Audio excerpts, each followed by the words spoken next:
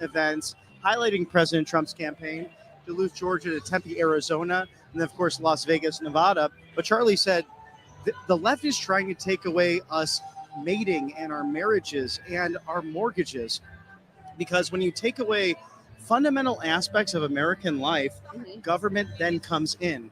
And for all the men out there, I think that's why men are leaving the Democrat Party, because men are responding, especially the Gen Zers, to those traditional roles of being protectors and providers for the family.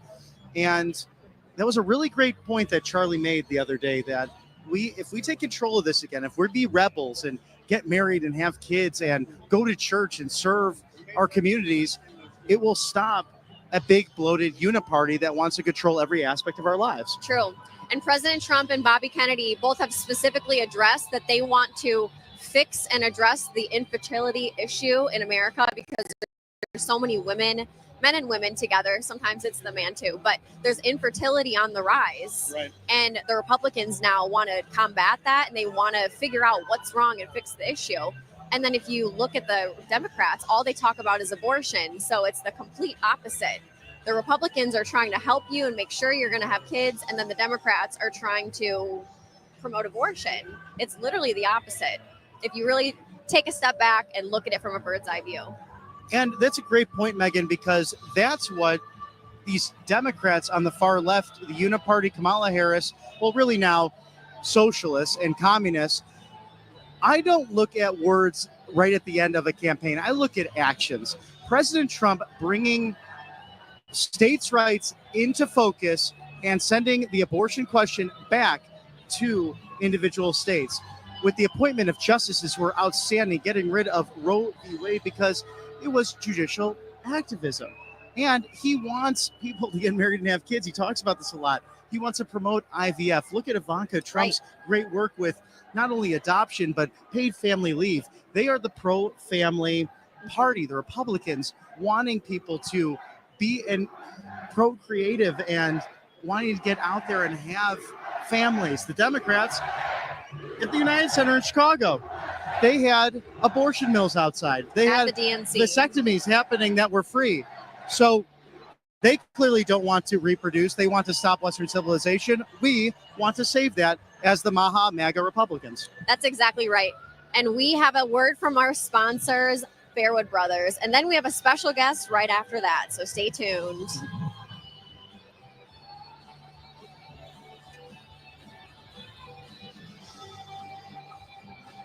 you have that one? I can go look for that as we pull that up. Oh, I found it. You found it? Nah, I got it. I'm back, baby. Okay, if you haven't heard of the Fairwood Brothers yet, you're in for a treat. This talented music duo hails from East Plains and has been captivating audiences with their incredible harmonies and heartfelt lyrics. With 6 amazing albums, the Fairwood Brothers' blend of rock and roll with a touch of country is just right for any playlist.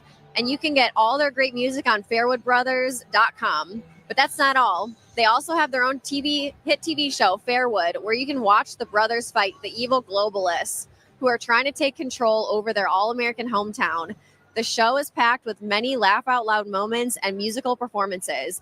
Fairwood is the perfect binge watch for the whole family. And for more Fairwood Brothers action, check out their feature film, East Plains Get Out, now available exclusively on Rumble. So head on over to fairwoodbrothers.com, take a deep dive into the world of Fairwood, watch their show, listen to their inspiring music, and even snag some cool merch. Join the Fairwood movement and paint it red.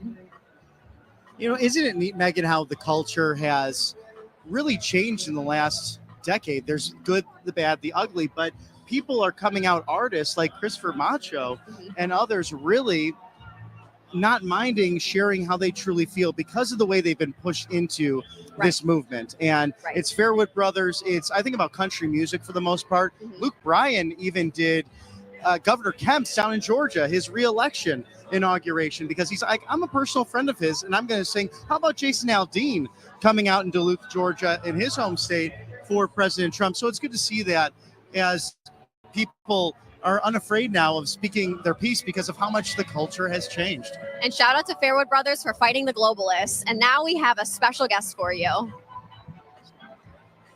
Well, my friends teed us up perfectly. Talk about someone who's not afraid. Here we are, Mayor of Magaville over here. It's good to see you. I mean, every rally I've been to, you've been to. So you're just as much on the road. What brought you here to New York City? Well, I mean, if you're going to rap about it, be about it, right? So I'm going to support Donald Trump online and get millions of views and clicks. I got to do my part to go to the rally so people can see I'm actually involved with this stuff. Right. I mean? Now you got Lady Liberty tatted on your face right here.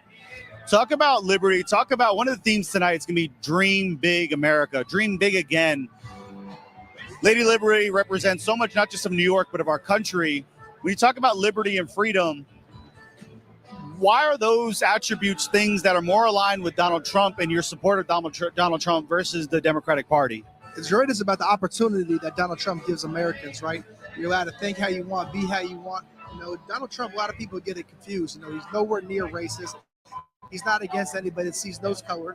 He's not against, the gay community. Since 2016 had rainbow merch on his platform. A lot of people don't really understand that. You know, their biggest thing for the Patriots is to keep it away from the kids, right? That's where we're at with that. So, I mean, Donald Trump gives you an opportunity to come to America and be great. He gives you an opportunity to come here and dream big. I saw that last night. Right at midnight, all the billboards outside switched over to make America dream big again. Right? Yeah. And that's what we need. We need big dreams. I think Donald Trump is somebody that had really big dreams. Yeah. I'm someone that had really big dreams. You know, as I started rapping and started coming from where I was coming from, never thought I'd be sitting here, at Madison Square Garden trying to fight hard for Donald Trump. I never thought that's how it would really be for me. Well, your story is incredible because let's just go back 10 years in politics and Republican politics. Someone like you wouldn't have been at a Mitt Romney rally. Let's just be real. You wouldn't have been at a John McCain rally. But Donald Trump is tapping into a new environment, a new coalition of people. And kudos to you because you've been a part of this movement in more ways than one. And like you said earlier, you don't just talk about it, you're being about it right now. And you talk about young men. Donald Trump is leading with this cohort of voters. People like you are helping young men not just hear the message, but feel comfortable voting a certain way. Like when you grow up in a community, I'm Black and Puerto Rican. The Democratic Party thinks I'm like their guy, and I'm not. So you're communicating to a sector of people that, one, probably don't vote, or two, vote Democrat. Talk about your strategy. Talk about what you're doing on the ground, your conversations with men, with Black men, with white men that are on the fence right now. What is your selling point for Donald Trump? Well, Donald Trump's not a prosecutor. I'm going to say that first, right? Kamala Harris is a prosecutor. We're talking about African-American, Latino men. Her job, her whole life has been locking them up, not giving them a fair shot. She's let way more white people off than Black people and Spanish people, and it's proofs in the pudding there. But I'm coming fresh out of Atlanta. I saw you out there, too. Yeah. And I shot a music video you're in, so make sure you check out my boy. But I went to the west side of Atlanta in Fulton County where Donald Trump got a mugshot, right? And I think a lot of people in that area, when they saw that mugshot, they had something to relate to with Donald Trump. Right. The system is set up to get you.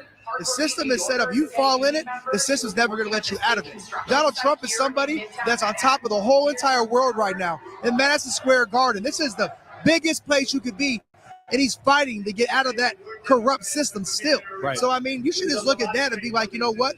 When he's so powerful, what does Donald Trump know that we don't know? Why are they so afraid of Donald Trump? And if they're afraid of Donald Trump, they should be afraid of you. Yeah, stay close. We're going to go to this video real quick, and then we'll be back. To talk to the president or pay the price of failed economic policies currently in the country. And you heard in New York City chants of "We want Trump." A lot of people are talking about how unusual it is to see so many Trump supporters in Manhattan at 4, 5, 6 in the morning. Does that surprise you? No, absolutely not. President Trump is leading Joe Biden 3-1 on my presidential poll out of my 9,000 members.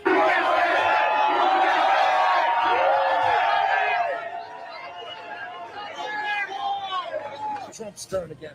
What's your message to Joe Biden? You. We're a very patriotic group, and we love our country, and we want the best for America.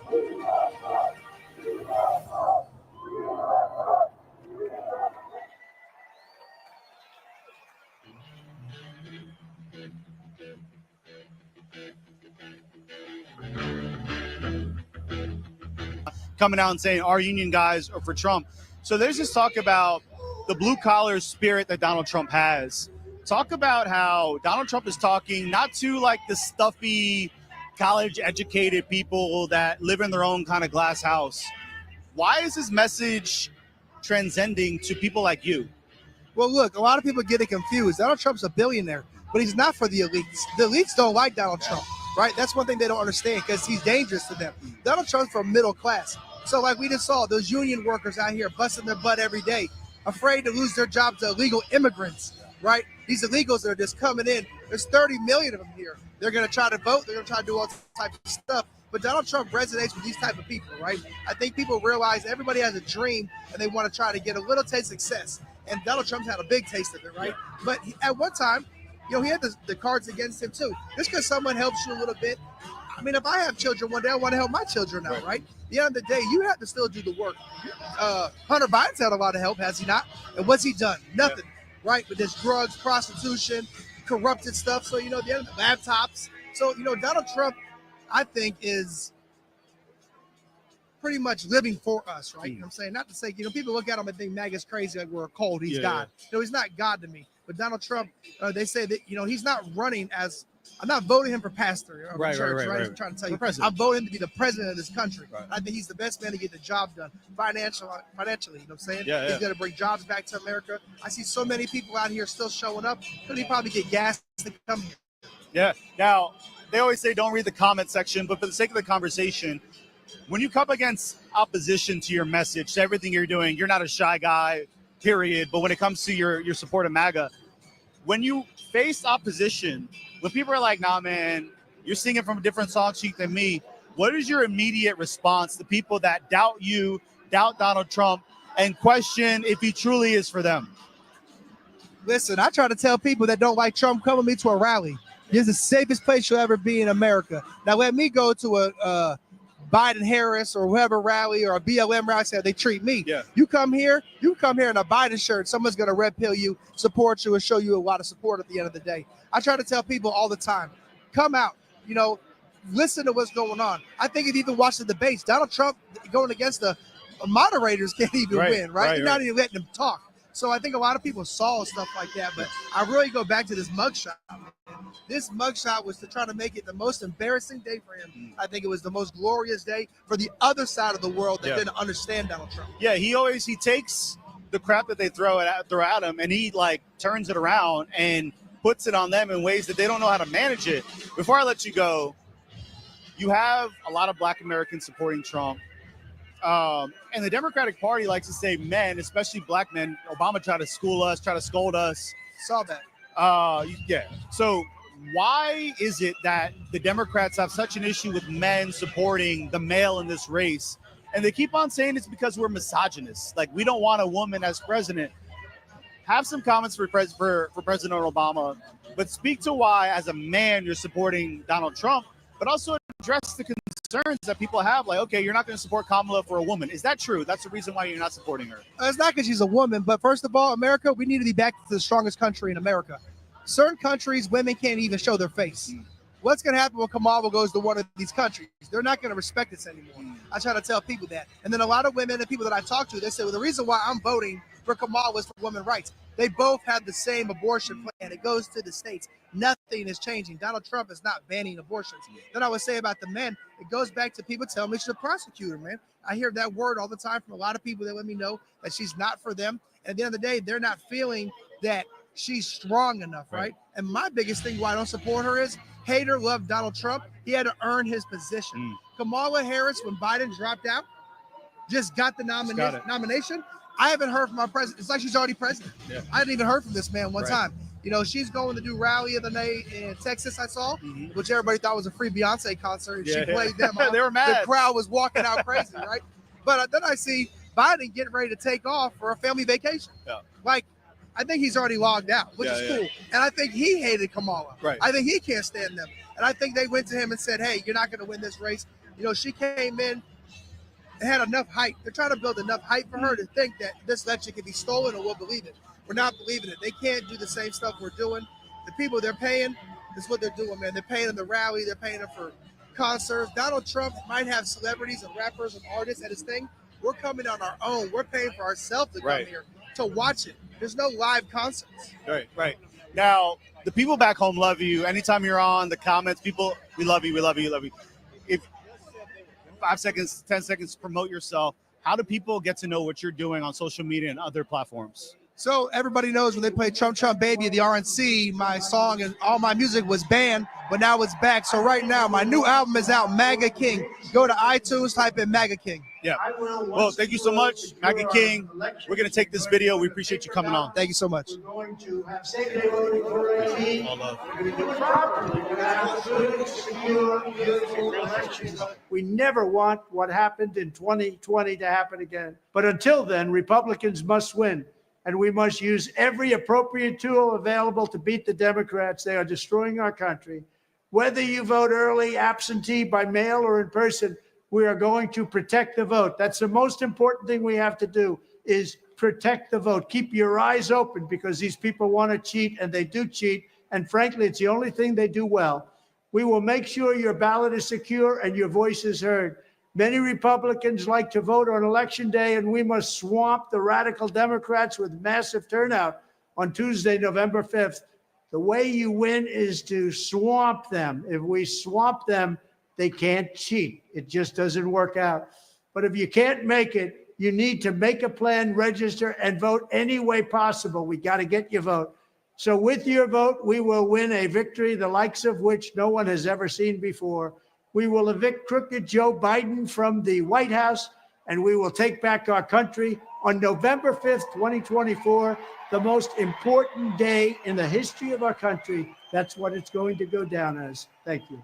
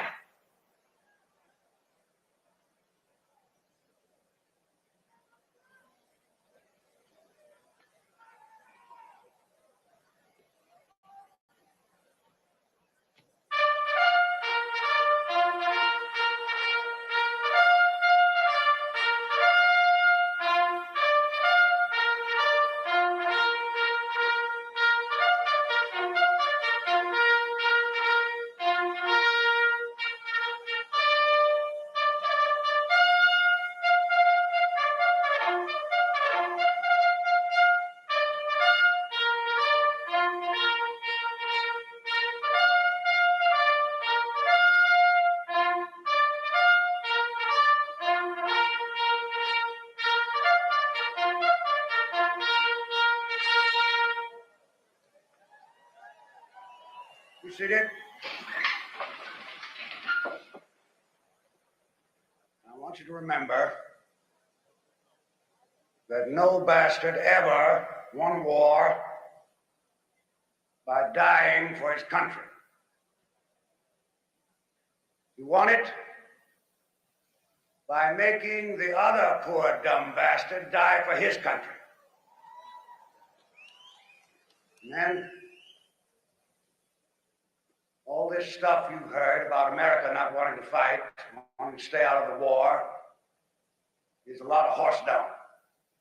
Americans traditionally love to fight. All real Americans love the sting of battle. When you were kids, you all admired the champion marble shooter, the fastest runner, big league ball players, the toughest boxers. Americans love a winner and will not tolerate a loser. Americans play to win all the time. I wouldn't give a hoot in hell for a man who lost and laughed. That's why Americans have never lost and will never lose a war, because the very thought of losing is hateful to America. Now, an army is a team. It lives, eats, sleeps, fights as a team. This individuality stuff is a bunch of crap. The bilious bastards who wrote that stuff about individuality for the Saturday Evening Post don't know anything more about real battle than they do about fornicating. Now, we have the finest food and equipment, the best spirit, and the best men in the world. You know, my God, I actually pity those poor bastards we're going up against. By God, I do. We're not just going to shoot the bastards.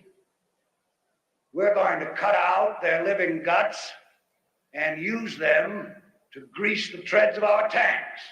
We're going to murder those lousy Hun bastards by the bushel. Now, some of you boys, I know, are wondering whether or not you'll chicken out under fire. Don't worry about it. I can assure you that you will all do your duty. The Nazis are the enemy. Wade into that. Spill their blood. Shoot them in the belly. When you put your hand into a bunch of goo that a moment before was your best friend's face, you know what to do. Now, there's another thing I want you to remember. I don't want to get any messages saying that we are holding our position. We're not holding anything. Let the Hun do that. We are advancing constantly, and we're not interested in holding on to it, except the enemy. We're going to hold on to him by the nose, and we're going to kick him in the ass. We're going to kick the hell out of him all the time, and we're going to go through him like crap through a goose.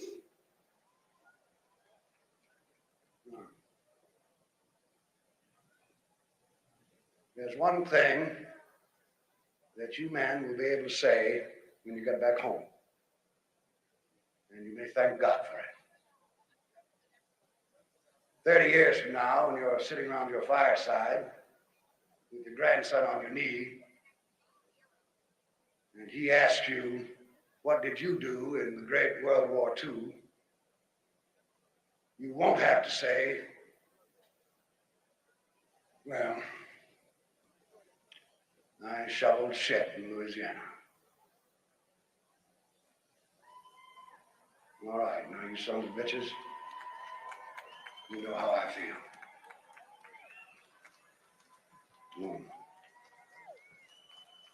I will be proud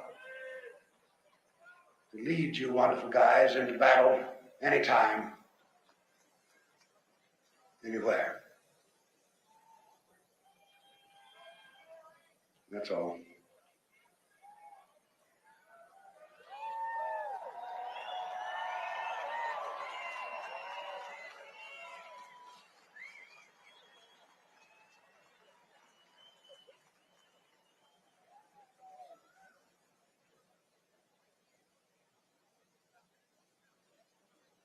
Gentlemen, please welcome the founder of Moms for Liberty, Tiffany Justice, to lead us in today's invocation.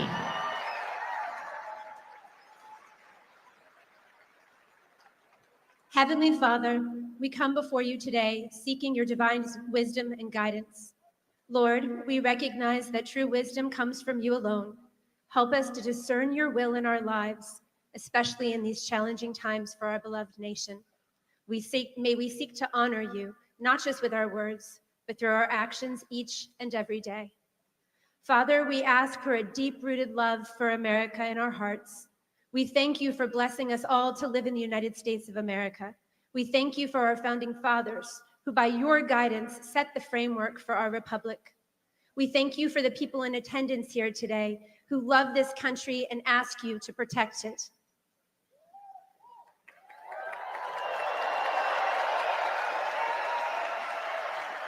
We thank you, God, for our public servants and leaders who have heeded the call for a greater good and placed themselves in the service of the citizenry to protect and defend the Constitution of the United States of America. Let us remember that this great land was built on the foundations of faith, hope, and love. May we strive to embody these values, shining your light in our communities and beyond. As we face the coming days, grant us the strength to stand firm in our beliefs and to act with integrity, reflecting your grace in every choice we make. We also lift up our leaders, especially President Trump. We pray for every candidate from school board all the way to the Oval Office. Give them the wisdom, conviction, courage, and victory. We thank you for hope. We thank you for modern day miracles. We all watched you spare President Trump from an assassin who will go down in history as a failure, while we give you the credit and honor for protecting this man who has promised to fight, fight, fight for the United States.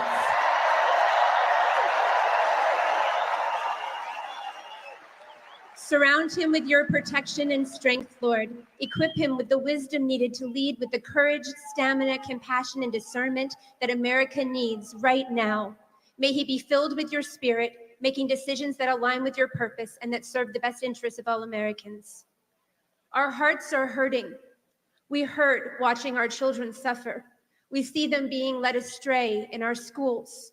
We mourn as they are abused, manipulated, and indoctrinated to accept lies instead of truth.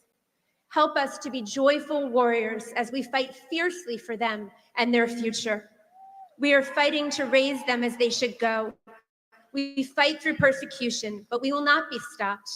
Help us to be strong, joyful warriors as we fight for their future. We pray for safety and civility in our country. We yearn to return to a nation united in love for one another, not divided by hate and division.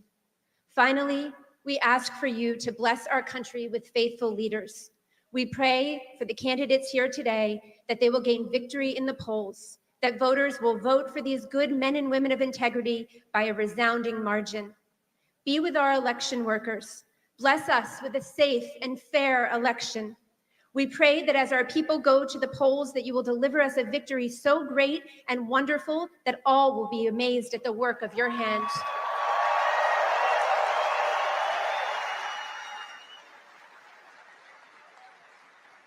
We also thank you for what you're going to do in our future as we continue to serve you.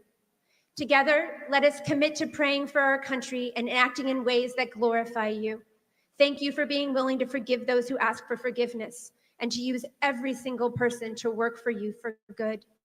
May our lives be a testimony of your love and truth, inspiring others to turn towards you. We thank you for hearing our prayers, and we trust in your perfect plan. We pray and ask for all of this in your heavenly name. Amen.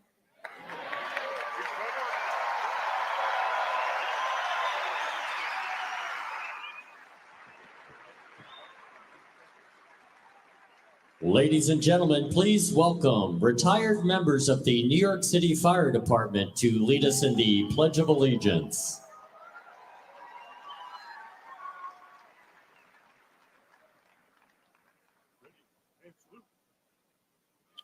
I pledge allegiance to the flag of the United States of America and to the republic for which it stands, one nation, under God, indivisible, with liberty and justice for all.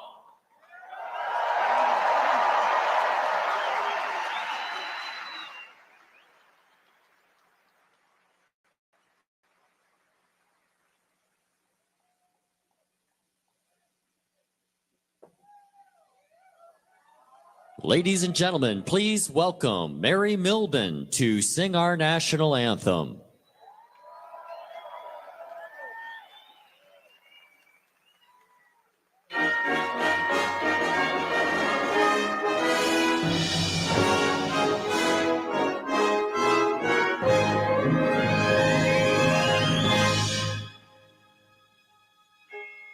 Oh, say, can you see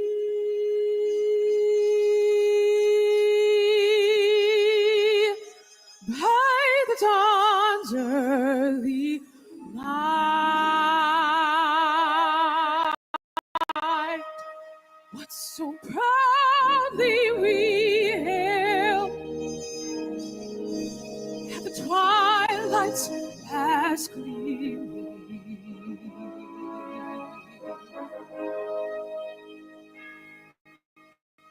Whose broad stripes and bright stars through the perilous fight o'er the ramparts we watched were so gallantly streaming.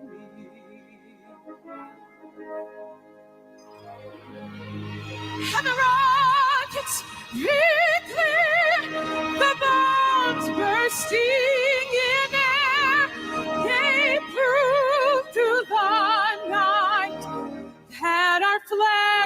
still there.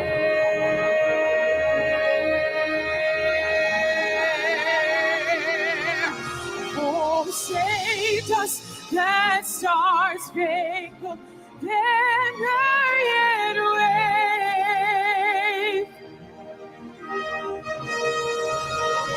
For the land of the free.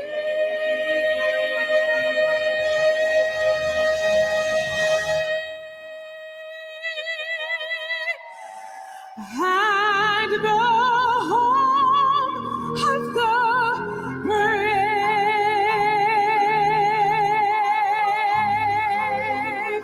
Oh, America, it is the greatest country in the world.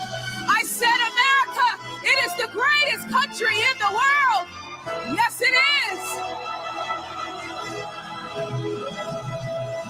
And still we can see as the years have gone by, there's a dream in our land, like a flame that keeps burning, and the lantern of hope from the harbor still shines. Those who seek freedom's dream to its light are still turning. Now we look to the sky and we lift up our eyes, for we know in the dawn we shall see our flag.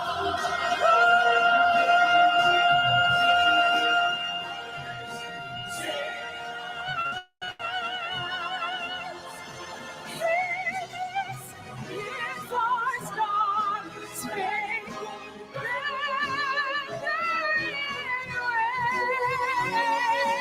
wave. For the land of the free, hear the home of the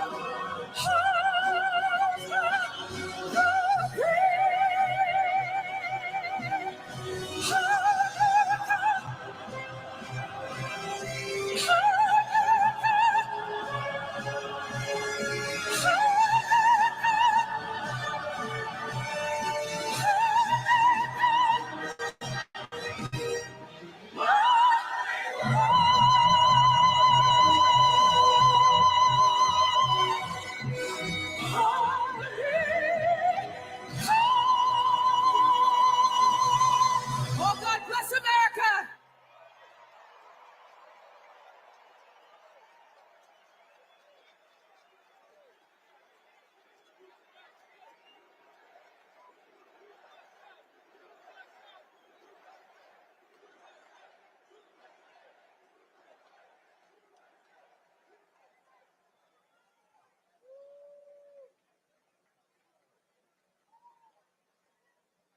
Would you have done something differently than President Biden during the past 4 years?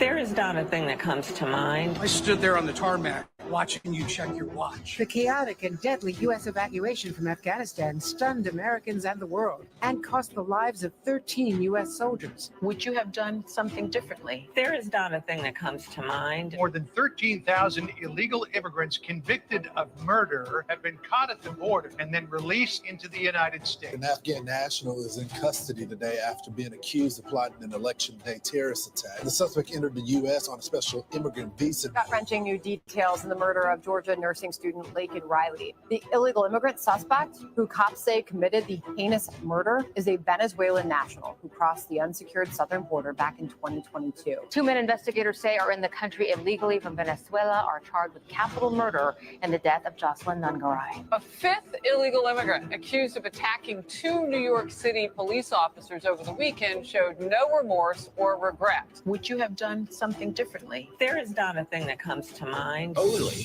18%. So the economy is in excellent or good condition. US inflation has hit a new 40-year high, increasing by 9.1% over the financial year. Authorities saying Train de Aragua, which has been linked with more than 100 criminal investigations here in the U.S., has now been found operating its criminal enterprise in apartment complexes. Were you the last person in the room?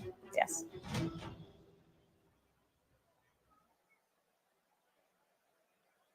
Ladies and gentlemen, please welcome to the stage comedian, roaster, and host of the Kill Tony podcast, Tony Hinchcliffe.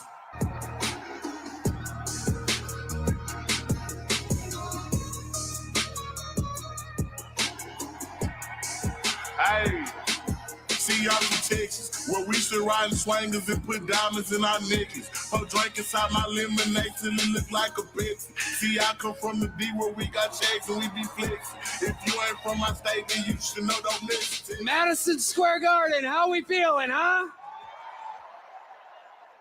Wow, isn't this special? 17 years ago, I was sleeping in my car behind the Comedy Store in LA.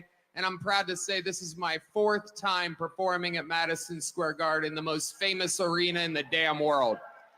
The American dream alive and well right here. This is very different than where I'm used to performing, though. I'm used to nighttime with people drinking, not so many babies in the crowd, and people that are obviously only here for Lee Greenwood tonight. Normally, I don't make my political beliefs a known thing. It's divisive for a comedian to do that, but just know I sleep well at night knowing who I'm voting for. Yeah. When I lay down and my head hits my pillow, it is a fantastic pillow, by the way. I was staying at the Four Seasons up by Central Park one night, and I laid my head down, and it felt so good. And I thought to myself, what an amazing pillow. I have a little bit of money now. I could buy a good pillow. And I took the pillowcase off, and there it was. My pillow, my pillow, my pillow. And damn it, I bought 4 of them. And if you use the promo code KILLTONY, you can also buy 4 My Pillows. There's serious stuff happening, people. I live in the great state of Texas now. 18 years in Ohio, 20 years in California, and I got to see California turn to absolute horrendous thing. And traveling the world, I got to see San Francisco turn into one of the most demented cities, one of the greatest downfalls I've ever seen. And that is where the other candidate worked for 2 decades. And it's absolutely wild to see. And in Texas, stuff is really, really crazy. We're right there by a wide open border. Where are my proud Latinos at tonight? You guys see what I mean? It's wide open. There's so many of them. It's absolutely incredible. Believe it or not, people, I welcome migrants to the United States of America with open arms. And by open arms, I mean like this.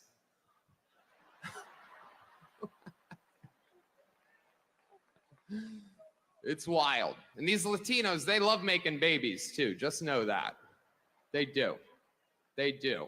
There's no pulling out. They don't do that. They come inside, just like they did to our country.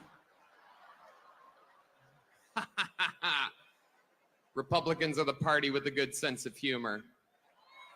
Free speech is under attack, people. I host a show, and each week I get updates on what words we're allowed to use and not use anymore.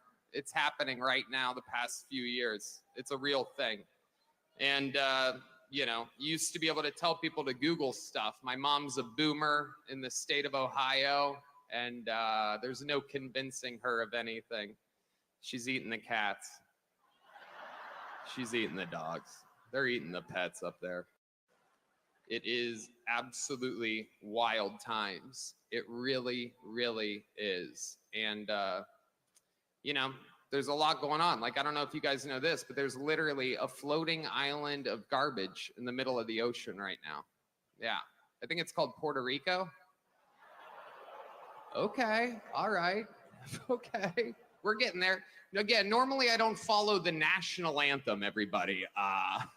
This isn't exactly a perfect comedy setup. There's some people here. All right, very good. I like it. I have other policies that I think it should be implemented as well. Like me personally, I think football should be all year round. Yeah. So many great athletes. I don't know about you guys, but I think that Travis Kelce might be the next O.J. Simpson.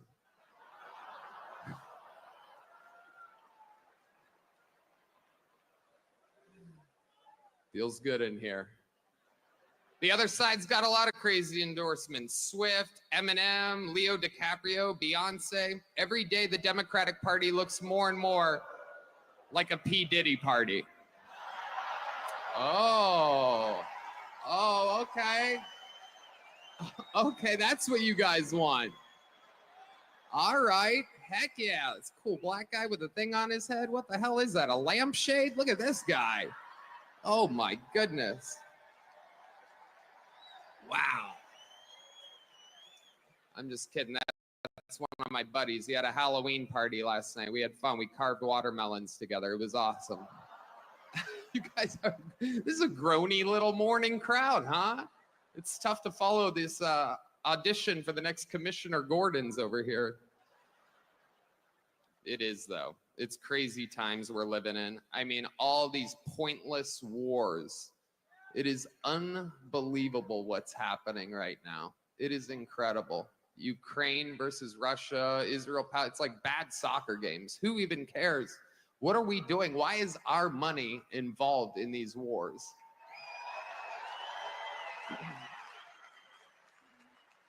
When it comes to Israel and Palestine, we're all thinking the same thing. Settle your stuff already. Best out of 3. Rock, paper, scissors. You know the Palestinians are going to throw rock every time. But you also know the Jews have a hard time throwing that paper. You know what I'm saying? All right, we're having fun now. We're cooking. Hillary Clinton said that this is a Nazi rally here today.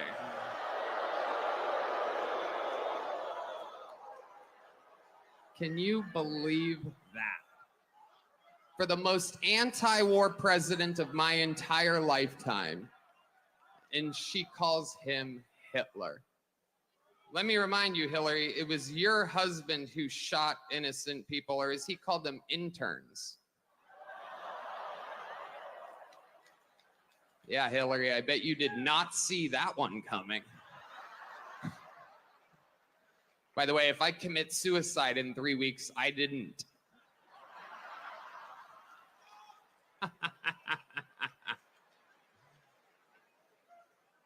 I mean, it's just obvious to me who the right candidate is. There's a guy out here dodging bullets.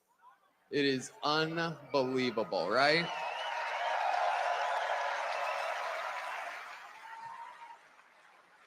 He took it right in the ear. Unbelievable. I thought about this. I don't know if you have. Coolest place to get shot. Like if you're gonna get shot anywhere on your body, that's where you want it. Right there. Technically, he got shot in the head, depending on if you're a Democrat or a Republican. Right? If you're a Democrat, his ear was grazed. If you're a Republican, he survived a headshot. It is. It's the best place to get shot. It's the only part of the human body will drive a piercing through like a little girl's ear for no reason, right? There's just no, it heals fast. Nobody cares. It's the best place to get shot. He went down, saw blood on his hands. I'd imagine he thought right then, I think I just won this shit.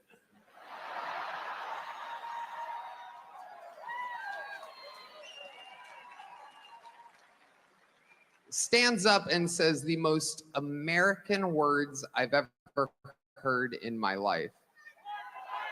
No. Before that, there was one more. Let me get my shoes.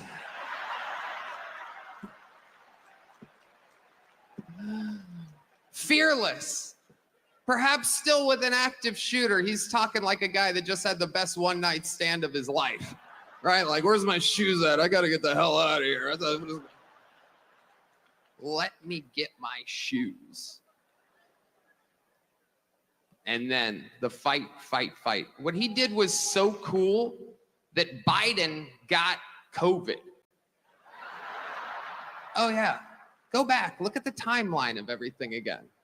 3 days after that. That means that Biden, he didn't get that from hanging out with sick people. He was in a sterile room in the White House watching blood running down Trump's face as he pumps his fist. Biden's like, oh, fuck. Oh, God, no. It's true. Trump survived an assassination attempt and Biden got COVID. We vote next week. God voted 3 months ago.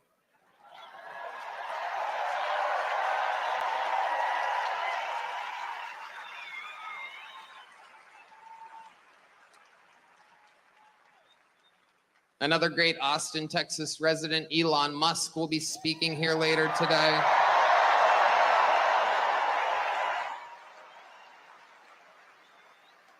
Unbelievable. Genius.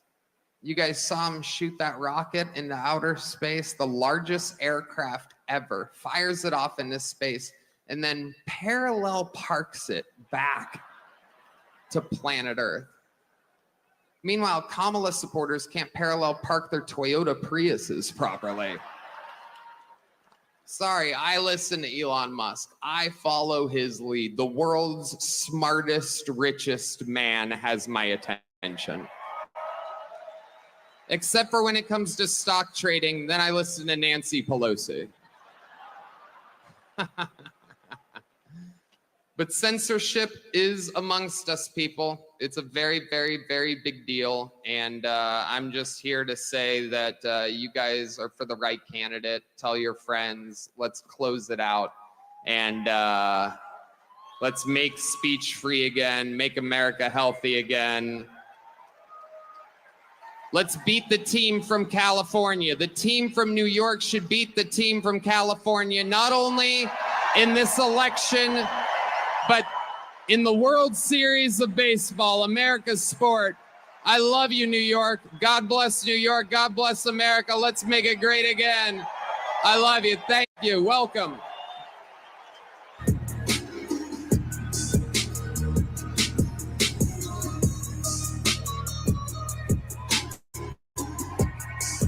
Hey, see y'all from Texas, where we still riding swangers and put diamonds in our necklaces. Her drink inside my lemonade.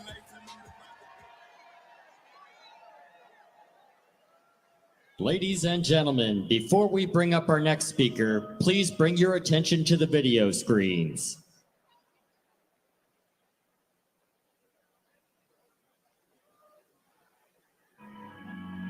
For beautiful, for spacious skies, 11-month-old girl shot in the face because of woke, criminal-loving district attorneys. Come on, brother. This is a street performance. Seems like all the artist activists are on the left. Except for Scott Levato. They do not conform to the elitist isms of the art clubs, and they have left me like a redheaded stepchild. This is my medium in which I shall create, and this is my canvas, the front of the Brooklyn Museum. The first most important thing in school, or anywhere else, is the Pledge of Allegiance. This is not a pro-war protest. This has to do with the increasing level of anti-Americanism. They don't keep the criminals in jail. They're not going to keep you in jail. This line is to show respect and honor to those who died, got shot in the fucking head, protecting us. You try to take that fucking blue line down. I'll paint it till the day I die. When the towers came down, there was absolutely no doubt that feeling, it was going to change my life. And it did. When somebody's complaining, it's so cold out, you know, the traffic. And here I am drinking with one of these guys who's got one arm, he's got a hook for another arm, and he's drinking a fucking beer, having a laugh with me. And he's not bitching about nothing. I present to you the recipient of this year's VFW Americanism Award. This is Scott Levato. That's it. I'm gonna to paint a flag on a rooftop in every state near a military base. As a veteran, we all fought for that flag in World War II. And today, we want to see it flying. They will never, as long as I am alive, they will never take the American flag down. You want to burn one? Then I will find out where you work, and I will find a building across the street and paint a flag 50 by 100, so you have to see it every day.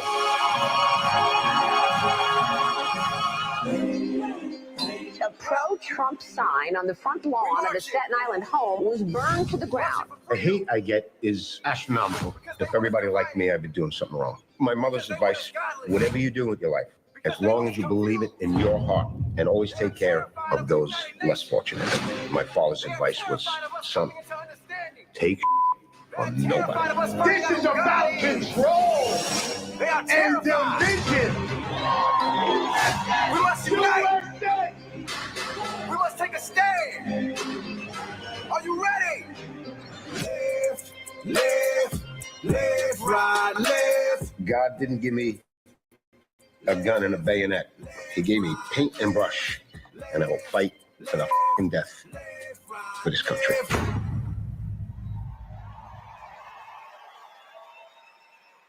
Ladies and gentlemen, please welcome to the stage artist Scott Lebedo to do a live painting.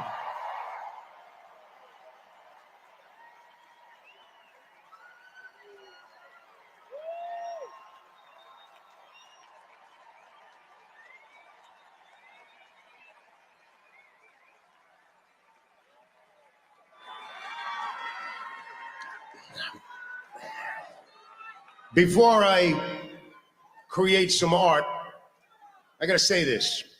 There's a lot of creative conservatives out there who've been in the closet all these years. I came out of that closet 40 years ago, and I got a lot of hell for it. But now, you creative conservatives, it's a new world. Come out of the closet and get the balance back.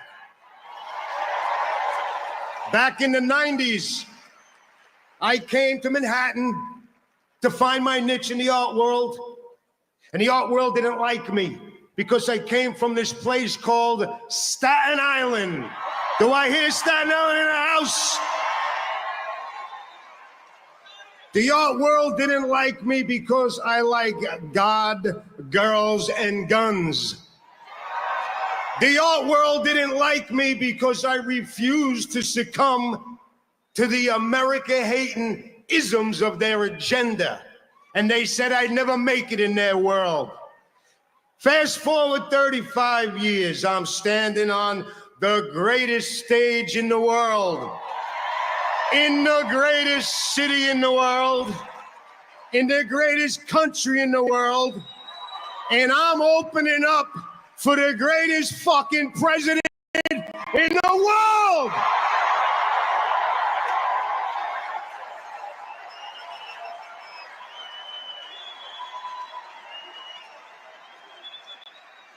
So, before I create this piece of art, I would just like to give the art world a little something. I got it here somewhere. Oh, here it is. Bam! Ladies and gentlemen, I give you New York, New York.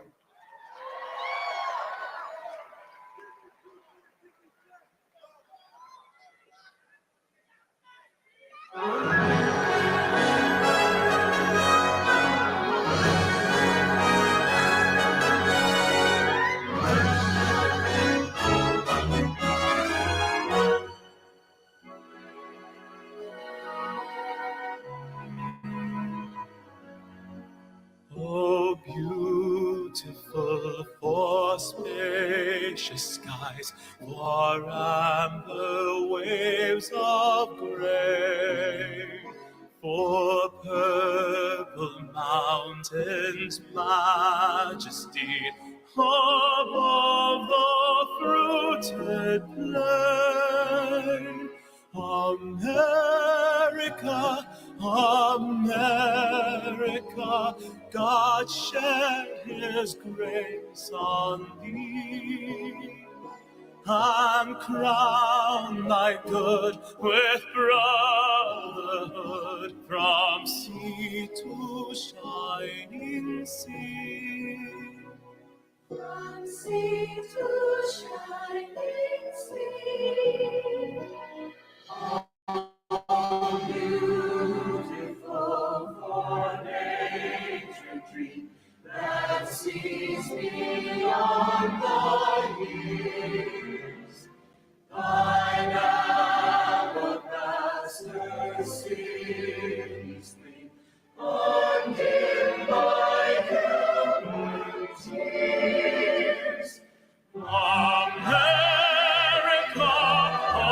America, God shed his grace on thee, and crown thy good with brotherhood from sea to shining sea. America, America, God shed his grace on thee, and crown thy good with brotherhood from sea to shining sea.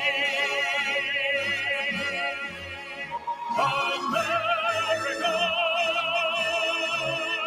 America,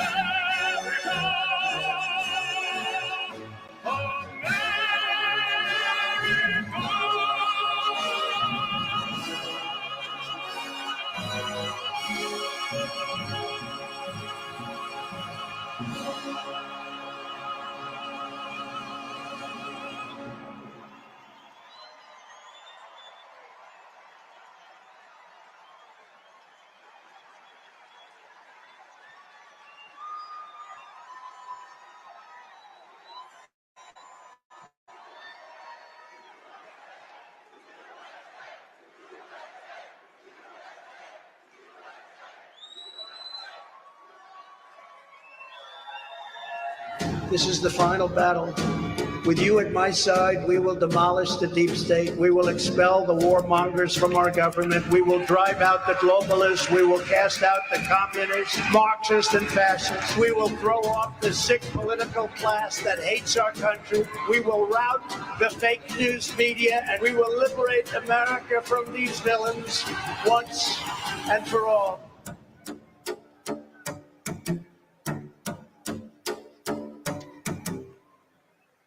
Trump's just outside of a fire station after leaving court. He's got pizza for the guys. Former President Trump always promised to deliver, and he did just that today. He handed out pizzas to members of both the New York Fire and Police Departments. This is the same fire station he visited in 2021 to commemorate the 20th anniversary of the 9/11 terror attacks. He also visited the plaque that honors a Green Beret who was awarded the Medal of Honor during Trump's presidency. They all love him because they remember what America was like under Donald Trump.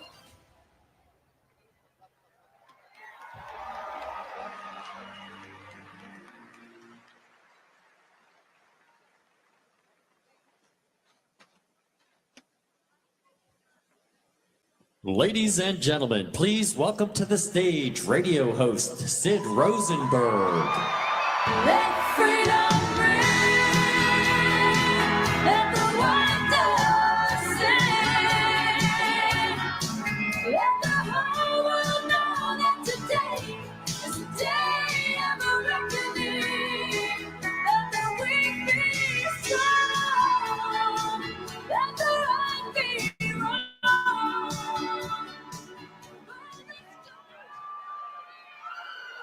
Hey, Elaine, how are you?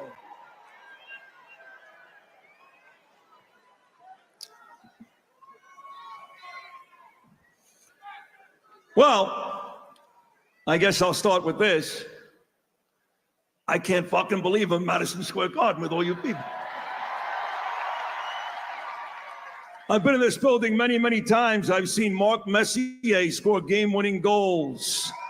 Ron Duguay score game-winning goals. Patrick Ewing make big baskets.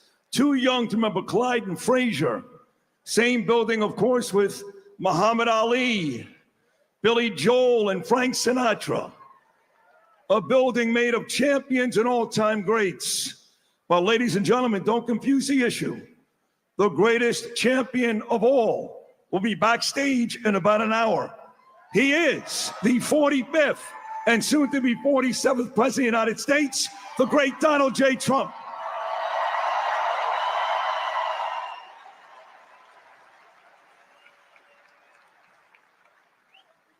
So, I just got back from Israel about 2 weeks ago.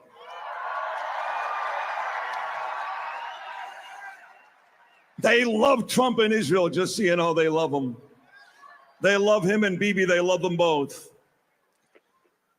I'm in Israel and had the opportunity to break the Yom Kippur fast with Bibi Netanyahu. What an amazing night that was.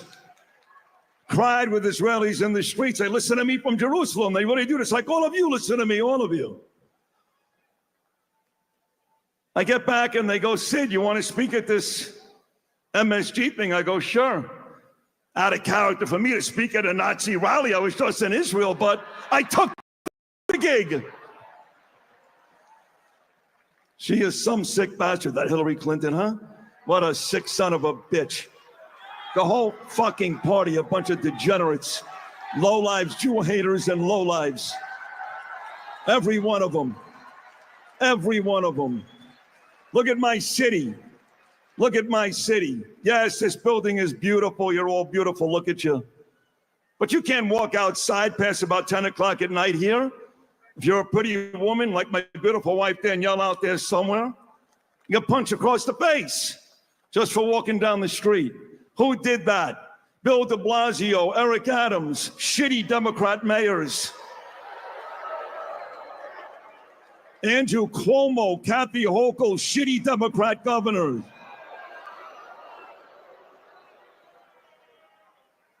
You got homeless and veterans, Americans sleeping in their own feces on a bench in Central Park. But the fucking illegals, they get whatever they want, don't they? 5-star hotels, cash, probably get Yankee Dodger tickets tomorrow night. That's all about the Democrat rule, folks. Whether it's blue cities, blue states, or a blue administration. There's only one person alive today that can fix all of it. Look at all your signs. He can fix it. You're damn right he can fix it. That's President Donald J. Trump.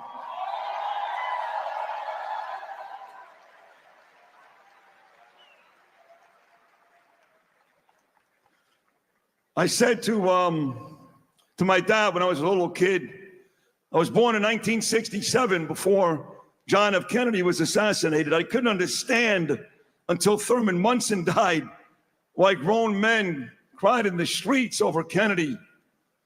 And then they shot my friend President Trump in Butler, Pennsylvania.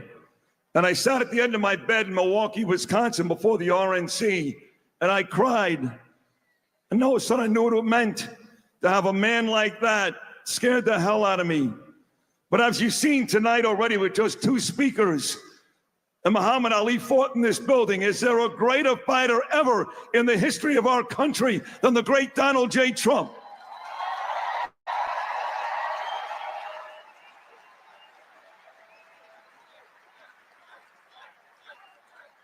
Give me some of that. Let's go. Come on. Come on. Come on. Come on. Fight. Fight. Ladies and gentlemen, we're 9 days away. 9 days away. It's really very, very simple. Really very, very simple. As I wrap this up, I get less time than comedians and painters. I don't know why. 9 days, it's very simple. You want to get cities like New York, Philadelphia, Los Angeles, Chicago, Atlanta back. You want to get the great states like New York and California running like the United States used to run again. You want to get an administration that cares about the Jewish people, the American people, women, men, and certainly our armed services.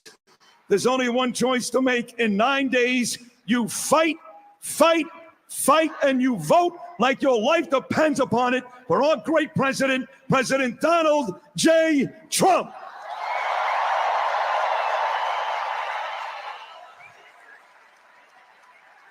So before this thing is all said and done today, do me a big favor, New York City. Show the world New York why we're still, why we're still the greatest city in the world, and tear the fucking roof off this place. Let freedom ring. Let the wonder sing. Let the whole world know that today is the day of a reckoning. Let the weak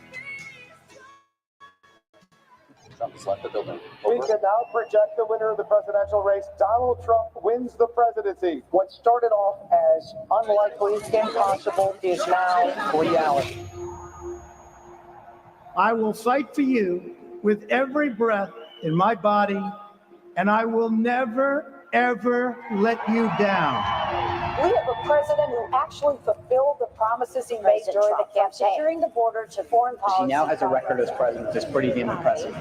Breaking news out of Palm The FBI has executed an unprecedented search warrant at President Donald Trump's Mar-a-Lago estate. The former president has both sides of the political aisle up is in a arms. dangerous and unstable moment in American history. The Justice Department has just indicted former President Donald Trump. For 7 years, they hated him, they targeted him, they hunted him. This is the epitome of the abuse of the prosecutorial power to preempt political decisions. I never thought anything like this could happen in America. The only crime that I have committed is to fearlessly defend our nation from those who seek to destroy it. The more that a broken system tells you that you're wrong, the more certain you should be that you must keep pushing ahead. They want to take away my freedom because I will never let them take away your freedom. They want to silence me because I will never let them silence you.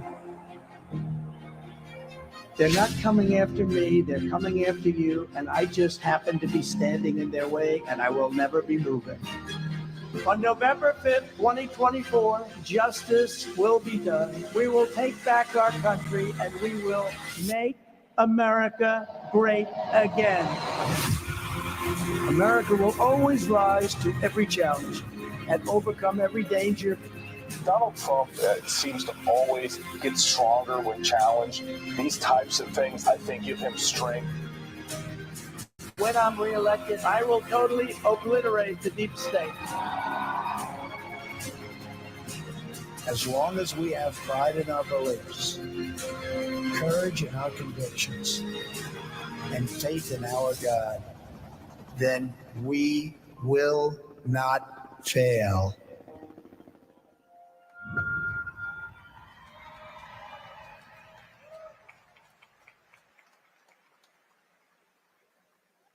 Ladies and gentlemen, please welcome to the stage attorney and senior advisor to President Donald J. Trump, Alina Habba. DJ Khaled. Yeah. All I do is win, win, win, no matter what. Got money on my mind, I can never get enough. And every time I step up in the building, everybody hands go up. And they stay there, and they say yeah, and they say there. Cause all I do is win, win, win. And if you going in, put your hands in the air, make them stay there. Ludacris going in on the verse, cause I never been defeated and I won't stop now. Keep your hands up, get them in the sky for the homies that ain't making it, my folks locked down. I never went nowhere, what they say in Luda's back. Blame it on that contour, the hood call it Ludiac. And I'm on this foolish track, so I spit my foolish flow. My hands go up and down, like strippers' booties go. My verses still be serving, tight like a million virgins. Last time on the college remix, now I'm on the original version. Can't never New York!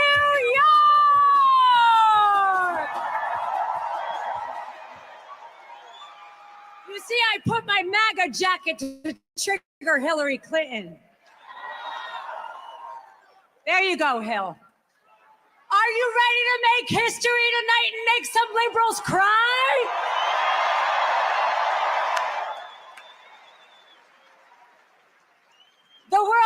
first got to know me on the courtroom steps right here in New York City.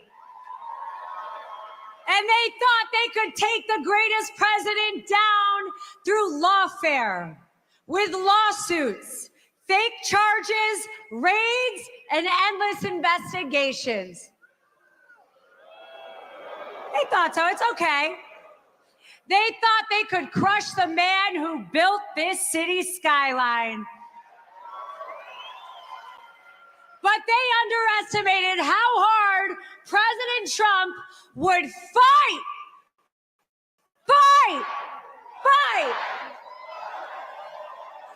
This rally has rattled some of my favorite swamp creatures. Hey guys, they are now scrambling and trying to call us Nazis and fascists and claiming, and you know what they're claiming, guys? It's very scary. They're claiming we're gonna go after them and try and put them in jail. Well, ain't that rich? Kamala, you want to talk about a fascist? No one has ever voted for you to become the Democrat nominee.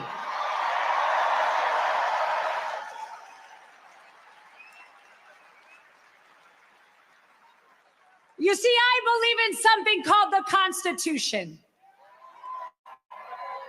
And I believe in someone called God. And they tried to keep President Trump and his campaign in courtrooms being persecuted. But do you know what he did while he was in those New York courtrooms? He won the hearts and minds of the American people, all from this city.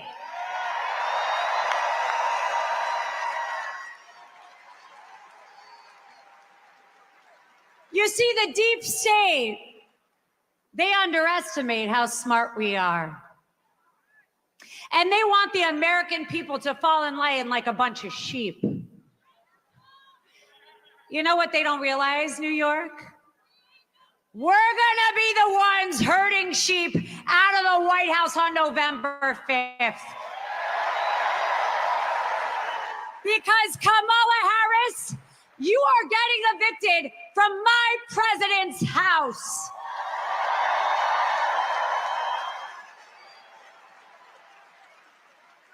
Let's not forget one thing. Kamala said she wouldn't change a damn thing. And look, it's okay. She must be proud of her records. She's got a lot of them. Record inflation, record crime, and record boarding crossings, with over 325,000 children who are being sex trafficked, murdered, and missing. Those are the records you hold, Kamala.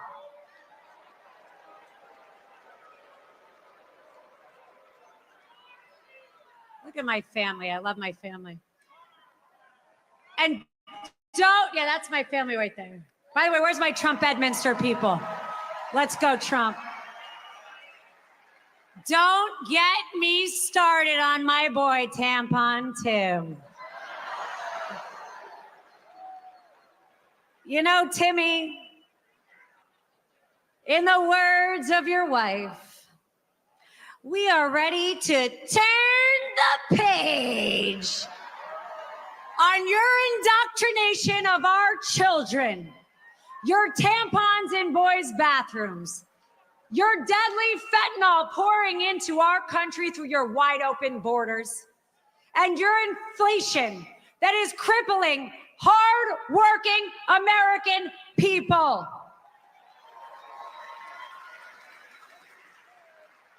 He claims to champion women, yet he pushes policies that under women every single woman here. By the way, they can't even define what the hell a woman is. Get the hell out of here. They think we'll be fooled that will believe their empty promises and be bribed with garbage like loan forgiveness and policies that will cost this country and my children's America trillions of dollars. But we are smarter than that, New York. This is the party of strength, resilience, and a voice that echoes around the world. Our voices cannot be silenced, and this movement will not be stopped. So when Letitia James, Alvin Bragg, Jack Smith, and the Harris-Biden administration came for my client, President Donald J. Trump, they didn't just come for him, they came for us. So on November 5th, New York, we are going to right this ship. In 9 days, you'll make the choice for an America that works for we the people, not the powerful.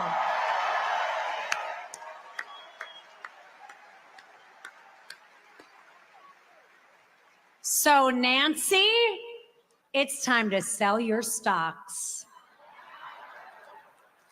Take the cabal packing.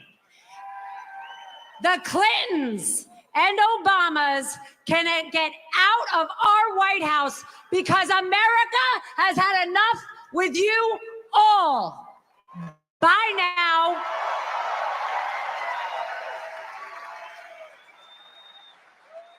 In 9 days, it's your turn to cast a vote for the man who's been in the trenches with you, the man who gets back up every time they try and knock him down. They thought they could break us. They thought they could scare us. They thought they could jail us, and they thought they could kill him. But they don't know. What doesn't break you makes you stronger. New York, let's show them what we're made of. Let's take this all the way to the ballot box. Let's stand tall for our president, for our city, and for our nation, because New York, we don't just survive, we thrive.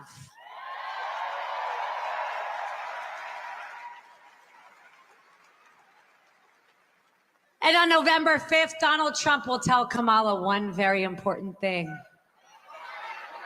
You are fired.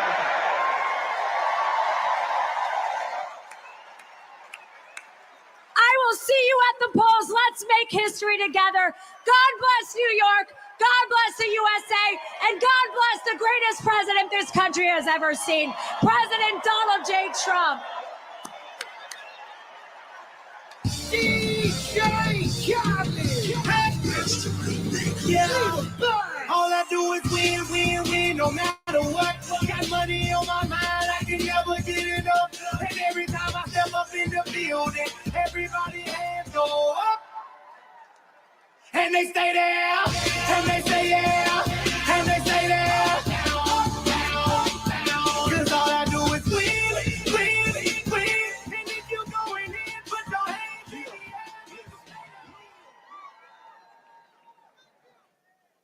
air. The total initiative relative to what we can do with more Border Patrol and more asylum officers. I really don't know what he said at the end of that sentence. I don't think he knows what he said either. Kamala definitely covered up his cognitive decline, and it was a rapid decline. When Joe Biden and Kamala Harris came into office, they inherited peace and prosperity. All they had to do was nothing.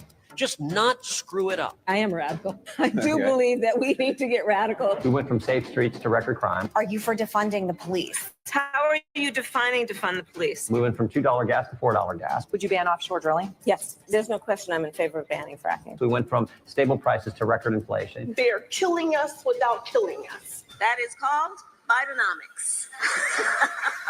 The very first task that Joe Biden gave Kamala Harris was to be the border czar. Do you have plans to visit the border? Not today. She's not going to have any border security. I want a number. How many people have you let into this country? Does anybody know? None of you know.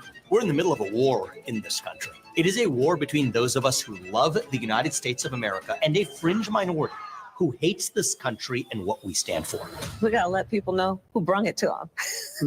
Raise your hand if you think President Trump's policies on the economy would be better for your family. All right, so that is everybody.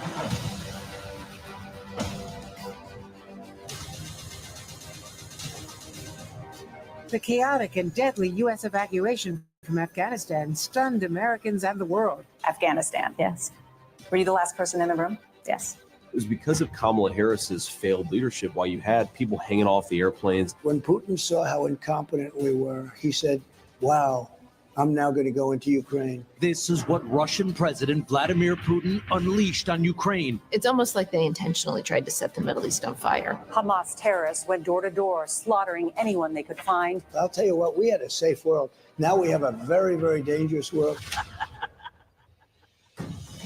We're going to get rid of these people that have destroyed our country. He's doing this for one reason and one reason alone. It is a rescue mission for the American dream. Trump's rescue mission, saving America. This is a rescue mission. We're going to make America great again, greater than ever before.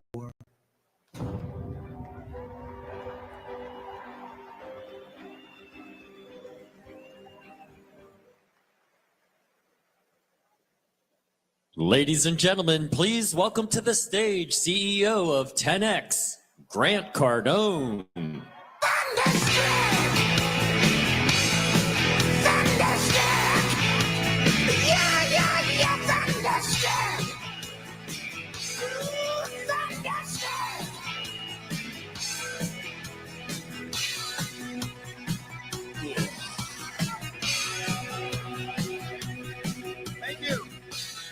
So much. Hello, New York. How you guys doing? And to everybody that's online right now, you're on, I guess you're on the internet, consuming content that Donald Trump has just literally taken control of the internet in the last 5 days here to finish. And that's where this game will be won. My name's Grant Cardone. I'm an educator, small business owner, and a real estate investor. And in February of this year, I came to this great city to make a real estate investment and had to discontinue the deal because of a scumbag liberal judge coming out with a $454 million judgment against Donald Trump. No, it needs to be bigger than that. Because folks, here's the deal. I'm telling my wife I have to cancel these deals. And she says, why? I said, because if they can do this to a former president, a man that lived in this city, that built this skyline, what can they do to me? What will they do to you? This one decision, by the way, will cost this city, the city of New York, hundreds of billions of dollars of lost tax revenues.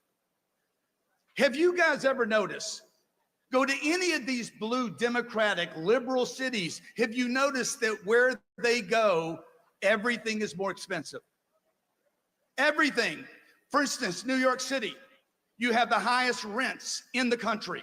You have the highest home prices in the country. You have the highest food prices, the highest transportation, and the most crime.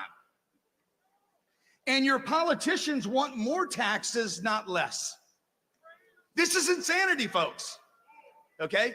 Why do the politicians in blue cities want to raise your taxes? Because they live off your taxes. This is how they get paid. And that brings me to Timmy and Kamala. No, bigger than that. Come on.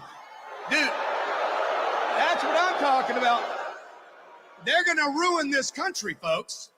You guys need to get angry right now. The country's pissed. And I'm not here to invalidate them. The whole world can see their incompetence. They're complete tools of the elites.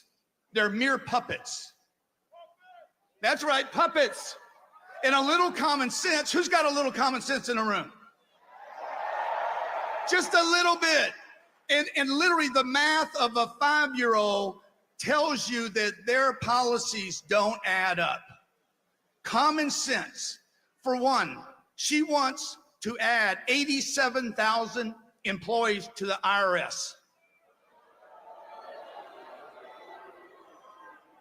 For what, 800 billionaires?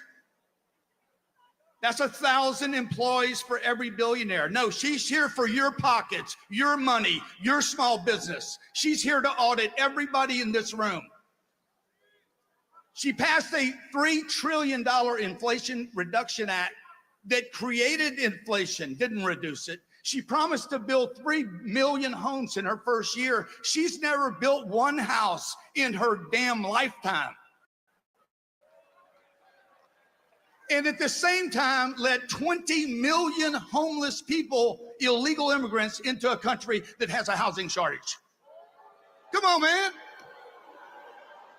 It don't make sense.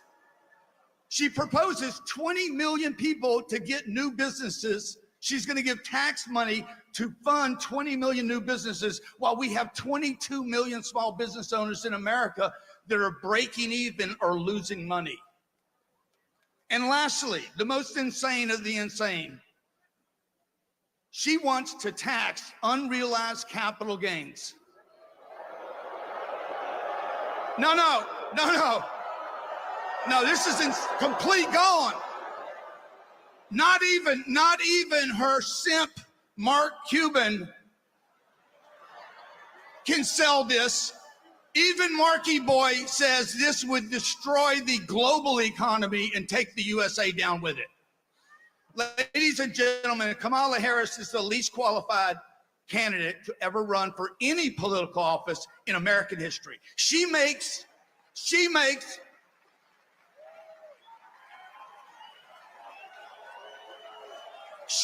her boss look competent.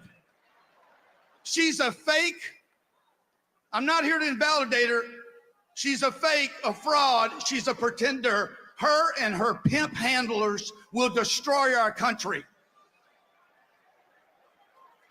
They will.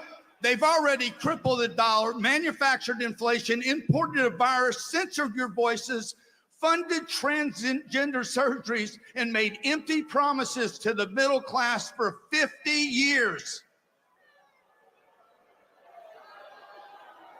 This election has to be more than a victory. It needs to be a landslide. We need to slaughter this other people. We need to bring 100 million votes to Donald Trump. Not 74, not 81, 100 million votes. Can you do it? Because if you bring 100 million votes to this man, you send this finger to the elites. And you say, we are done. We are done. We are fed up. We have had enough. He's given everything. He's given everything. It's us in this room now that need to give the rest. We have to give everything for 9 days. Okay? That's not just coming to rallies. It's about putting a sign in your yard, a sticker on your car. It's about donating money. You got to give, folks, today while you're here, everyone, $5, $10, $25. These elections cost money. If you do that, invest in this election, you will go down as a contributor that will make history. We will be in the history books 100 years from now. They will say in 2024, something happened in America. Something happened, a phenomenon, and it was galvanized around a bunch of people called MAGA. The MAGA people! The MAGAs! That's right, I'm MAGA! They will say it galvanized around people called MAGA and a man named Donald J. Trump. Thank you. God bless America. Thank you.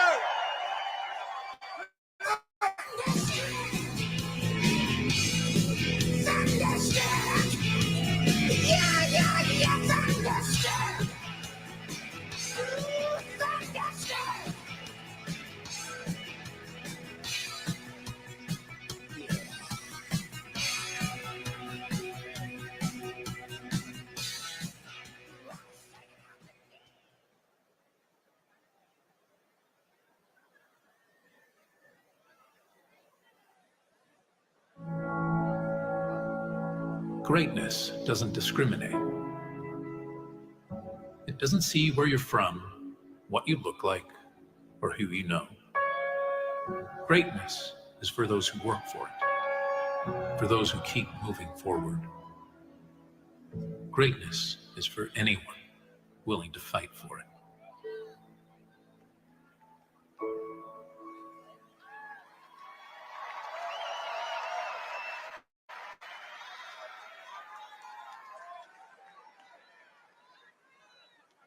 Ladies and gentlemen, please welcome to the stage former acting director of the Domestic Policy Council of the United States, Brooke Rollins.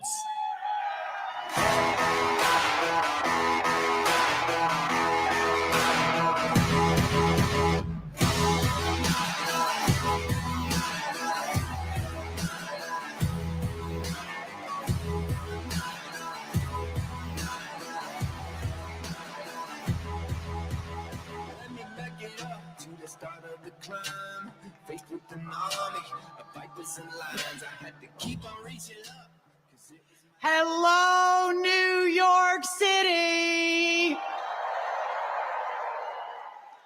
Hello to all of you in America's most iconic city, the city that gave us the man who gave up everything to serve his nation, the once and the future President of the United States, Donald J. Trump.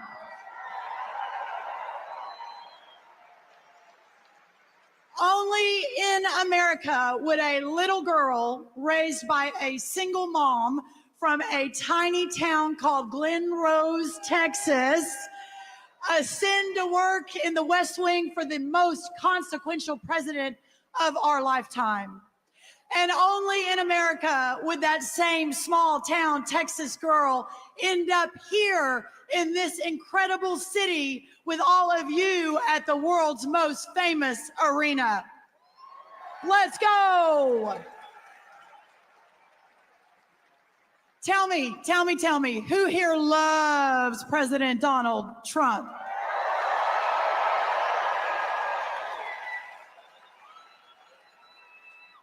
Then you are at the right rally. You know, a few days back, Kamala Harris heard someone at one of her rallies say, "Christ is Lord." Let's give it up. She said, you know what she said? "You are at the wrong rally, sir." But maybe for once in her life, Kamala Harris was right. They were at the wrong rally, because the rally where people believe in faith, believe in America, and believe that we are one nation under God is right here,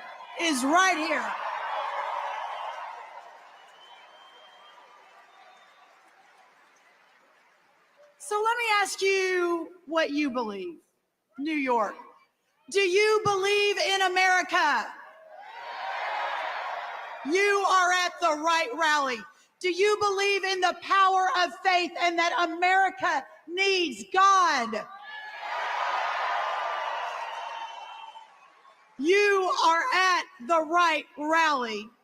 Do you believe that America needs back the Trump economy, where every American had a real chance at the American dream, with jobs and homes and families and healthcare where it works? Do you believe that, New York City?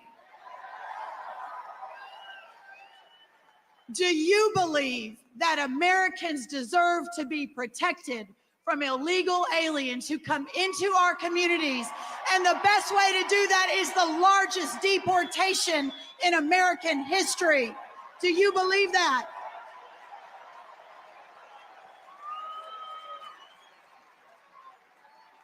Then you are at the right rally. Our way of life, our history, and our inheritance are all at stake. We don't mind standing on the line for Donald Trump because he is the one who taught us that one man plus the truth really is a majority. And we also understand what that means. It means everything. Everything we have been, everything that was meant depends upon what happens right now. With just 9 days left, on behalf of an overcapacity, 6 times oversold Madison Square Garden Arena, tens of millions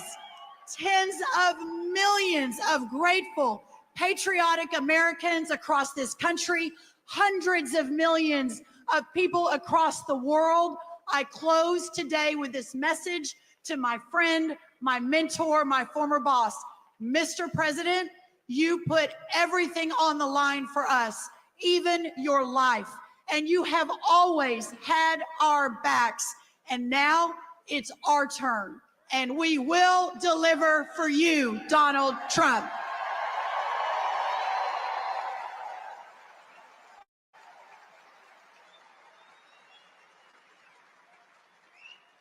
My friends, we are going to win, and when Donald J. Trump wins, America will win. Now let's go get our country back.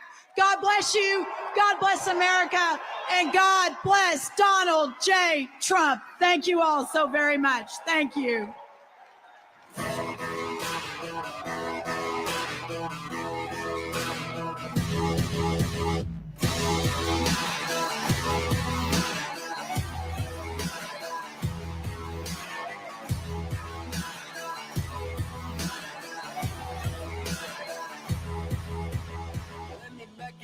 To the start of the climb, faced with an army of vipers and lions. I had to keep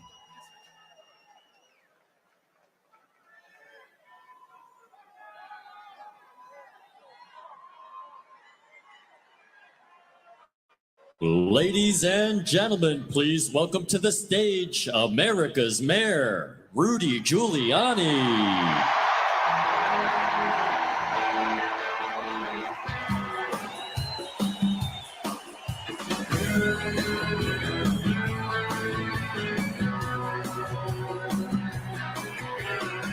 sun coming up over New York City. School bus driver in a traffic jam, staring at the faces in a rearview mirror, looking at the promise of the promised land.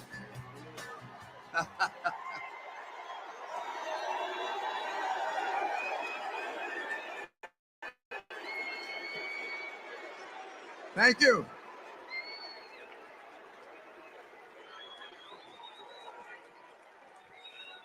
Thank you very, very much. And welcome to the capital of the world.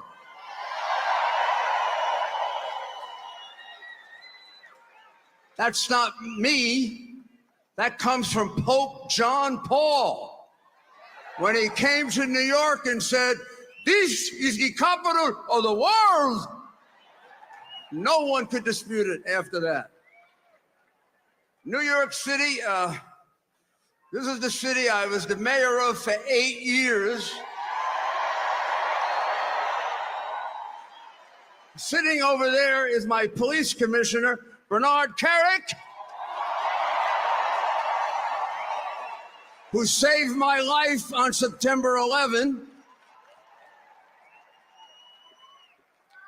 And when I was mayor, I need to remind people the Yankees won 4 world championships. You think they need my help now? What the heck does Adams know about baseball? And de Blasio's so stupid, he doesn't know about anything. Oh, for the good old days when I used to be able to sit at Yankee games with Donald Trump.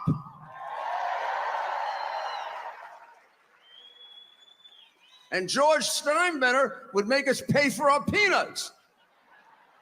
No, he was a great friend of both of ours. And he shared in common with Donald Trump something that I know as the mayor that many people don't know, and they probably don't realize why I get so angry when he's attacked and demonized. This is a very charitable, very good man. Yeah, I know he was a great president, but this is a very good man. He and George Steinbrenner would step up anonymously every time a police officer, not just killed, but hurt. Every time a firefighter, not just killed, but hurt. Every time something horrible happened in the city, they would call, they would offer services, money, help, a hotel room. And when I wanted to make it public, they would say no, because they said that you got to save that. The credit you get for that, you get from God. If you make too much of it here, it gets used up.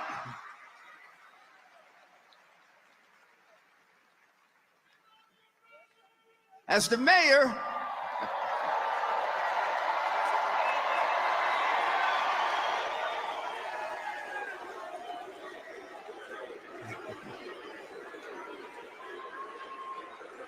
thank you.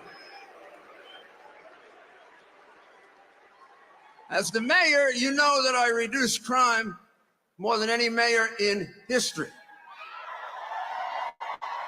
I improved the quality of life in the 5 boroughs. I lowered taxes. It was the biggest tax reduction in New York history. Not like Donald Trump's tax reduction, not as big. You know why it was the biggest? It was the only one. I mean, I was only the 3rd Republican mayor in 100 years.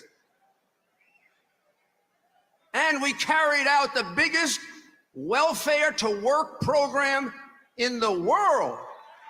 We had 1.3 million people on welfare. And when I turned over the city to Mike Bloomberg, it was down to 500,000. And almost all of them were working. That word working is anathema. It frightens Harris. It frightens Biden. It frightens the radical Democrats today. None of these people they're giving money to they require to work because they don't care about them, because they don't love them, because what are they? They're votes. Who cares if they don't learn a trade or have a job? We gather here today in the middle of Midtown Manhattan, and this is the most iconic venue of venues in the United States. This is where a Republican's not supposed to come, which is why Donald Trump came here. There's no place in America the president shouldn't be able to come.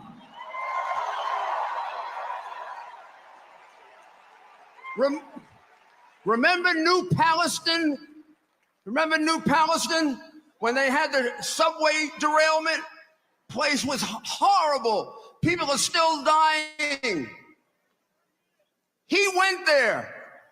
I went there. I did my television show from there. It took Biden a year to go there because those people are deplorables. Like you, like me, we're deplorables. We don't count. The Hollywood stars count. The big money counts. 20 million from China counts. But we don't count.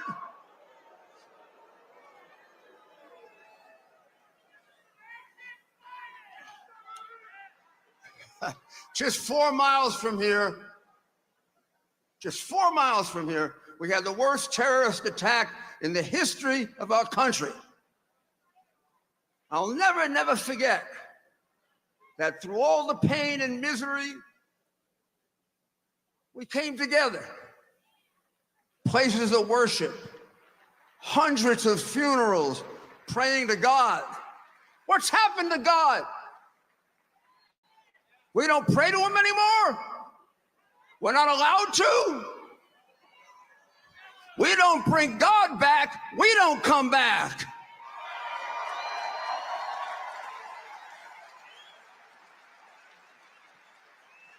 September 11 was our darkest hour. October 7 was Israel's darkest hour.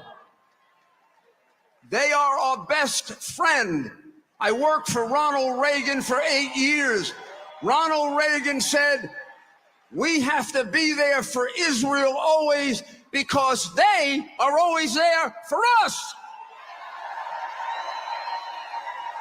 Hamas is not there for us. Iran is not there for us. They want to kill us. And the Palestinians are taught to kill us at 2 years old. They won't let a Palestinian in Jordan. They won't let a Palestinian in Egypt. And Harris wants to bring them to you. They may have good people. I'm sorry, I don't take a risk with people that are taught to kill Americans at 2. I'm on the side of Israel.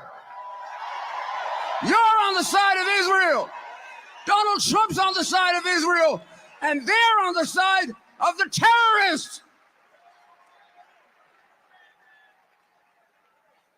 Like me, President Trump grew up here. He's a New Yorker.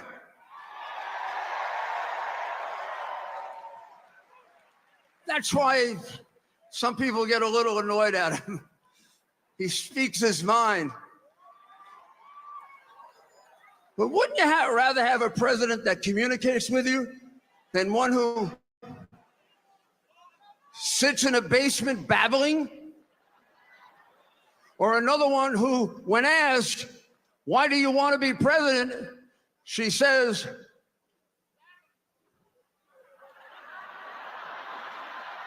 my mother was from the middle class. And I was...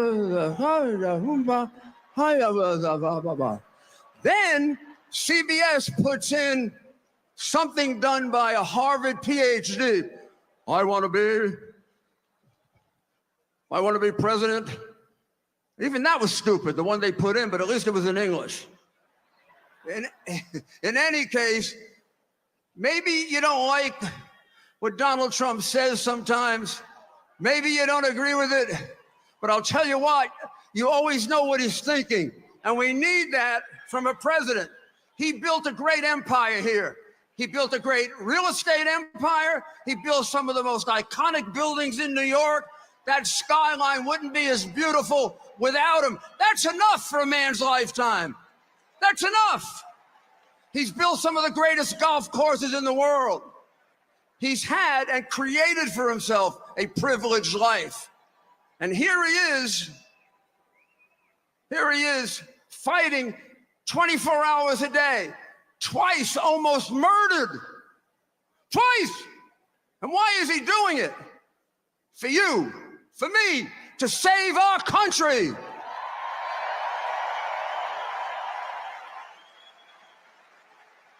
He saw that we were on the path of destruction and he couldn't sit by. He saw that the backbone of America, the people that he grew up with, the laborers that he and his father used to build their business, are people they cared about, people they loved. People say, well, how can this billionaire relate to regular people? Because he is a regular person. His father taught him how to relate to everyone.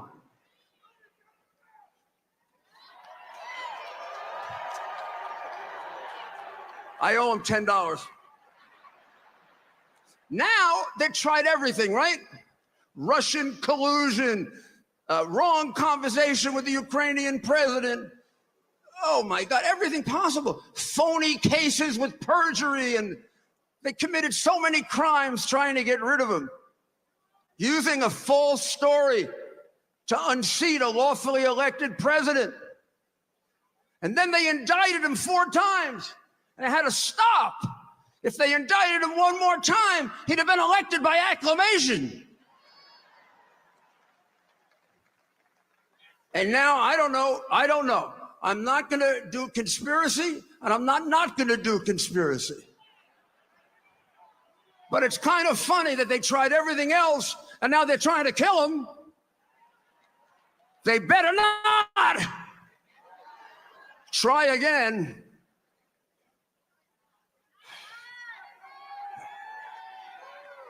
Donald Trump answered the question without a doubt as to who can lead us out of this morass of socialism, fascism, and communism that the Biden regime has put it in.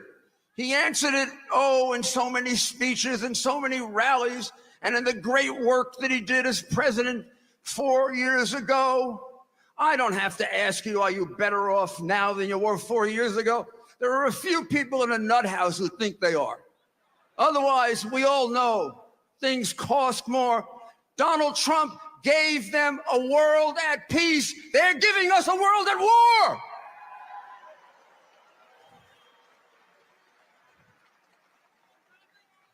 He'd have been a great president even if this didn't happen. But on July 13th of this year, after he came this close to death, when he was down on the ground, he couldn't possibly have any idea how bad it was. Within seconds, he got up. Did he run away? Did he hide? Did he crawl? Did he appease the people who might have been attacking him? He stood up and he thought about you and me. But I was really worried about him. And then when we saw him say, fight, fight, fight, fight, fight, that's the man to lead us back to the America we love.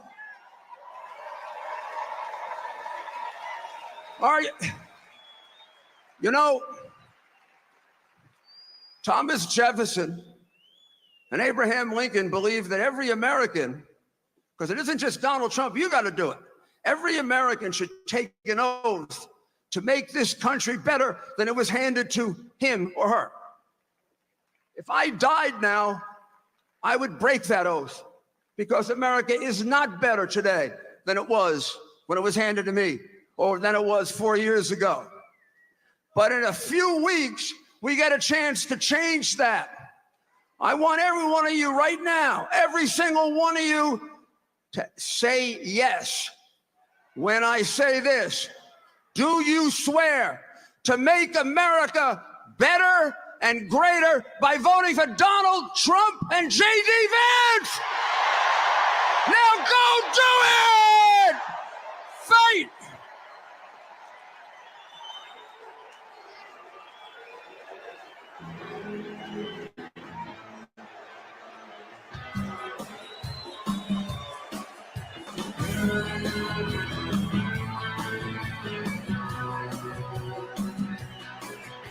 Sun coming up over New York City. School bus driver in a traffic jam,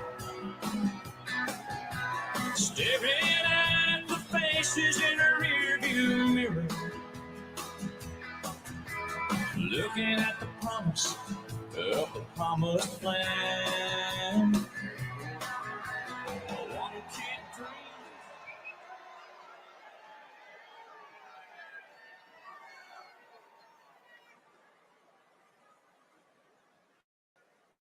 Ladies and gentlemen, please welcome to the stage founder of Death Row Records, Michael Harry O'Harris. Let freedom ring, let the white dove sing, let the whole world know that today is a day of a reckoning,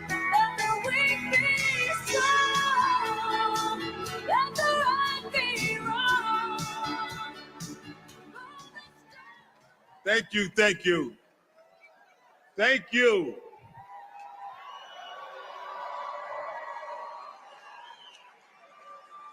Madison Square Garden. I got to thank God for allowing me to speak in front of you today. I got to tell you something else. God is great. Can I get a second? I got to tell you another secret, though. If it wasn't for Donald Trump, I wouldn't be standing here today. So I want to thank President Donald Trump for allowing me to stand in front of you here today. It's a bigger story. I'll let you know about it. God spoke to his heart, and Donald Trump signed with his heart my release after 33 years. God spoke to his heart. So I don't have but a few minutes, so I want to say what I got to say. First thing I want to do is speak to this elephant in the room. Our nation has had a complex history with racism and sexism. And we can all agree that we got to do a little work there. But that's not what we're here to talk about today. What we're here to talk about is our similarities that unite us.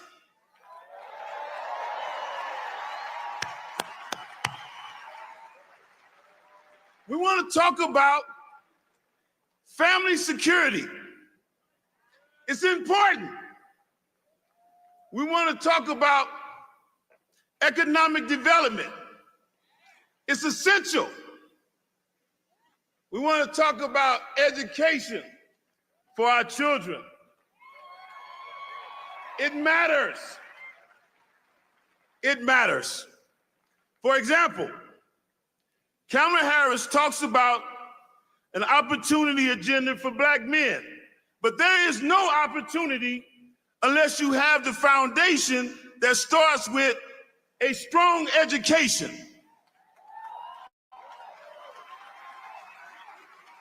And we cannot allow our children's zip code to dictate the opportunities for our children's future.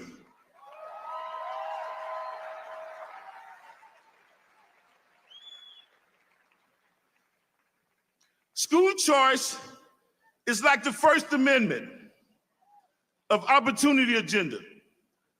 The rest of the Constitution can't work if you don't have the right enshrined in the First Amendment.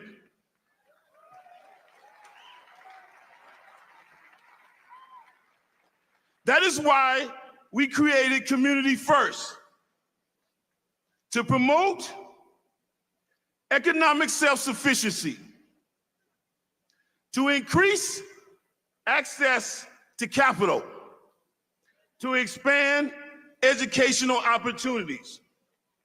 And in order to do this, we need a commander-in-chief that has the ability to bridge the gap with government, business, private sector, and our communities.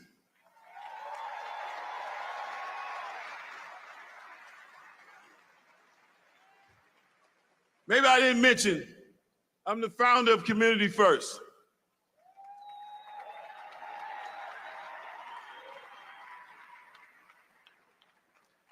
President Donald Trump has committed to working with Community First when he's back in office.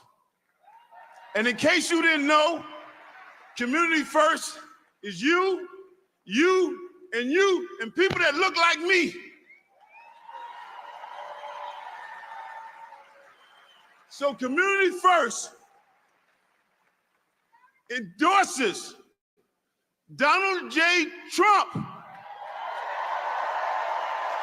to be the 47th president of these United States of America.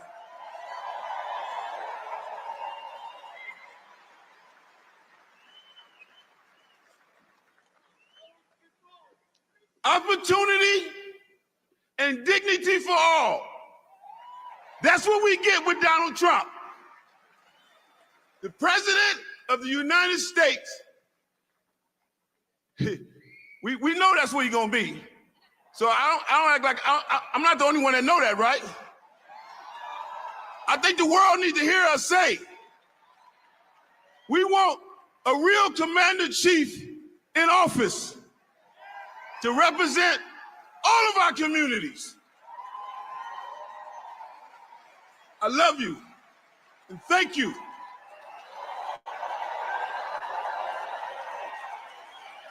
Let freedom ring. Let the white dove sing. Let the whole world know that today is the day of a reckoning. Let the weak be strong. Let the right be wrong. Roll the stone away. Let the guilty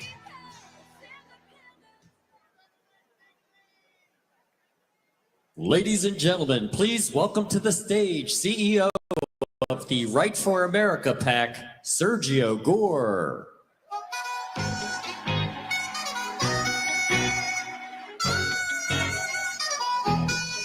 It's going down. I'm yelling timber.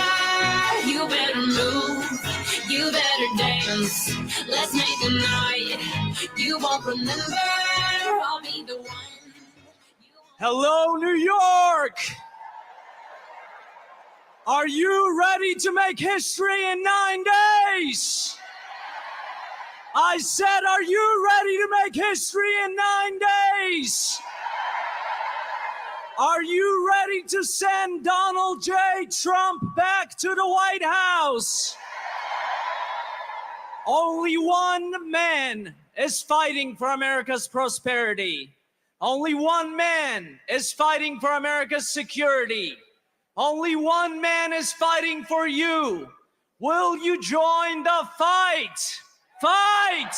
Fight! With only 9 days left, it is so important for you to vote. It is so important that you drag every like-minded family and friend. Grab your grandma, grab your brother, grab your sister, your neighbor, and drag them to the polls. You are part of the greatest comeback story in history because one man has refused to back down. In the last 4 years, we have witnessed the destruction of this once great nation. We have seen countless criminals cross our borders. We have seen our economy crippled. Prices are out of control.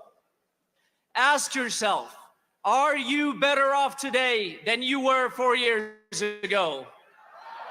Ask yourself, can you afford 4 more years of Kamala Harris? America, we have a solution for you.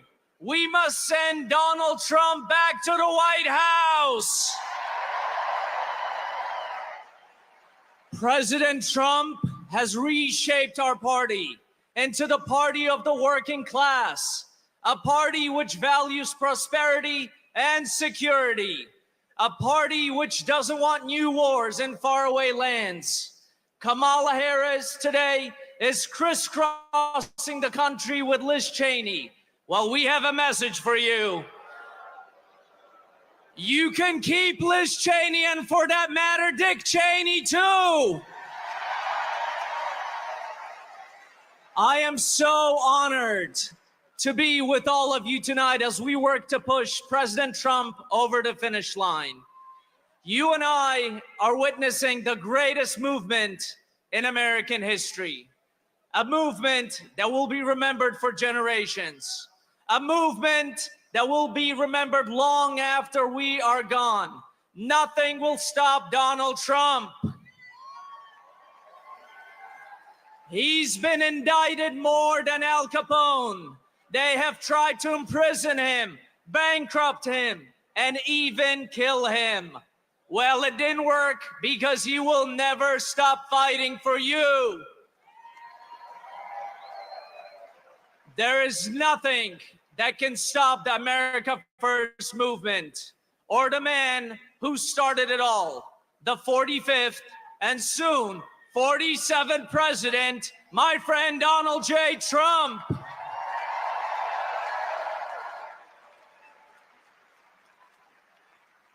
And if we do our job, we will be watching the CNN meltdown on November 5th.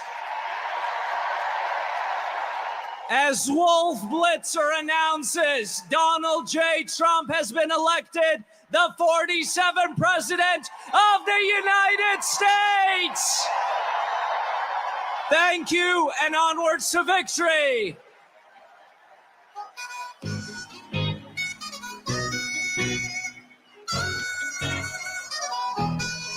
It's going down. I'm yelling timber. You better move. You better dance. Let's make a night you won't remember. I'll be the one.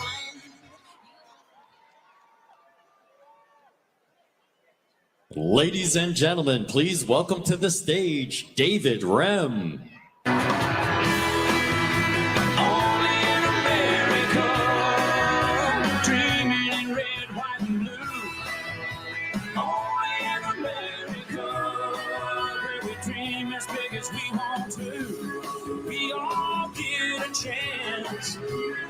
Everybody gets to dance. Only in America. Thank you. On November 20th, 1974, my father suffered a massive heart attack and died. I went to this Q Forest school, the same school as our president, Trump, attended.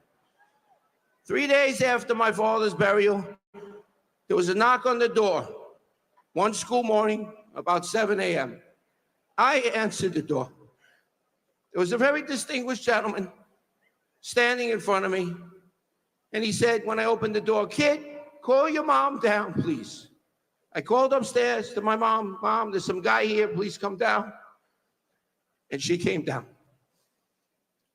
And he said to her, "I'm very sorry to hear about Joseph Rem's death. I'm Fred Trump, Donald's father." And my mom said, "Yes, I know Donald Trump went to Q Forest School." He said, "Yes, Mrs. Rem, but what you probably don't know is that I'm still on the Board of Trustees. And this morning, I let Philip Rogers, who's the headmaster at Q Forest School, know that from this day forward, I, Fred Trump, out of my own pocket, is going to be paying for your 3 children's tuition at Q Forest, because I don't want the kids to have to go back into the public school system." Now, who would do that except the President Trump's father? And the fruit doesn't fall far from the tree.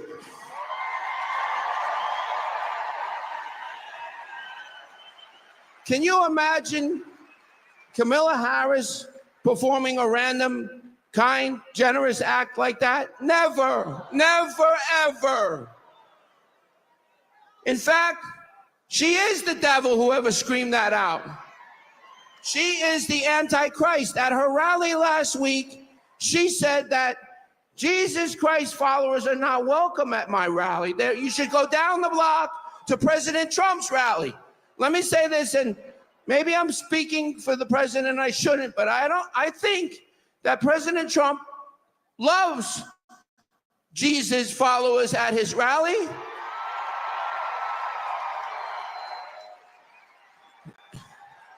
And I think that President Trump, in what he has experienced, knows that Jesus Christ is king.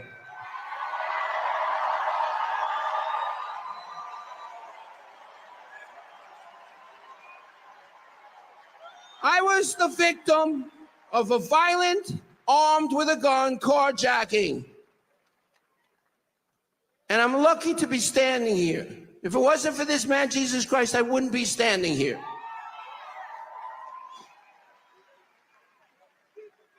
The mayor that we have here in New York, Eric Adams, is a disaster.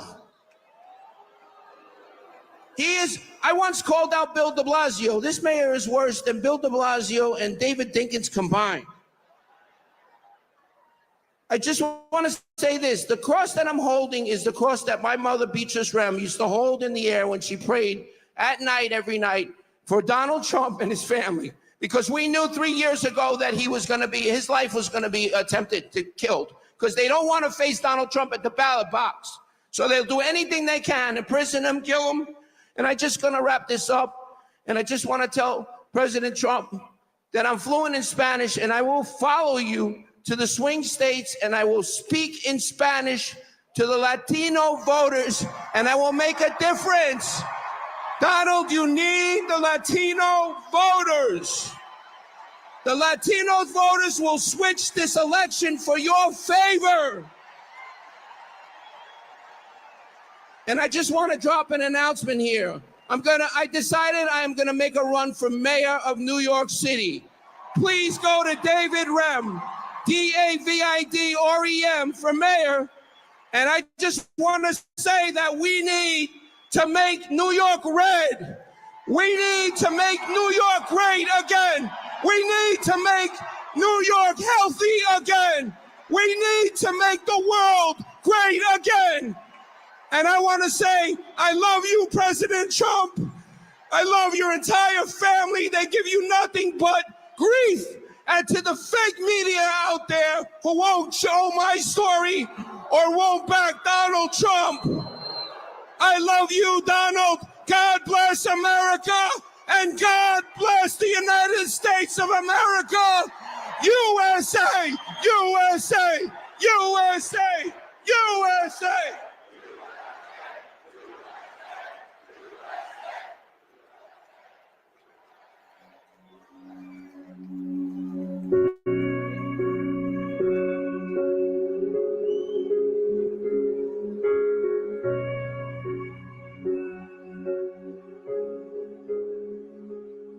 I've been down, counting out, smiling through the taste of blood in my own mouth. I got bruises and broken bones, but they don't know I ain't in this ring alone. I'm a fighter. No one can say that I'm a running hider. I was born to be a do-or-dyer, a make-it-righter. Don't throw that towel just yet. Don't cash in that last bet, 'cause I hit harder when I'm tired. I'm a fighter. I get back up. That's what I do. I didn't soldier on this far just to lose. So take your shot. Is that all you got? I'm a fighter. No one can say that I'm a running hider. I was born to be a do-or-dyer, a make-it-righter. Don't throw that towel just yet. Don't cash in that last bet, 'cause I hit harder when I'm tired. Yeah, I'm a fighter. Oh, no one can keep me down. They didn't know, but they know now. That I'm a fighter. No one can say that I'm a running hider. Don't cash in that last bet. Don't throw that towel just yet. I'm a fighter.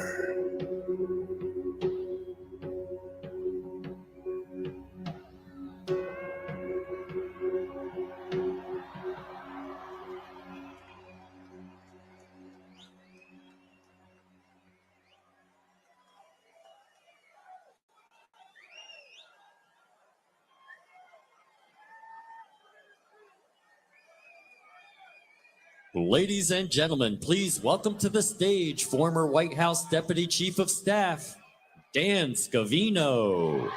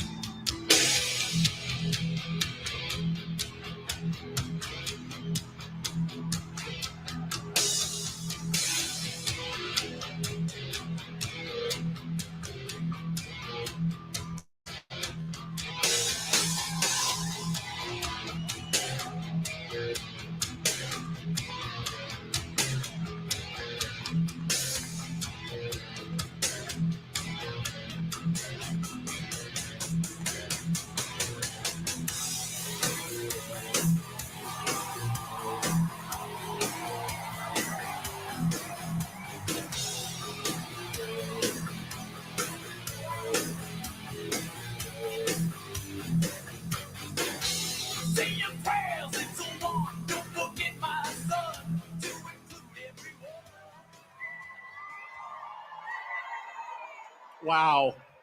Hello, New York City. How's everybody doing this evening? Hi, Mom. Hi, Dad. Look at me at Madison Square Garden, the world's most famous arena. Who would have ever thought? I've been with this man for 30 years. 30 years. Through it all. I joined with him in 2015 when we started running for the presidency. When nobody said we had a shot, when we were a joke. We were polling at 1%. Then he won the presidency. I went to the White House with him for 4 years. It was an incredible journey. The president always, behind the scenes, will tell, and Team Trump will know what I'm saying here. Sometimes on the plane or in the office, he'll say, "You are all so lucky I took you on this journey." In good times and bad. Yes, Mr. President, we are so honored to be on this journey. And you know what? You're damn straight I'm honored to be on this journey through the good times and the bad for the right and to fight for this country in which we all believe in. Hey, Hillary Clinton. She had some not nice things to say about this rally today at Madison Square Garden. Take a look, Hillary. USA, USA, USA, USA.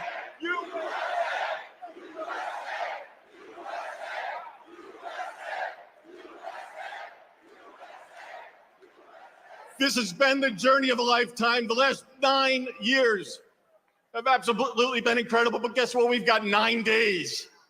9 days till we go to the polls and we vote for Donald J. Trump to be the 47th president of the United States of America. And it's going to happen, but you all need to get out and vote, vote, vote, and fight, fight, fight.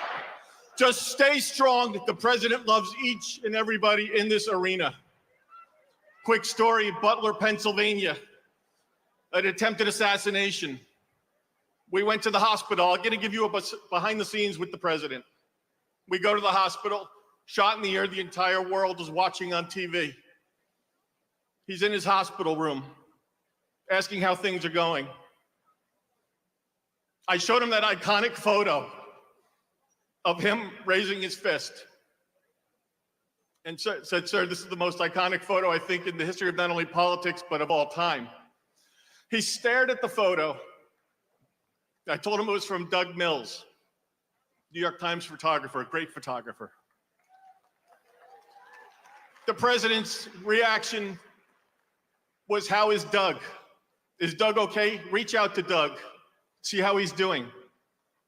Of which I did when we were in the hospital. Everything he had going on just shot in the damn head. And the guy's cared and concerned about how Doug is doing, how his team is doing that's with him at Team Trump. The behind the scenes moments are things I could go, honestly, I could go for 10 hours here and tell you stories, but I only have 31 seconds left. So I will wrap it up. You've got a fighter behind the scenes. and out in public. The guy loves the United States of America. He's working 24 hours a day, 7 days a week, campaigning, running all over the country, loves this country. He's a patriot. You're all patriots. I cannot believe looking at this Madison Square Garden and just seeing it's packed to the brim. There must be 20,000 plus people. Love my family.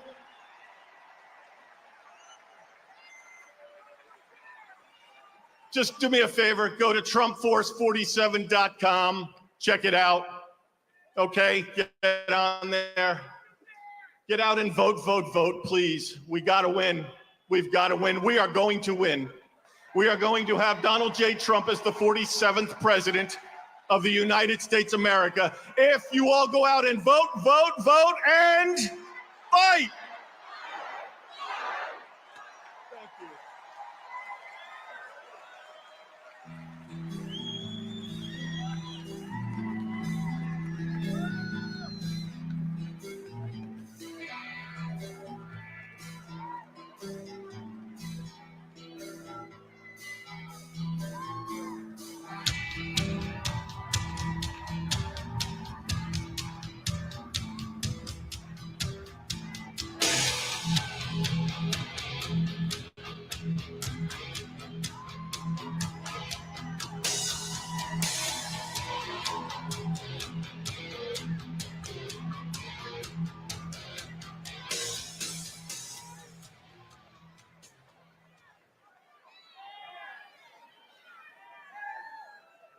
Ladies and gentlemen, please welcome to the stage Senior Advisor for President Donald J. Trump, Stephen Miller.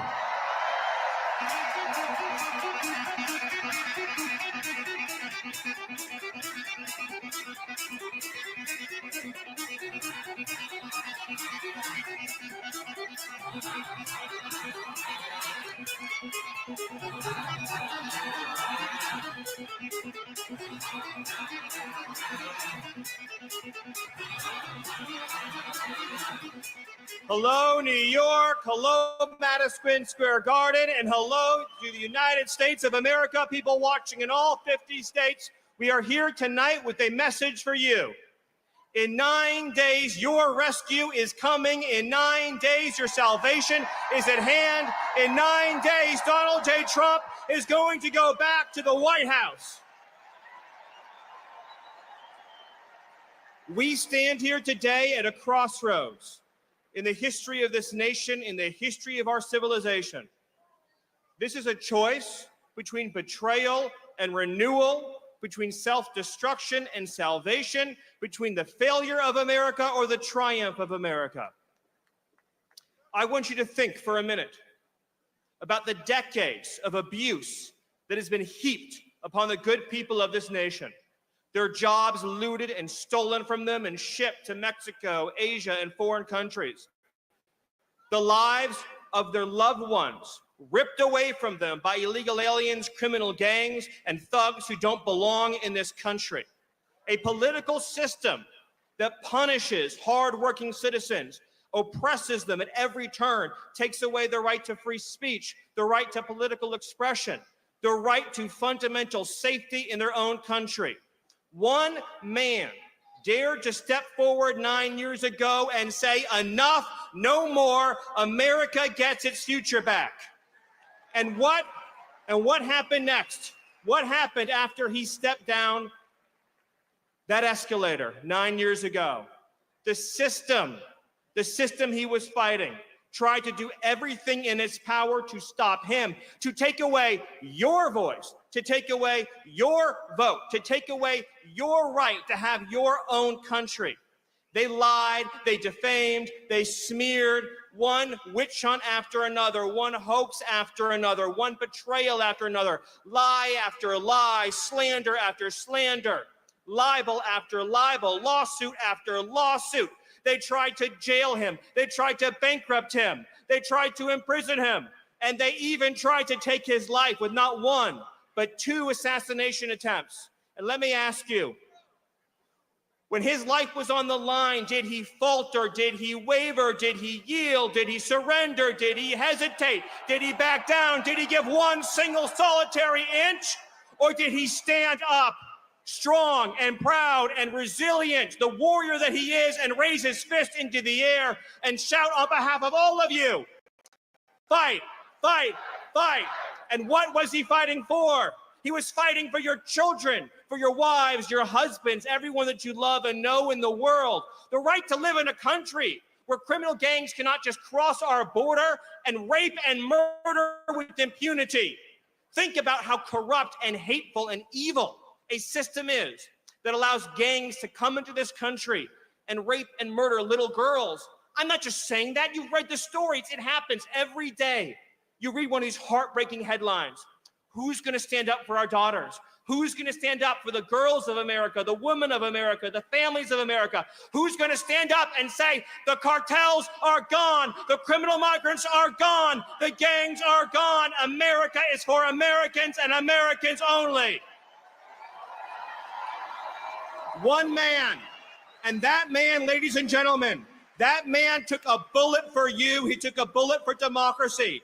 And all we are asking in return is for 9 days, for 9 short, precious days. You have to vote, vote, vote. Vote for freedom, vote for liberty, vote for sovereignty, vote for your children, vote for your families, vote for the right of free speech, the right to the Second Amendment, vote for the right to have a secure sovereign border, and for the right to have a government that puts American citizens ahead of illegal aliens. With your votes, you can smash this broken establishment. With your votes, you can end the corruption and graft. And with your votes, you can deliver the future to your children that they so dearly deserve. So I'll end with this thought. Each and every one of you has been loyal to your country.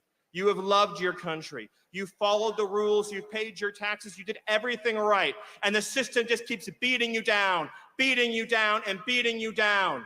And I say to you, are you going to let that system win? Are you going to surrender? Or are you going to follow the example of President Donald J. Trump and fight, fight, fight to the finish and save this nation, save this country, save this civilization, and save this glorious republic?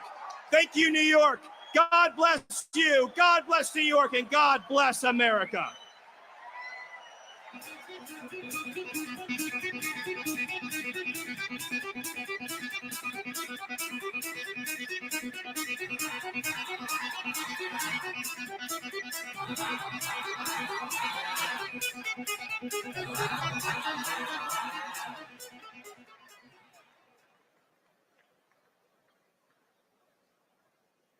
Ladies and gentlemen, please welcome to the stage the founder of the Witkoff Group, Steve Witkoff.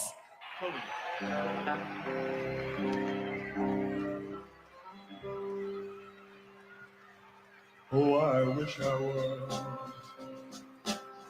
in the land of cotton. Old times there are enough for. Look away. Look away. Look away. Dixieland. How good of a song is that? Reminds me of the president. His truth is marching on. Good evening, New York, and good evening to a special 6-year-old. Hi, Finley. It's a privilege to be here with all of you tonight, right in the heart of the city that means so much to me. This city shaped who I am, helped me to build my business, and gave me my roots. But I'll tell you, this is not the New York I grew up in. Our city has drifted away from what it once was, but if there's one man who can restore it to its greatness, it is my dear friend, President Donald J. Trump.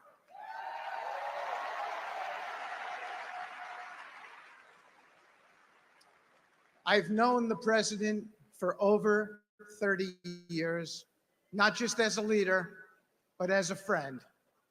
When I talk about him, I talk about someone with incredible compassion and humility. He cares deeply about people, even when the cameras are not rolling. His kindness is quiet but genuine, and it's a side of him the media rarely shows. It's unfortunate that a man who has done so much for so many has been painted in such an unfair light. Accusations of extremism, they couldn't be further from the truth. President Trump is not just a man of vision and leadership, he's a man of faith. He respects all faiths and has always stood for religious freedom.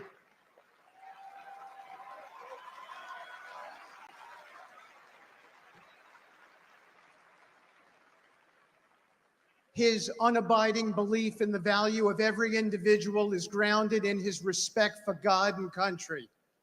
President Trump embraces freedom and fights for the rights of all Americans. Despite facing constant opposition, he has persevered.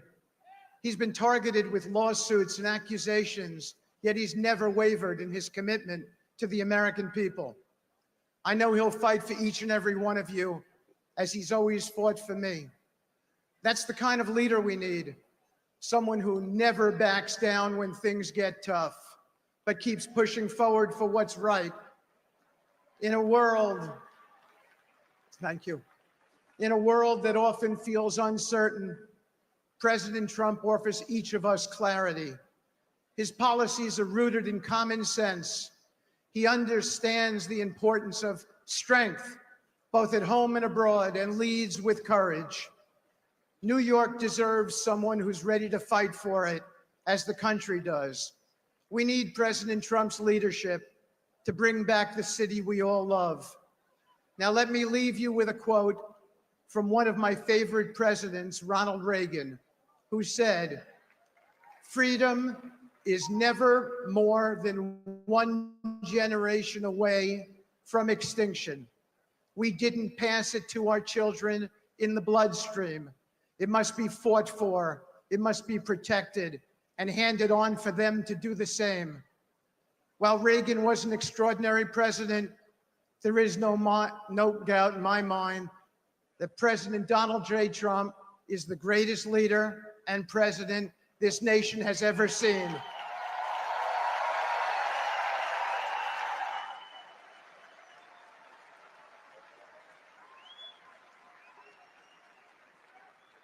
President Trump understands that the fight for freedom is never over. If we fight for him, my fellow Americans, we can restore New York, restore this country, secure the future of this great nation for generations to come. Thank you. God bless you. God bless the Trump family, and God bless the United States of America.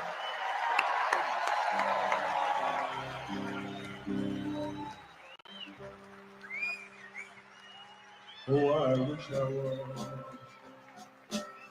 in a land of clouds. Old times are not forgotten. Look away. Look away. Look away. Picture.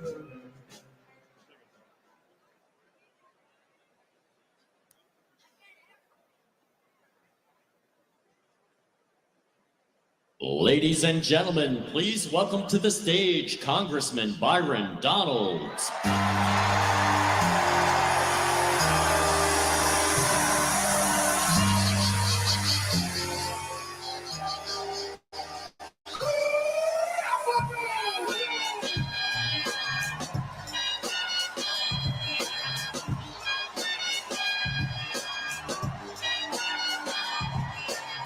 Your time is up, my time is now. You can't see me, my time is now. It's the franchise where I'm shining now.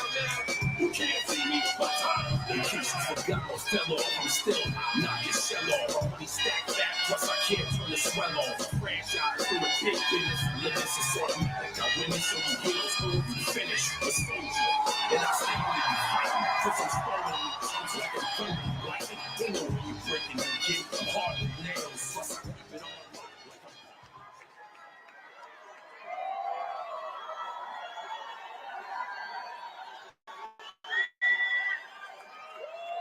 Man, is it good to be home in New York City.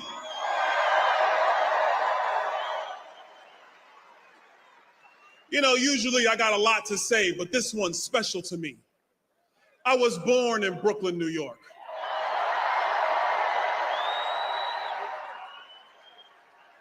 In New York, we refer to MSG as the Mecca.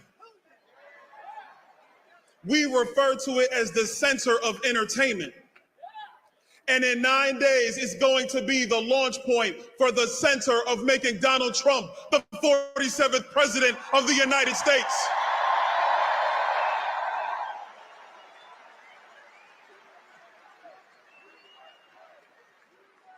I don't even want to talk about Kamala. Why? Why would we waste our time? She doesn't even want to talk about herself. She tells us she grew up in a middle-class family.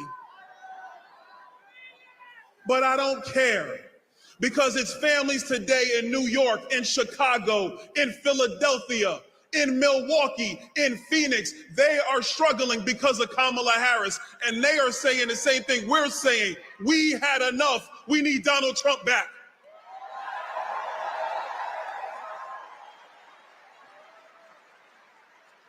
She broke the border. She broke the border and doesn't even have the guts to tell you the truth. But that's okay, because the next president of the United States, he's going to fix the border, because he did it once and he's going to do it again.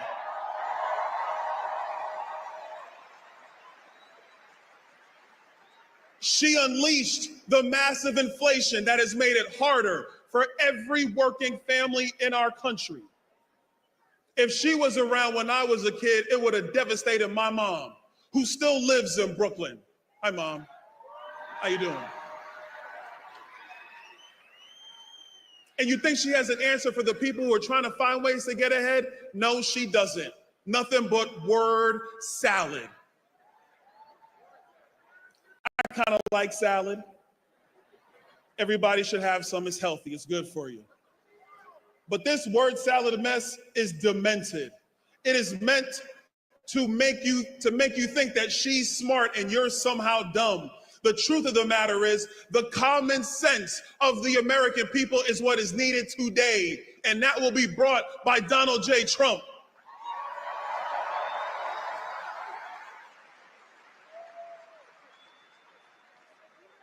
Then you look around the world. Look around the world. She said she was the last person in the room after that disastrous withdrawal from Afghanistan.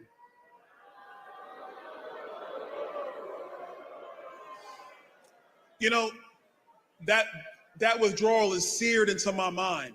I remember watching Afghanis hold on to the sides of airplanes to escape the Taliban.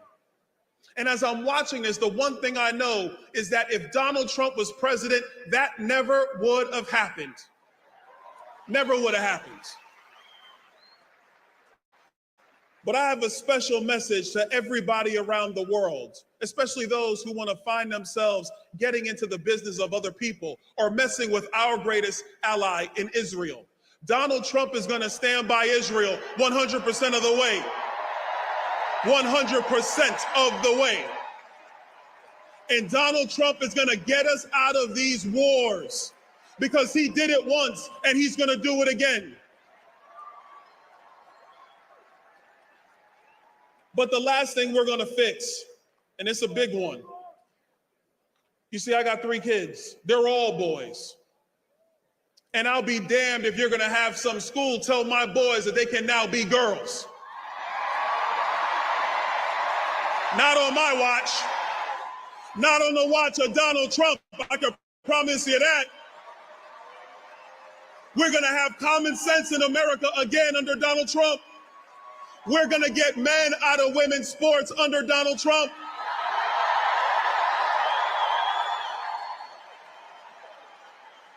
America will take its place again as the shining city on the hill, as the leader of the world, as the #1 nation, as the great experiment, because he's going to fix it once again. And together, New York and around America, we are going to make America great again. God bless you, New York. God bless America. Let's go win. Let's go win.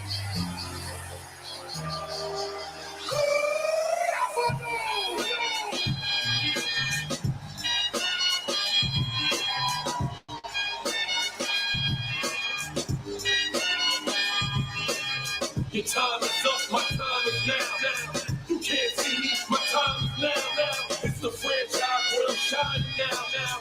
You can't see me, my time is now. In case you forgot or fell off, I'm still hot, knock your shell off. My money stacked that, plus I can't turn the swell off. A franchise doing big business, I'm living this, it's automatic. I win it, so you hear those hoes, you finish. Exposure, and I stay under you fighting. Plus I'm storming on these jumps like I'm thunder and lightning. Ain't no way you breaking me, kid. I'm hard with nails, plus I keep it on lock like I'm part of the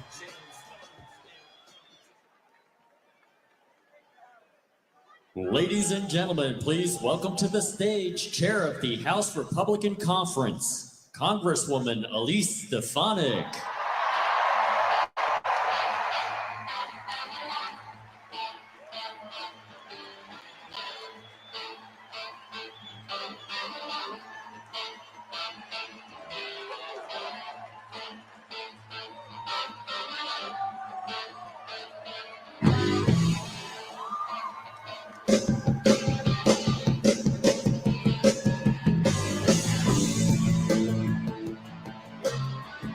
Hello, New York! I have a message for the mainstream media, and I can say this as a born and raised New Yorker. New York is Trump country.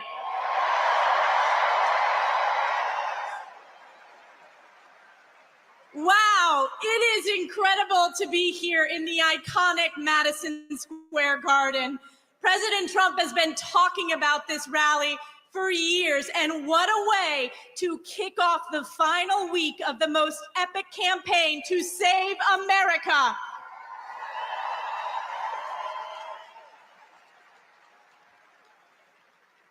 Every election, we say, is the most important in our lifetime, but this one really is.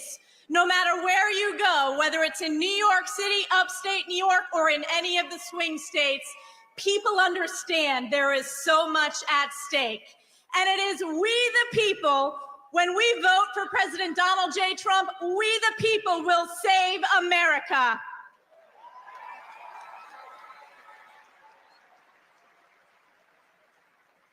Just look at the crises that Kamala Harris and Joe Biden have brought to our nation and have brought right here to New York.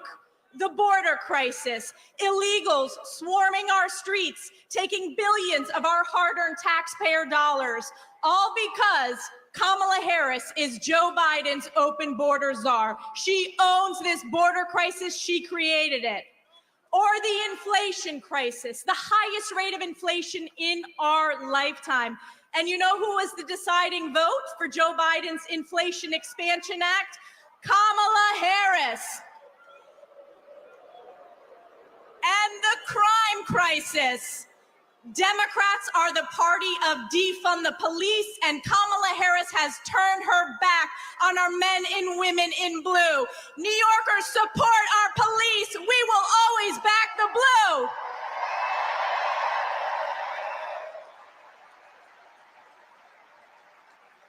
And then take a look around the world, what is happening. You had the catastrophic withdrawal from Afghanistan. Kamala Harris was the last person in the room advising Joe Biden of that horrific mistake. You had Putin invading Ukraine, and then just over 1 year ago, we had our most precious ally, Israel, under attack from Iranian-backed Hamas terrorists. And Kamala Harris has turned her back on Israel. And what did we see? What did we see on our college campuses? We saw a skyrocketing of anti-Semitism. Let me ask you all, did you see that committee hearing with those college presidents, now former college presidents? That's right. I asked the presidents of Penn, MIT, and Harvard, does calling for the genocide of Jews violate your university's code of conduct? And one after the other said, it depends on the context, and the world heard. You're fired. 5 have been fired, so many to go. And you know, compare that with President Trump. He brought us the most secure border in our nation's history. He brought us the strongest economy. He proudly supports our law enforcement, and he has and always will stand with Israel.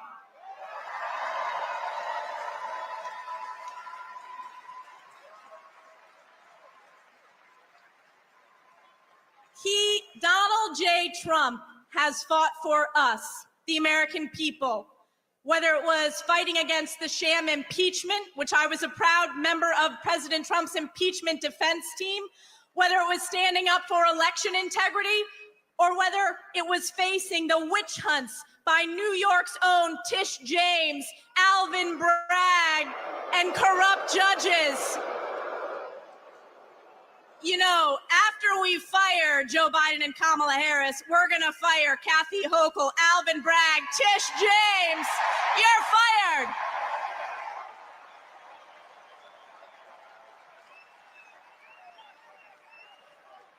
As I said, President Trump has fought for us.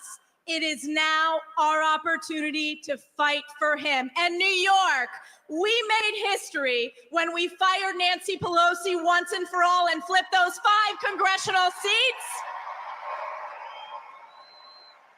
We need to make history again. So 9 days, flood the polls, vote for President Donald J. Trump to save New York and save America. God bless you. God bless the United States of America. Thank you very much.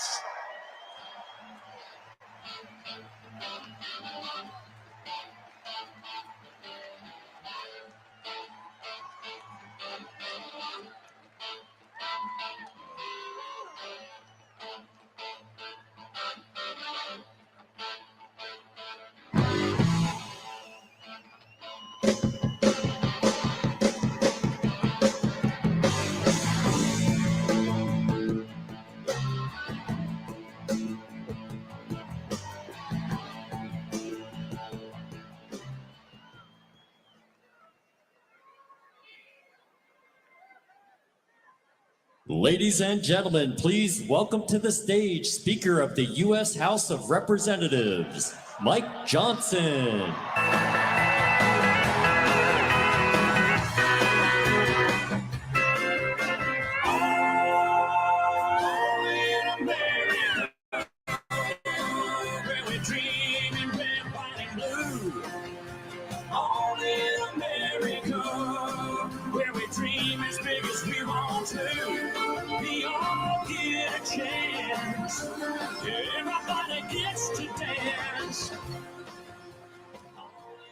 Hello, Madison Square Garden. Is New York ready to make America great again? My friends, I came here tonight so excited to be with you. I came off of the field to give you a very important field report. Now, I've been traveling all around the country, nonstop. We've been to the red states and the blue states. We've been to the safe districts and the swing districts.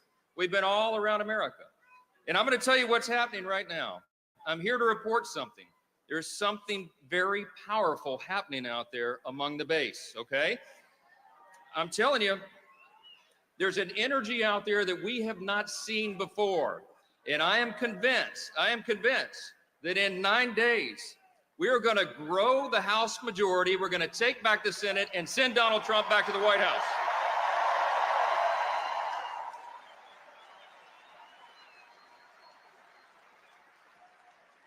Let me tell you why that is. Because everywhere around the country, no matter where you live, everybody is fed up and they are fired up.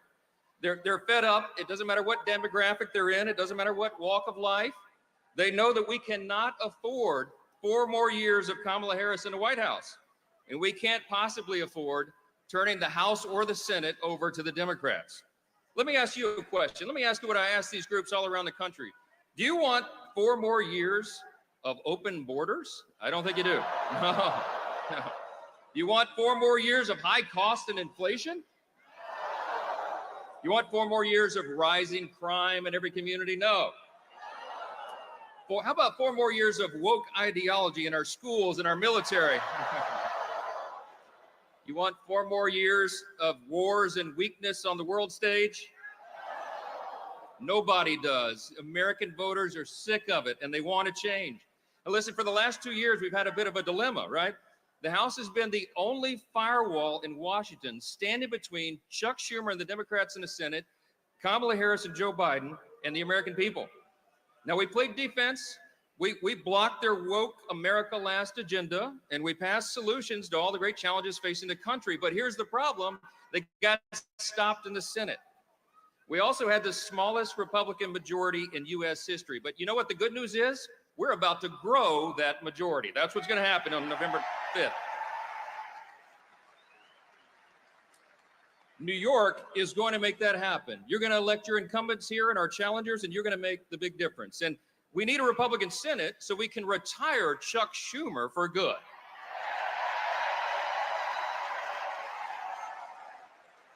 And America needs, and everybody knows, no matter where we are in the country, we know we have to get Donald J. Trump back to the White House so we can get this thing fixed. When we do that, we're going to secure the border once for all. We're going to unleash American energy dominance again. We're going to lower the cost of living. We're going to support our allies and stand up to our adversaries. We're going to defend our rights and our freedoms and the troops and the veterans who fought for them. And we will protect the values and the principles that made America the greatest nation in the history of the world.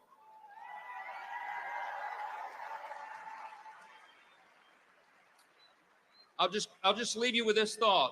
We're not in a battle this time just between two different political parties. It's much deeper than that. There's something much more fundamental going on.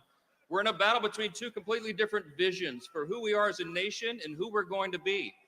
We revere the founding principles. We revere our Judeo-Christian foundations. We revere individual freedom and limited government and the rule of law and peace through strength and fiscal responsibility, free markets, human dignity, secure borders.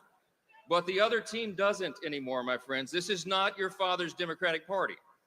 They are now full on to Marxism and socialism.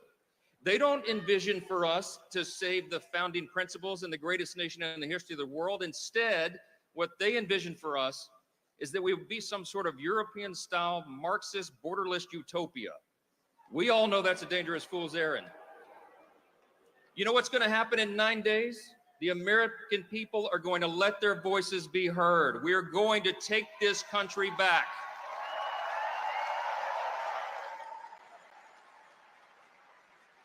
We're going to restore the foundations, and we are truly going to make America great again. Thank you so much. God bless you. God bless the United States of America.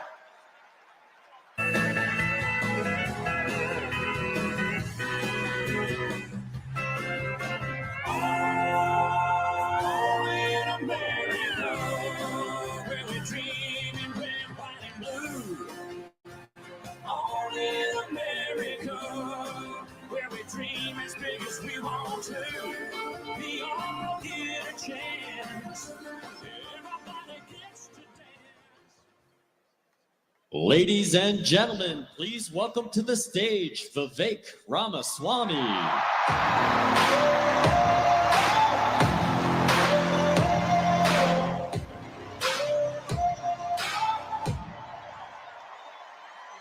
I've got that lightning inside me, son of a god. I'm like a titan that's rising on just your watch. I'm stepping into fame. There is no time to waste. I've got that lightning inside me. This is how legends are made.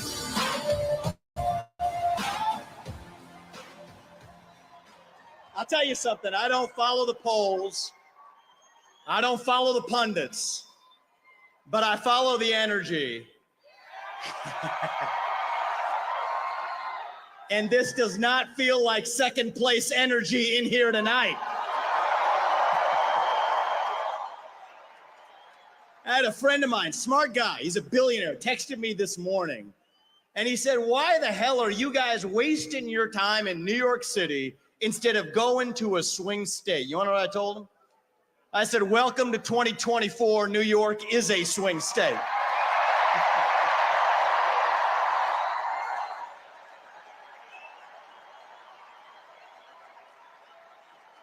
I got a message for Kamala Harris tonight.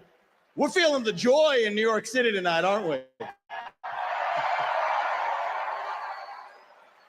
And the only celebration bigger than this one right now is going to be on the evening of November 5th when we send Donald J. Trump back to the White House as your 47th president and commander-in-chief. And I'm looking around here. There's only one man who is going to be more happy than everybody else in this room when that happens, and that is going to be a man by the name of Joe Biden, actually. He is so pissed off about what they did to him. And you know, he's thinking it, but I'm going to say it. Identity politics never works in America. When you select somebody on the basis of their race and their gender, it always ends up being a disaster. And I'm actually talking about Tim Walz this time, by the way. It goes both ways. So listen up, guys. Last year, I became the youngest person ever to run for U.S. president as a Republican. And thank you. I appreciate that. And I'll tell you something about my generation. We are lost. We are hungry to be part of something bigger than ourselves. Yet we can't even answer what it means to be an American today. We're in the middle of a national identity crisis. Faith in God, patriotism, hard work, family. These things have disappeared, only to be replaced by wokeism and transgenderism, climatism, COVIDism, depression, anxiety, fentanyl, suicide. These are symptoms of a deeper void of purpose and meaning in our country. And right now, we need to step up and fill that void with our own vision. Answer, what does it mean to be an American in the year 2024? It means we believe in the ideals of 1776. It means we believe in merit, that the best person gets the job regardless of their skin color, that you get ahead in this country, not on the color of your skin, but on the content of your character and your contributions. That's why we're done with the woke DEI agenda, bringing in meritocracy to America. It means we believe in the rule of law, and I say this as the kid of legal immigrants to this country. That means your first act of entering this country cannot break the law, and that is why if we've had the largest influx of illegals into this country in American history, we will have the largest mass deportation in American history. That is not racist or xenophobic. That is what it means to stand for the rule of law in the United States of America. It means we believe in self-governance, that the people we elect to run the government, for God's sake, ought to be the ones who actually run the government, not unelected bureaucrats in the deep state that are running the show today. So you want another mass deportation? Let's get 3 million federal bureaucrats out of the DC bureaucracy. That's the mass deportation that saves the country.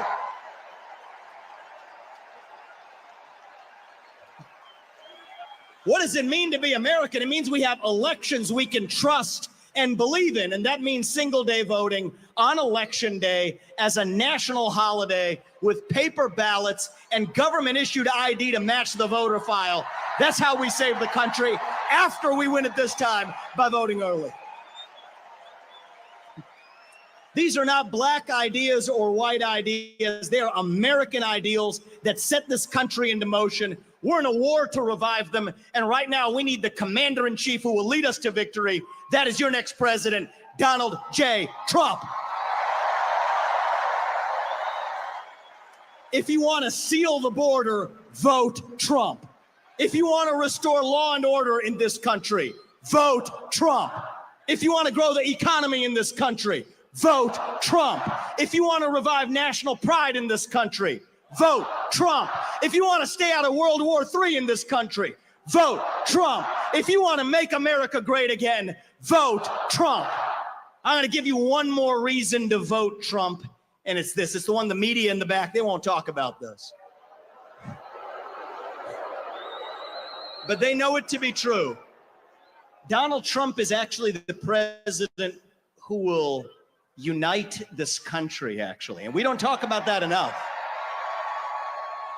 America First includes all Americans, regardless of their race, their gender, or their sexual orientation. Our message to Black Americans tonight is this. We want you, what we want for every American.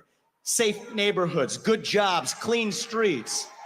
A country where you are judged based on the content of your character, not the color of your skin or your political beliefs. That's the America we know. Our message to gay Americans tonight is this. You're free to marry who you want, if you want, without the government standing in your way. But that doesn't mean that boys get to compete with girls in girls' sports, or you do genital mutilation and chemical castration on our children. Our message to every legal immigrant in this country is this. You're like my parents. But our message to every illegal immigrant, if you came legally, you get the same American dream that everybody else does. Work hard, get ahead, make contributions to this country, love the nation, and that's our message to legal immigrants. But our message to every illegal immigrant is also this. We will return you to your country of origin. Not because you're all bad people, but because you broke the law. And the United States of America is founded on the rule of law. Our message to my generation, the millennials, is this. You were sold a false bill of goods. You were told you become a gender studies major in California. Somehow that gets you a head start on the American dream when it hasn't worked out that way. Dead on your shoulders. The Iraq and Afghanistan wars. Yes, it's true you were lied to. But we can't just be cynical about our country because this is still the last best hope that we have in the free world. And our message to Gen Z is this. You're going to be the generation that saves the country. You want to be a rebel, 18 years old, stand up on your college campus and call yourself a conservative. Be proud of it. Say you want to get married, have kids, raise a family, and have a good job. That's how we win in America.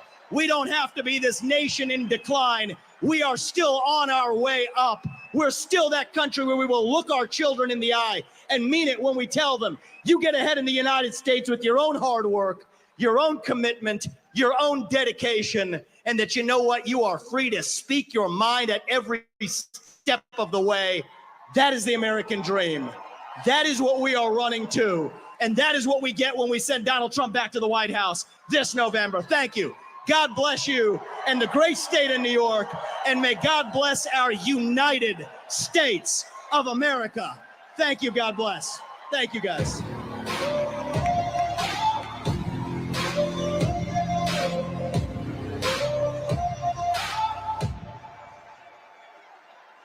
I've got that lightning inside me, son of a god. I'm like a titan that's rising, oh, just you watch. I'm stepping into fate, there is no time to waste. I've got that lightning inside me. Ladies and gentlemen, please welcome to the stage former Congresswoman Tulsi Gabbard.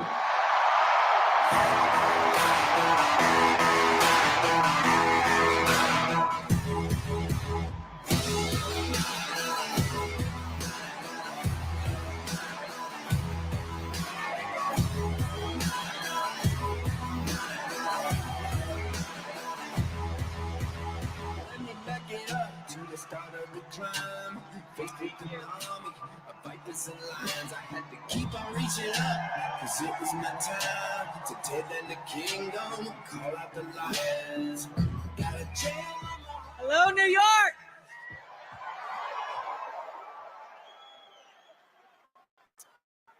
Join me as I say these words. We hold these truths to be self-evident, that all men are created equal, and that we are endowed by our Creator with certain unalienable rights, and that among these are life, liberty, and the pursuit of happiness.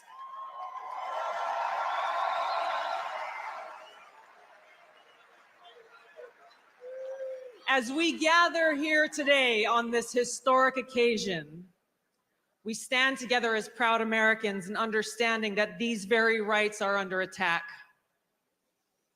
So we face this historic crossroads where our freedom and our future is in our hands.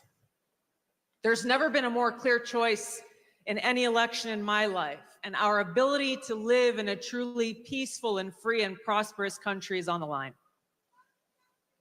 I love you too.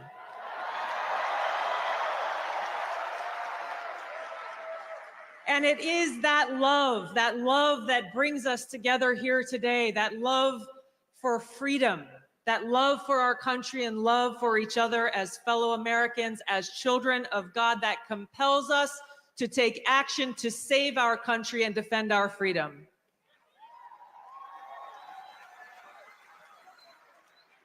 Now, this choice that we have before us is very personal to me. I'm a lieutenant colonel in the Army Reserve. I've served now for over 21 years.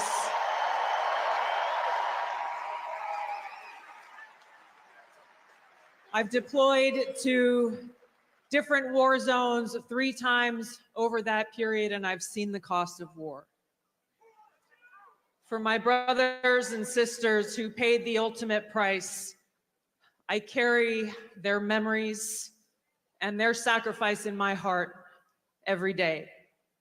So this choice that we have before us as Americans is critical. It's important to us. It's important to those of us who serve, who have volunteered to put our lives on the line for the safety, security, and freedom of our country and our people, and it's critical to all of us. Here is the choice that we have. A vote for Kamala Harris is a vote for Dick Cheney, and it's a vote for war, more war, likely World War III and nuclear war. A vote for Donald Trump is a vote for a man who wants to end wars, not start them, and who has demonstrated already that he has the courage and strength to stand up and fight for peace. A vote for Kamala Harris is a vote for open borders, where known violent criminals and Islamist terrorists are streaming across our borders, placing us at risk. A vote for Donald Trump is a vote for secure borders and safe communities, and a confidence that he will seek out those who seek to do us harm and get them out. A vote for Kamala Harris is a vote for economic hardship, high cost of living, poverty, and homelessness. And a vote for Donald Trump is a vote for economic prosperity and opportunity for every single one of us as Americans. A vote for Kamala Harris is a vote for censorship and a complete erosion of our fundamental and constitutional rights and freedoms. A vote for Donald Trump is a vote for someone who will defend freedom and every one of our God-given rights that are enshrined in the Constitution and Bill of Rights.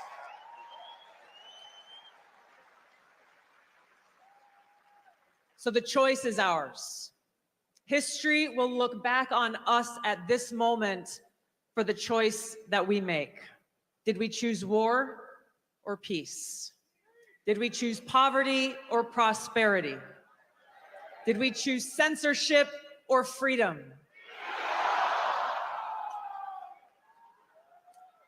Our freedom and our future is in our hands. We have just a few days left to complete this no-fail mission that we have before us to save our country. Nothing short of our future is on the line.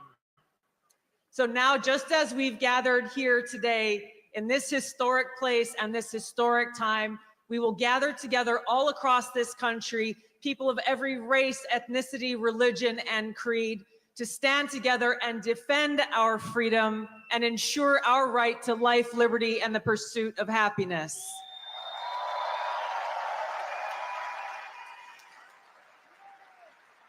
Now is the time for us to send Donald Trump back to the White House to be the 47th President of the United States, where we can stand together and make America great again.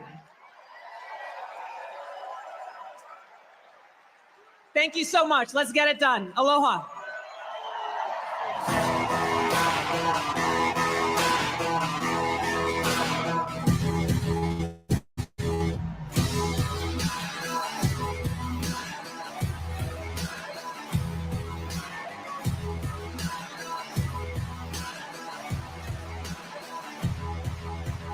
Let me back it up to the start of the climb. Faced with an army of vipers and lions, I had to keep on reaching up, cause it was my time.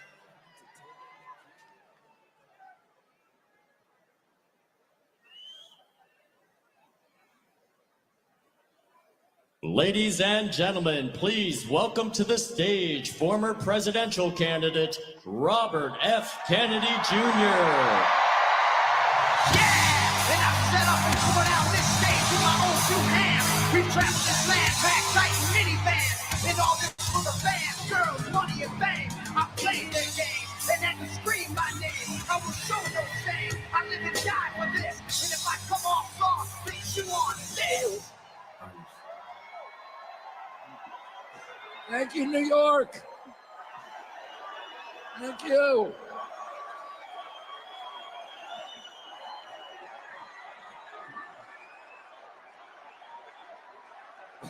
Thank you.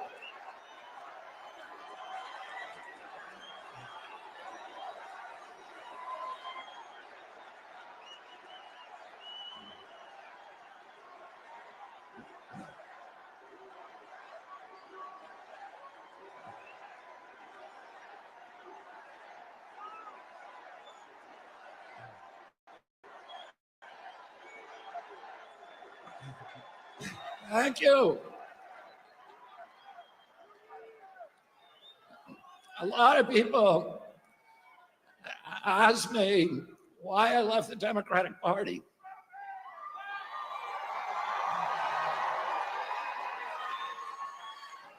And I say, I don't leave the Democratic Party. The Democratic Party left me. This is not the party anymore of Martin Luther King, of Robert Kennedy, of John Kennedy. That was the party of peace. It was the party of constitutional rights, of civil rights, of freedom of speech. It was the party that wanted to protect and nurture the middle class. It was the party that stood up to censorship, to surveillance, that stood up to the CIA, to the military complex, military-industrial complex. And it was the party that wanted to protect public health and women's sports. My uncle, Ted Kennedy, wrote Title IX, which protected women's sports in college.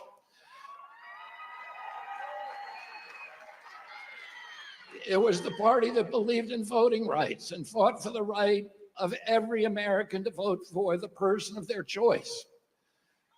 Today's Democratic Party is the party of war. It's the party of the CIA. You had Kamala Harris giving a speech at the Democratic Convention that was written by neocons. It was belligerent, pugnacious, that talked about the domination of the world by the United States through our weapons of war. It's the party today that wants to divide Americans. It's the party that is dismantling women's sports by letting men play women's sports.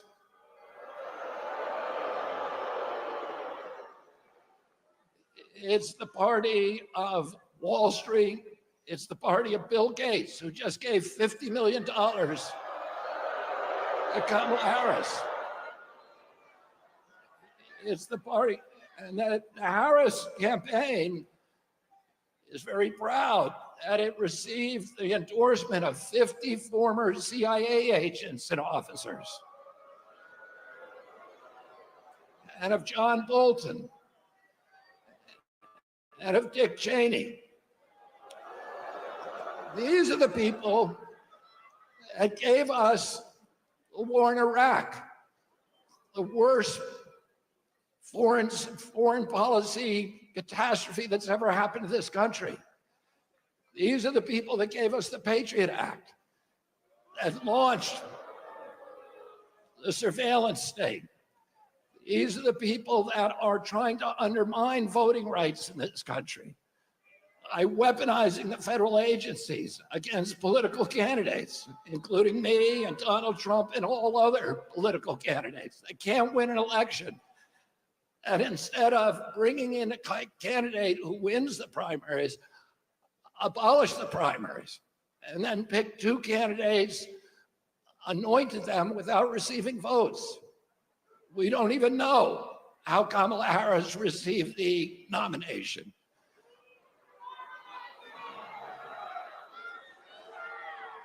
And this is the party of Wall Street, of big banks, of big data, of big tech, of the military contractors, and the parties of big pharma, big ag, big food, and big chemicals. It is the party that's given us the sickest children in the history of the world. When my uncle was president, 6% of Americans had chronic disease, and we spent 0 on chronic disease in this country. Today, 60% of Americans have chronic disease. This is existential for our country. We're spending $4.3 trillion a year, 5 times our military budget. 77% of American boys cannot qualify for military service because of chronic disease diagnoses. This is existential for our country. President Trump called me 3 hours after his shooting. And he said, would I come and sit down with him? And he said to me during that meeting, he said, there are some things that we can agree on and some we disagree on, but the landscapes on which we agree are so much larger. He said, I want to end the wars.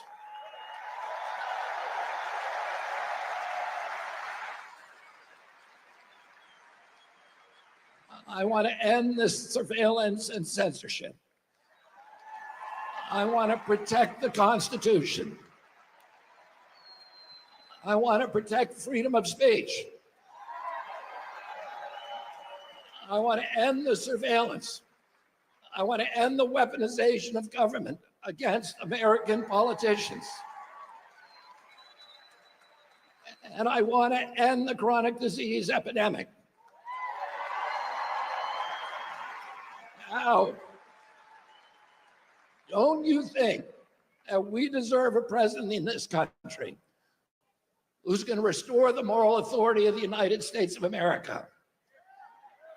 Don't you think that we deserve a president who's going to end the warfare state and rebuild the middle class? Oh, you want a president who's going to put America first?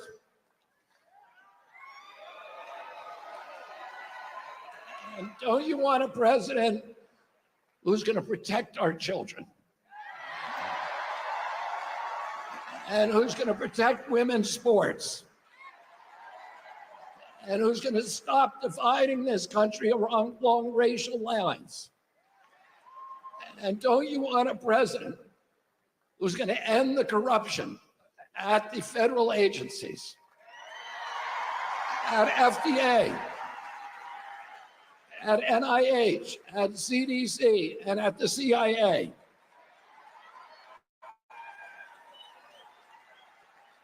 And don't you want a president who's going to make America healthy again?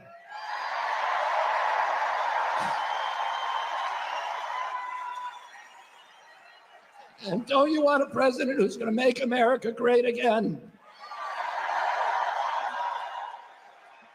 And we need to go to the polls on November 5th and vote for Donald Trump. God bless you and God bless America. Set up and pour down this stage with my own two hands. We've traveled this land, packed tight in minivans. And all this for the fans, girls, money, and fame. I play their game, and then to scream my name. I will show no shame. I live and die for this. And if I come off soft, bitch, you on this. Are you scared?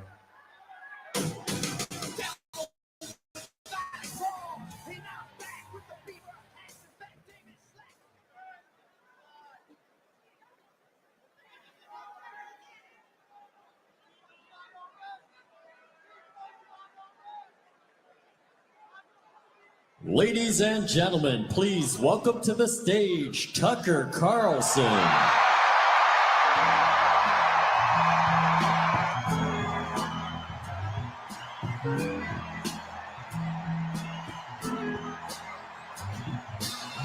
Well, there was a preacher son when his daddy was visiting home. When they gathered around the stars. Thank you.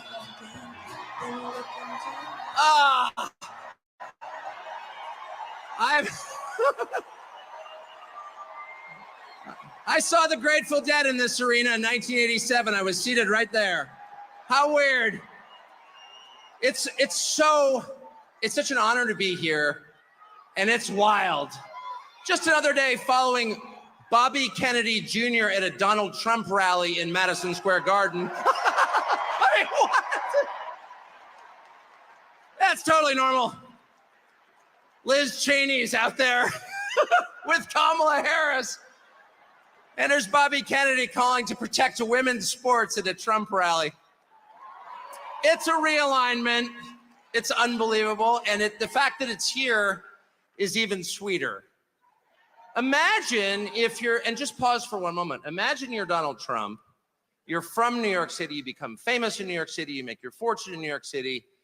And all of a sudden, the leadership of New York City decides they're going to destroy you because they don't like your politics. And so yeah, boo. Imagine if that were you, though. And they try and take everything that you have. They try and put you in prison. They try and put your children in prison. If that happened to you, how often do you think you'd be going back to New York City? How about never? And yet he's here. It's like getting thrown out of a bar. And you think to yourself, well, you know, all my friends are in the bar. And you approach the door and there's the bouncer like, you're not allowed in here. But from behind the bouncer, you hear the cheers of your friend, come on in.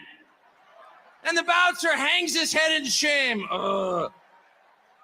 He's embarrassed that he's working for the man trying to keep the most popular person out of the bar.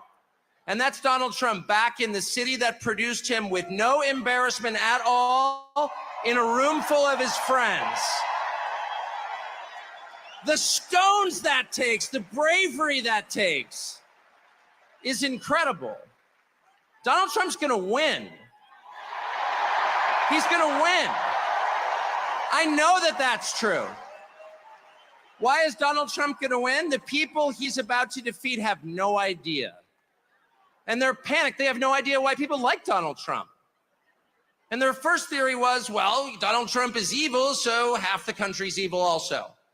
And that's one of the reasons they spent the last 4 years trying to destroy the country, because they're mad at its voters for liking Donald Trump. How much easier would it have been just to pause for 20 minutes and ask yourself honestly in some silent place, why do people like Donald Trump? And if they had been honest enough to ask themselves that question, they would have come up with the two main reasons, and here's what they are.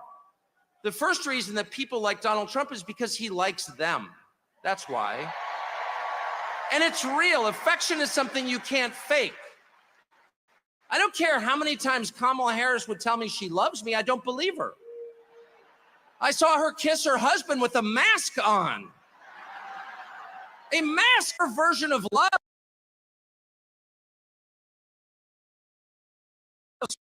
10 years telling you Trump is a hater. Do you feel that on him? No, you don't. Because it's not there. I've spent a lot of time with Trump. And there's not one moment I've ever been with him off camera where he's spending his time grousing about people he hates. Ever. He's talking about the people and the country he loves in his private time. Trust me. And people know in a country that has been taken over by a leadership class that actually despises them and their values and their history and their culture and their customs, really hates them. to the point that it's trying to replace them. They know someone who actually has affection for them, and that's Donald Trump. And it's requited. It's requited. They know. When he goes to McDonald's and serves fries, like, he's not faking that at all. That's why that worked. Democratic media consultants are like, how is that working? Because it's real. That's why. And the second reason that people love Trump, and I put myself in this category, it's why I'm here today, is because he's liberated us in the deepest and truest sense. And the liberation he has brought to us is the liberation from the obligation to tell lies.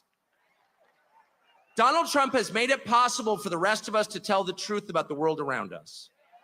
And that's the single most liberating thing you can do for people. If you want to enslave people, if you want to degrade them, force them to tell lies. And they have. They forced us to lie about everything at gunpoint, effectively. They put people in prison for refusing to lie. And not just the obvious lies that men can become women or Vladimir Putin blew up the Nord Stream pipeline. No, honestly, he did. January 6th was an insurrection. They were unarmed, but it was very insurrection-y. Not even the obvious ones, but the big lie. You know what the big lie is? The big lie is that they're impressive. That's what the big lie is. That the people in charge have somehow earned the right to rule over you, and they haven't. And you know that. These are the single most useless people in the United States. They have no skills whatsoever. They've got 3/4 of the money, and they didn't earn it. They set up a system precisely for the purpose of awarding themselves wealth and power when it's undeserved. You look at Liz Cheney and you ask yourself honestly, what skill could she possibly have that allowed her to send hundreds of thousands of people to their deaths? Did she earn that? I don't think she did. No fair system would make Liz Cheney powerful. No fair system would make Larry Fink rich. No fair system would elevate someone like Kamala Harris to a presidential nomination. She's never been accused of doing anything useful. She has precisely no achievements. She's a nominee without getting a single vote. She is a metaphor for the system they created to make themselves rich and powerful. And then they have the gall to lecture you, the people who can actually change a flat tire and repair a power grid, who have useful jobs, who pay your taxes and work 40 hours a week, lecture you that you are somehow immoral. And Donald Trump has empowered the rest of us through mostly just sticking around in the face of their hate and abuse and persecution. He has given the rest of us the right to call BS on the charade. No, you are not better than us. No, you are not smarter than us. No, you do not deserve what you have. You probably stole it. No, you're not going to bully me into silence anymore. And I can promise you at this point, 9 days out, when Robert F. Kennedy Jr. and Elon Musk and Tulsi Gabbard and pretty much every high school senior and college shorty girl in the country has come out finally saying, yeah, I am for Donald Trump, actually. When the entire country has realized there is nothing embarrassing about this, what's embarrassing is to take a perfectly great country and destroy it, as they have. I'm not ashamed. You should be. At that moment, it's going to be pretty tough for them 10 days from now to look in the eye to America with a straight face. It's going to be pretty hard to look at us and say, you know what?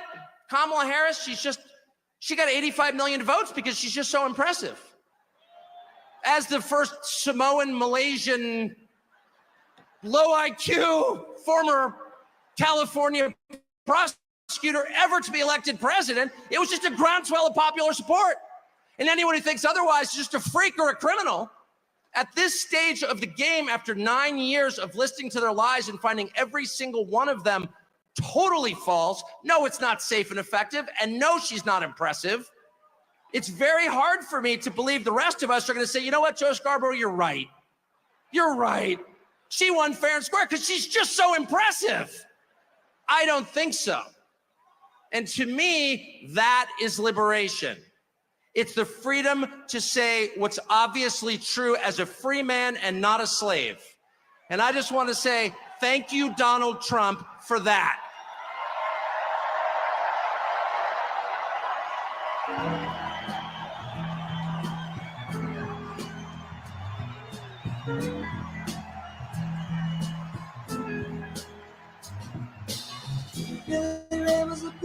song. And when his daddy would visit, he'd come along. When they gather around the star.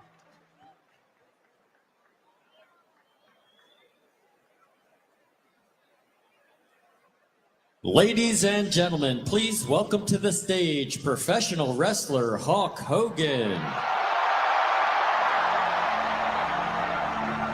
I am a real American, fight for the rights of every man. I am a real American, fight for what's right, fight for your life.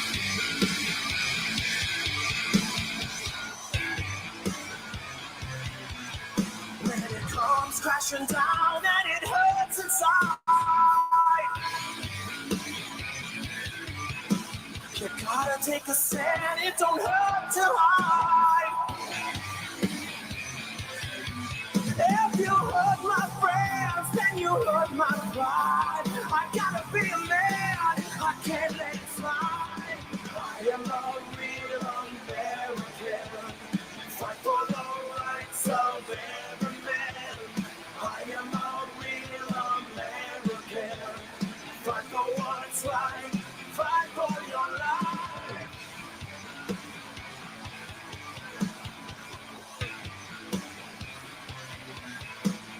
I feel strong about right and wrong. And don't take trouble for very long. I'll get something deep inside of me. Courage is the thing that keeps us free. I am a real American, fight for the rights of every man. I am a real American, fight for what's right, fight for your life. I am a real American, fight for the rights of every man. I am a real American, fight for what's right.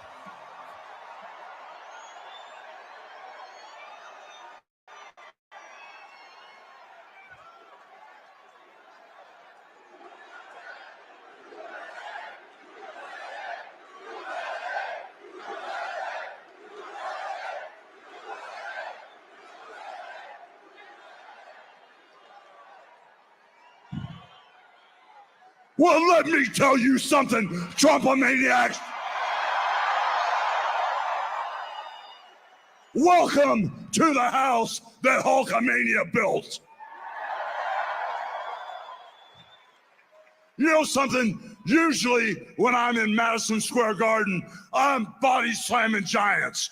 I'm winning world heavyweight titles, and I'm cracking people over the heads with steel chairs.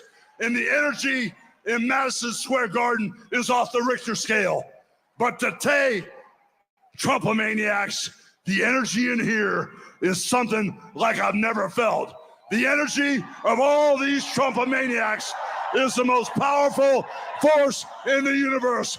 And today, this is Donald Trump's house, brother.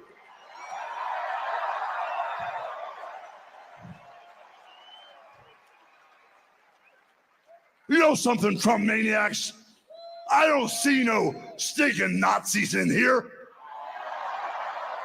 I don't see no stinking domestic terrorists in here. The only thing I see in here are a bunch of hard-working men and women that are real Americans, brother.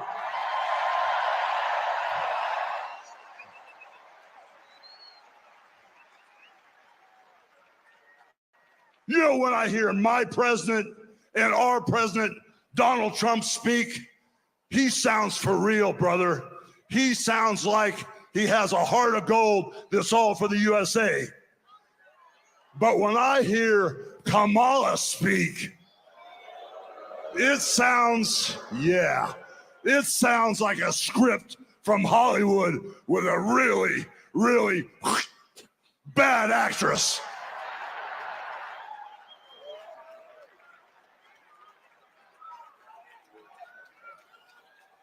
You know, Kamala is responsible for the border crisis.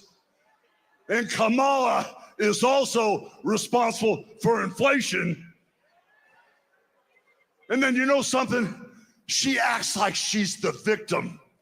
And then all of a sudden, she flips, she flops, she spins and turns it around and acts like she's gonna be the damn hero. But we all know Trump is the only man that can fix this country today. And with Trump as our commander-in-chief, peace through strength will fix all the problems in the Middle East. You know, I've been coming to this building month after month after month, and I've seen sold-out crowds over and over again for over 40 years. And for 40 years, I've always asked the question, what you gonna do? Over and over and over again, what you gonna do? Well, today, after feeling the energy in this building, I finally got the answer. And the answer is, vote for Trump.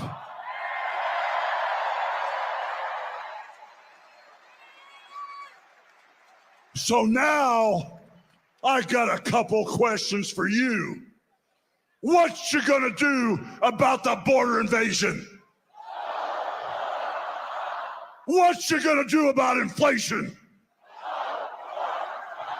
What you gonna do about keeping America safe, brother? And what you gonna do about putting God in our homes, in our country, and our schools? So I guess we're all on the same page. So I got one final question for you. What you gonna do and who's gonna make America great again? God bless Donald Trump. He's our next president.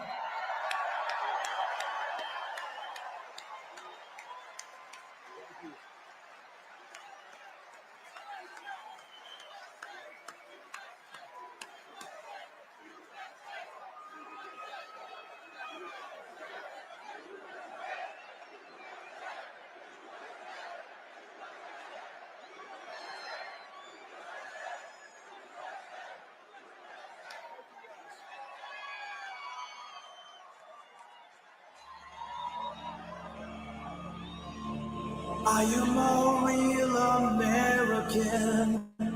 Fight for the rights of every man. I am a real American. Fight for what's right. Fight for your life.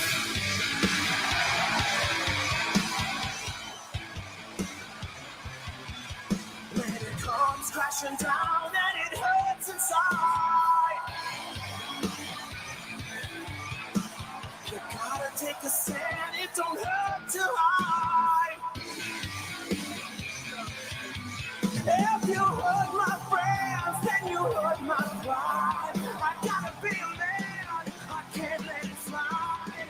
I am a real American. Fight for the rights of every man.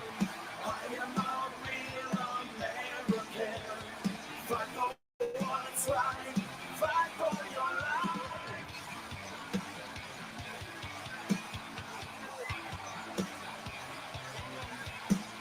I feel strong about right and wrong. And I don't take trouble for very long. I'll get something deep inside of me. Courage is the thing that keeps us free. I am a real American. Fight for the rights of every man. I am a real American. Fight for what's right. Fight for your life.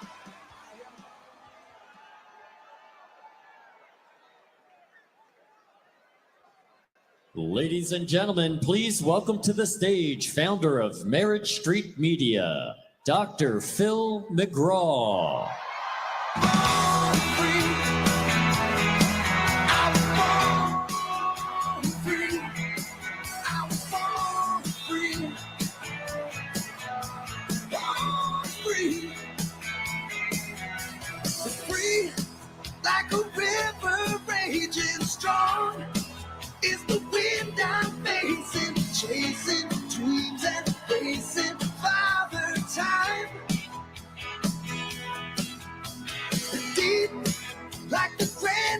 canyon, wild like an untamed stallion. If you can't see my heart, you must be blind. You can knock me down and watch me bleed, but you can't keep no chains on me. I'm born free.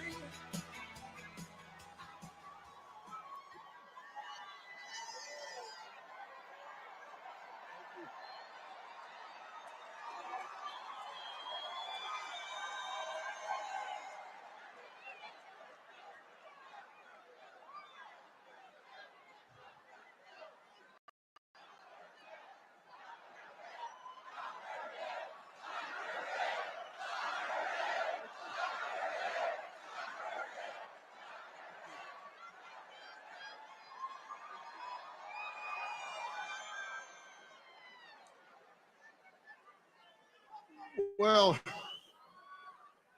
you guys look just like you do when I'm on TV. Except for you, you look a little different. Listen, I love you guys for caring enough about the United States of America to come out here tonight. Thank you so much for caring enough to come out here tonight. I have to tell you, I love this country.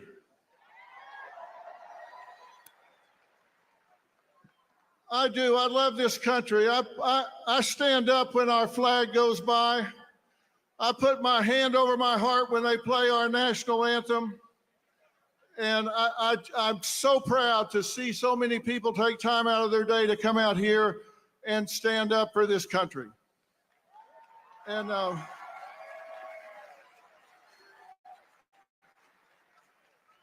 And strangely enough, I'm not here just to stand up for Donald J. Trump. Lord knows he doesn't need me to stand up for him. He's tough as an old army boot. He's got lots of enemies, different groups that are scared, and between them, they have impeached him, indicted him, raided him, railroaded him, shot him, and sued him. And where is he? He is still standing.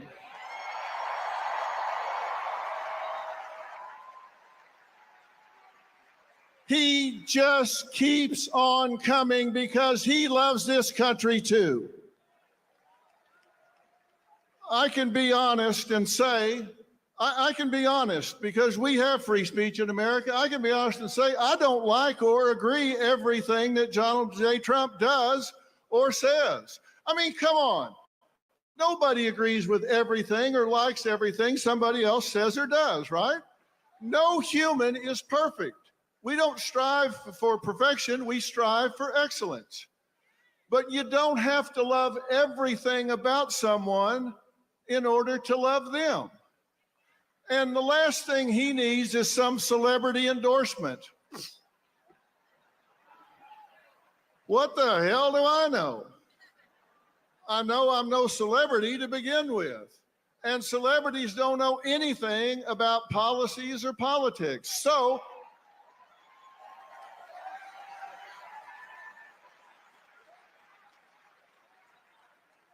only difference between me and them is I'm willing to admit it. So, why am I here? Well, I'll tell you why I'm here. I'm here to talk to and stand up for the people who have declared their support for Donald J. Trump, or they got found out, or they want to do it, but they're too intimidated. Because you know what happens when somebody in this country says, hey, I'm going to vote Republican, I'm going to vote Donald J. Trump? They get canceled, intimidated, marginalized, excluded, or even fired or boycotted. And you know what that means? In short, that adds up to being bullied. And now we're talking about something I know a hell of a lot about. Now you're in my wheelhouse, buddy. I may not be an expert in politics, but I am an expert about bullying. And bullying is when you seek to harm somebody, you seek to intimidate, coerce, cause distress, fear, risk to their well-being. And it can be physical, verbal, relational, or cyberbullying. And it's always wrong. You said it, my friend. It is always wrong when you bully somebody. And that's what's going on. Now, let me tell you what the critics are going to say when they hear me talking about this. They're going to say, well, now, wait a minute. Come on. Isn't Trump a bully? And let me tell you why the answer to that question is no. Because to be a bully, there has to be an imbalance of power. And when there's not, it's just called a debate. And he's just better at it than anybody else.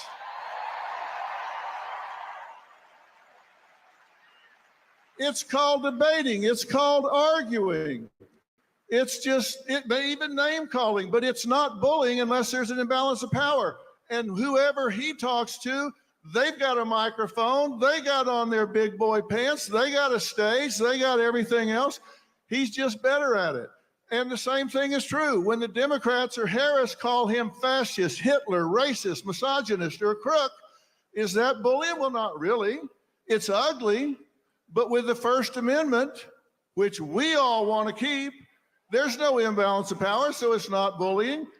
It's just like when he does. It may not be the best use of energy, but when you attack civilians, when you attack a citizen, and you use the power of the internet, you use mob mentality, you incite people to gang up and cause boycotts, then it's beyond ugly. And that's what's happening in this country right now, and that's not okay.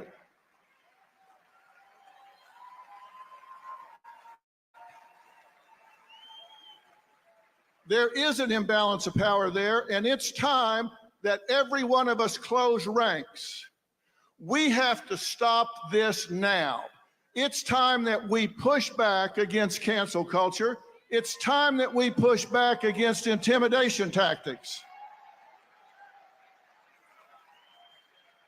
And that is exactly the reason that I launched Merit Street Media, which, by the way, we didn't choose the name for that by random. Merit Street Media. This country was built on hard work, added value, and talent, not on equal outcome, not on DEI.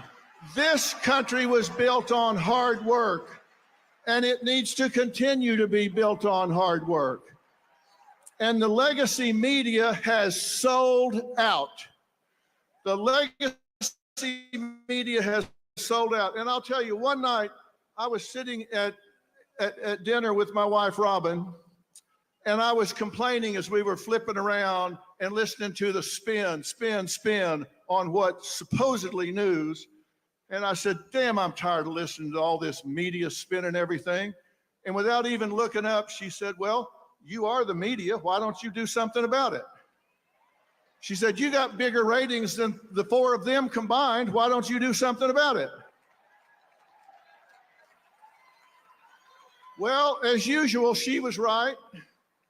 And that's why I launched the new network, because we want people to think for themselves. You guys aren't dumb. You don't need to be told what to think. You just need the facts. And you're here because you have the facts, right? You're here because you recognize when legacy media edits answers and gives you what they want you to hear instead of the truth. And when they start editing their candidates' answers, they've lost their moral compass. They've lost their way. And I would love to say it's equal on both sides, but I'll guarantee you, when Beyonce, George Clooney, De Niro, and Lizzo come out and say they're for Kamala Harris, when they all come out and say they're for Kamala Harris, did you read anything or hear anything in the media criticizing it? No. But you watch what happens tomorrow morning when people find out I came here to talk to you.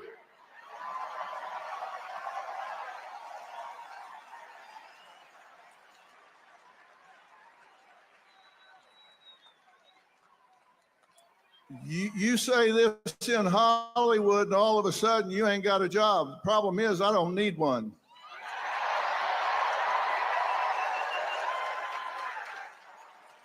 I don't need a job because I got you. And I've got a question for all of us. Have we lost our minds? We have the First Amendment in America where our government has said we will pass no laws to infringe on our freedoms for religion and speech. So that's the law, but we're muzzling each other. What is going on? We have a law that protects free speech, so we start taking it away from each other? Are you kidding me? We can't allow that to happen. We cannot encourage it. And let me tell you something about bullying. Bullies are bad, right? Let me tell you what else is bad. Bystanders. If you are a bystander, if you are watching somebody get picked on, if you're watching somebody get bullied and you don't do anything about it, you're just as guilty as the bully that's doing the bullying. Am I right?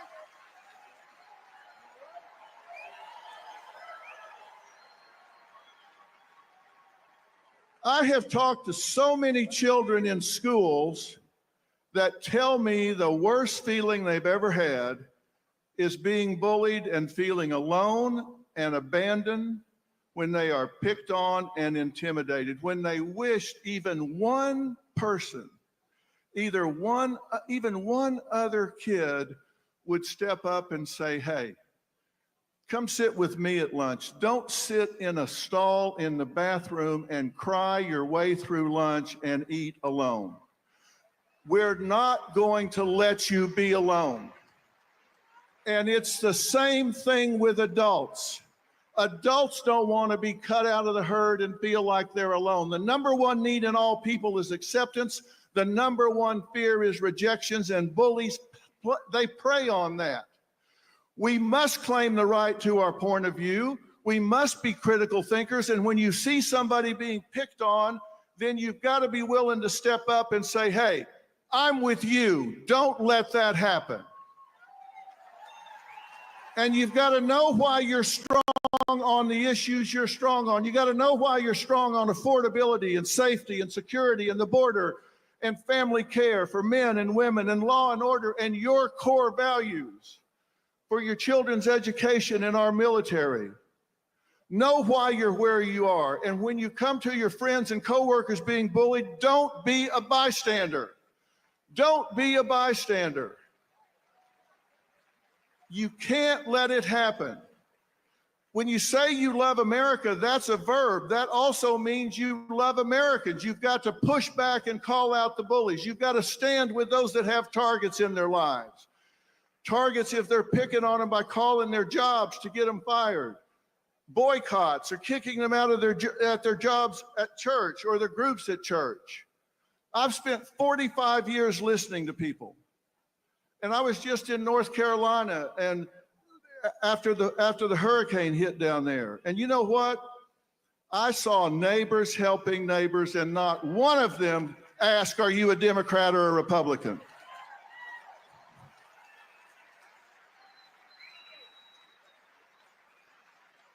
I saw neighbors helping neighbors, and we need to unify this country.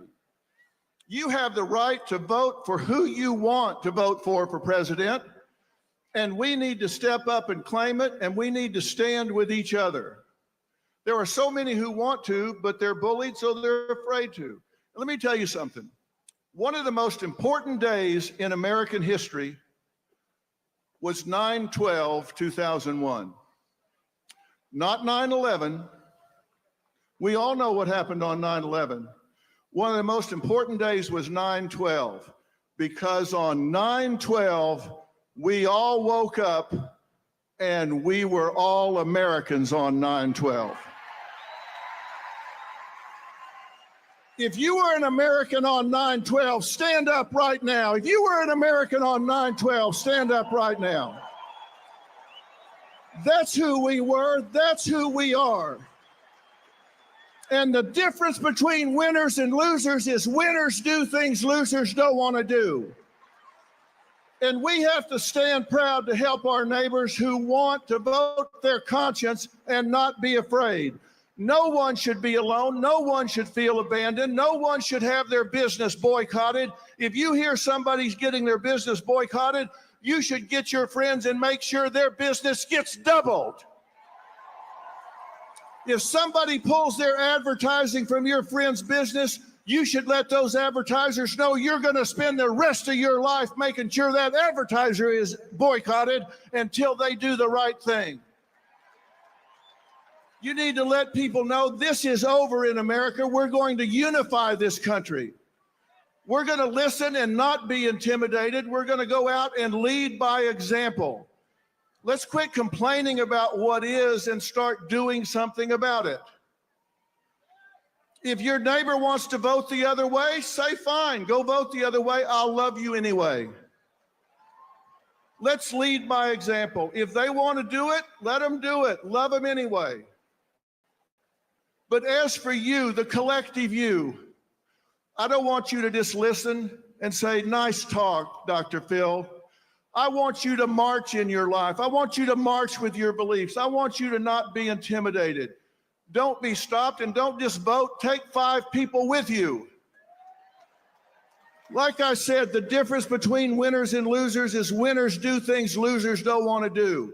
And what they do is they take actions toward known outcomes. They deal with the truth. They set goals, and they go after them with passion. And it's time for us to bring it home. It's time for us to bring it home. It's time for us to be winners. Winners, winners, winners.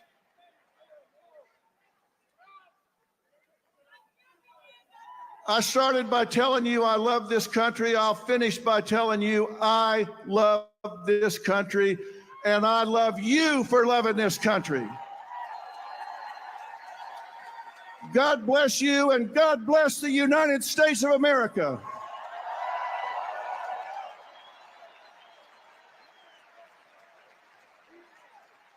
And before I leave, ladies and gentlemen, please welcome the next Vice President of the United States, Senator J.D. Vance.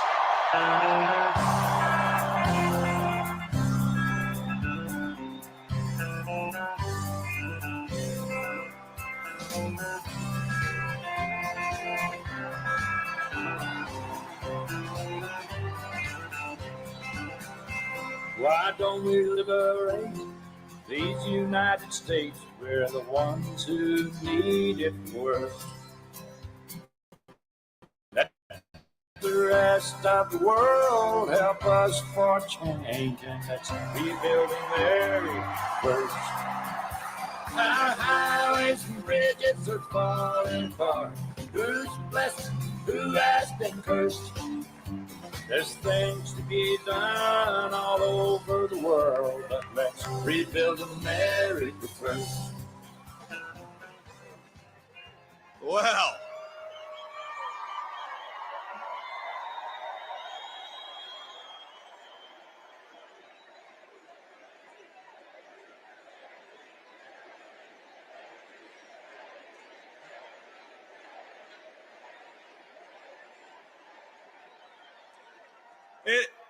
it is an honor to be here with all of you at Madison Square Garden.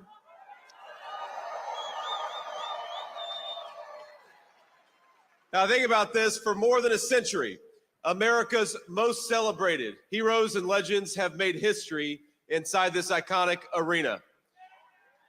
This, where we stand, is where the greatest of all time, Muhammad Ali, faced Joe Frazier in the fight of the century.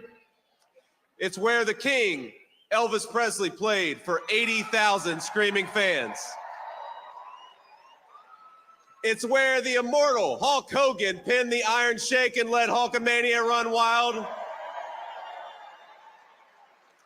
And now, on the eve of the most important election in our history, the greatest champion of them all, Donald J. Trump, has come to Madison Square Garden.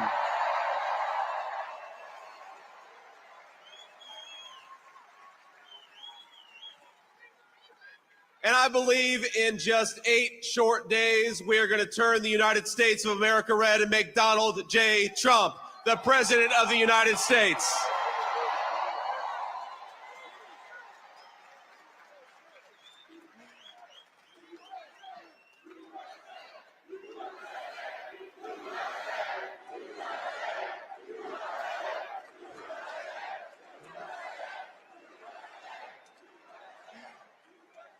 Now, my friends, I've got the easiest job in American politics. Think about this. All I've got to do is remind people what life was like when Donald J. Trump was president of the United States. We had peace. We had prosperity. Take-home pay was rising the fastest that it had in 40 years. Inflation was at 1.5%, the lowest that it had been in a generation.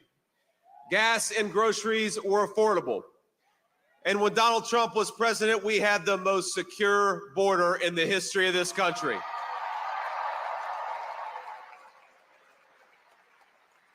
That's the Donald Trump record, and that's a record that's going to win in just 9 short days.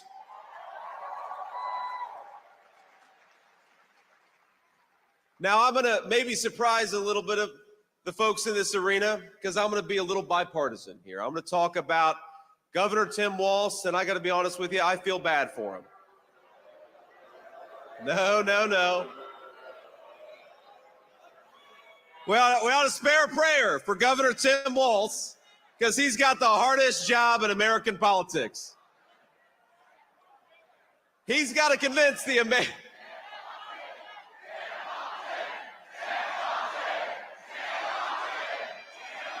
What's up, man?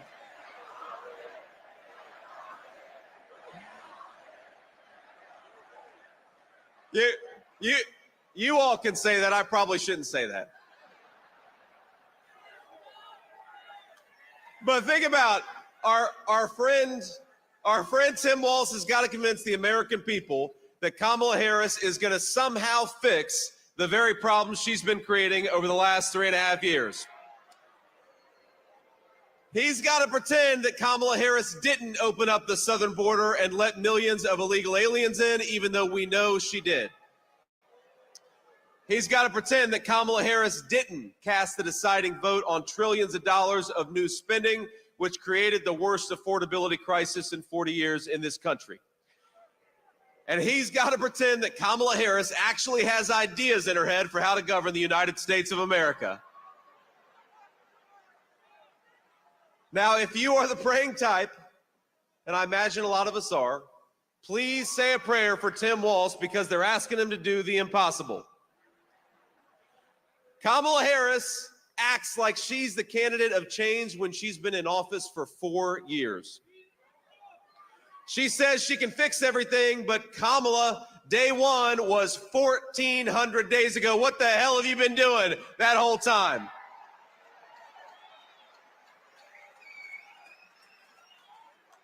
Now, my favorite Kamala Harris moment is that when somebody asks her for specifics on how she'll make life more affordable or groceries cheaper, she'll say, well, I grew up in a middle-class family.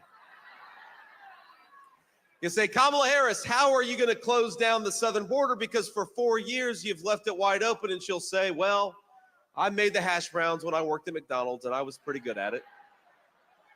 And anybody with a lick of common sense is saying, Kamala Harris, you didn't answer the question. You didn't actually tell the American people how you're going to fix what you broke. And I got to be honest with you, even on that McDonald's answer, I'm not sure that she ever worked at McDonald's. In fact, I think our president, Donald J. Trump, has probably worked at McDonald's for longer than Kamala Harris has.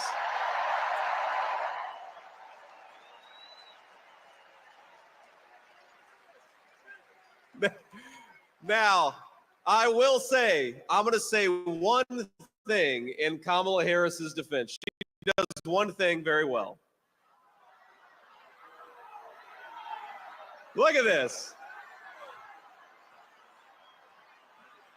You guys, You weren't expecting me to be so bipartisan, but I will say this for Kamala, that every time she does an interview, I think Donald Trump picks up about 100,000 votes.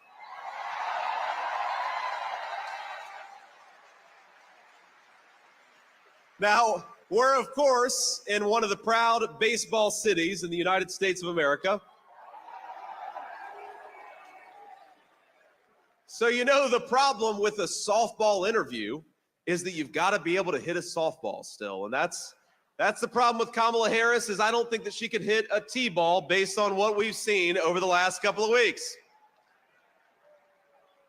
When she was asked what she would do differently compared to Joe Biden, she said, nothing comes to mind. She's running on how she's going to be different, but she couldn't name a single thing that she would do differently than Joe Biden. Now, I will say that could be the Kamala Harris official campaign slogan. Kamala Harris, nothing comes to mind.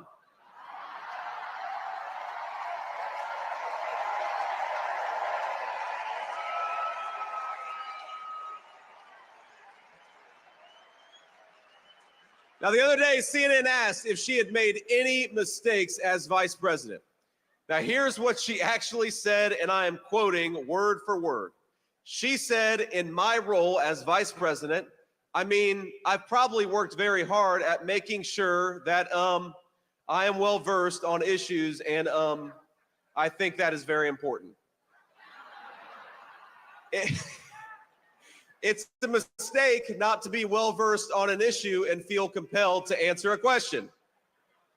Now, I have no idea what any of that means, and frankly, neither do any of you. None of us know what the hell she says.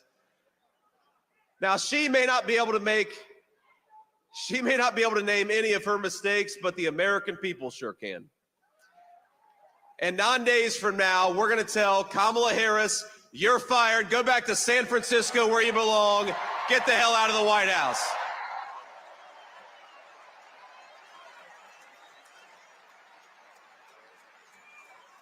Now, together, Donald J. Trump and all of us as part of this movement are going to unleash a golden age of American prosperity. We're going to make life affordable again in the United States of America. We're going to put the American dream of homeownership within reach for millions of American young people. We're going to secure our border, and we're going to keep our families safe. We're going to protect your right to free speech and religious liberty. And we're going to do it all thanks to the leadership of one man.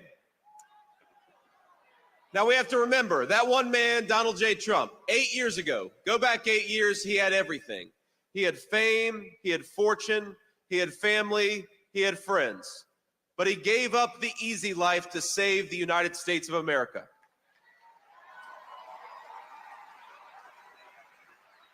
When they couldn't beat him, they tried to bankrupt him.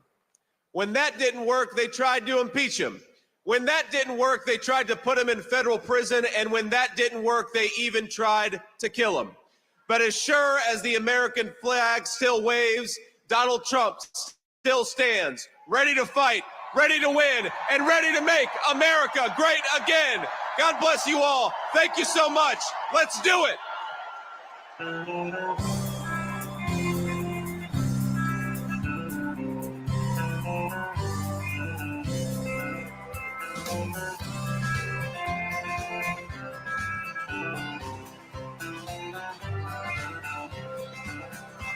Why don't we liberate these United States? We're the ones who need it worst.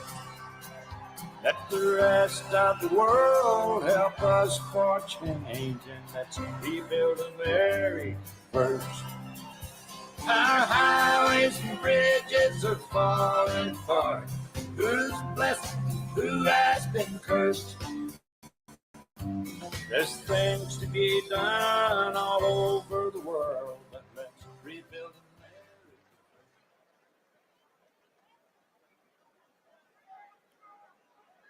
Please welcome Executive Vice President of the Trump Organization, Eric Trump, and co-chair of the Republican National Committee, Laura Trump.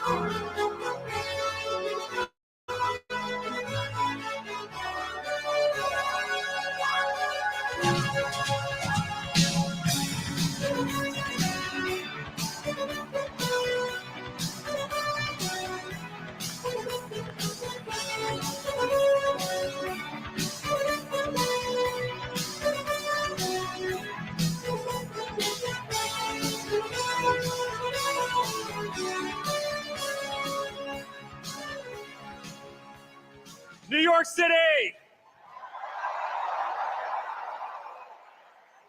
The greatest president we have ever had is right behind us. Let's make some noise for him.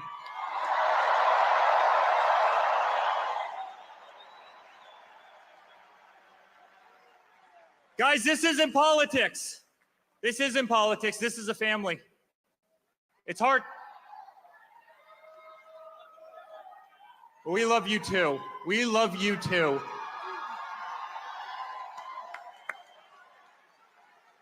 This is so much more than a political movement. This is the greatest family in the world. We are fighting for a country we love. We are fighting for the American flag. We are fighting for the Constitution. We are fighting for our liberty. And as a family, we've been out there every single day over the last 10 years. They've tried everything they could to destroy my father, to destroy us.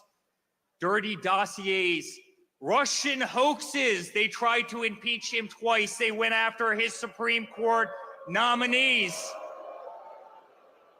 They threw him off of Facebook. They threw him off of Twitter. They threw him off of Instagram. They tried to take away his First Amendment right. Guys, they tried absolutely everything. They weaponized every DA and every AG in this country to try and take down my father. Here in New York, they did exactly that. Alvin Bragg, Letitia James.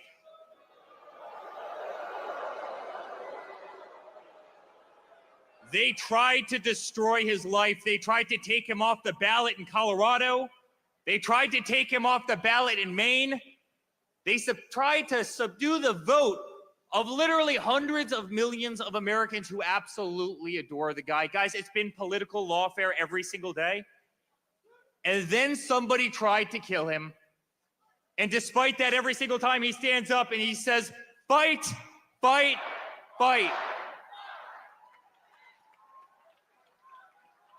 And how do you think it feels for them as we're back at Madison Square Garden, the greatest arena anywhere in the world?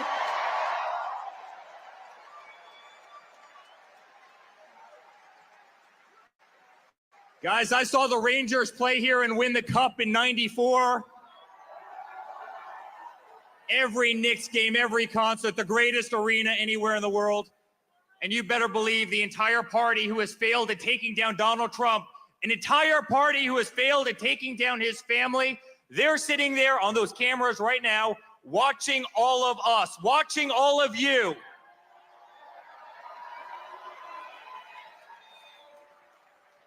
Almost 200,000 people tried to get into this event tonight.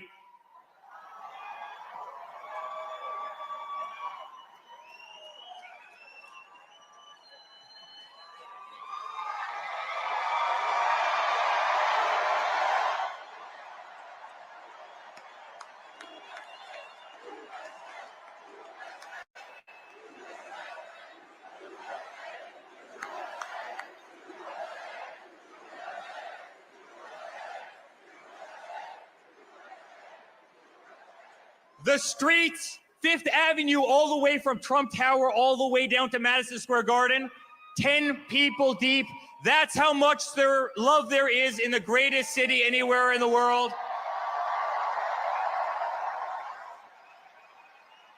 Guys, in 9 days, we're gonna win. We're gonna win.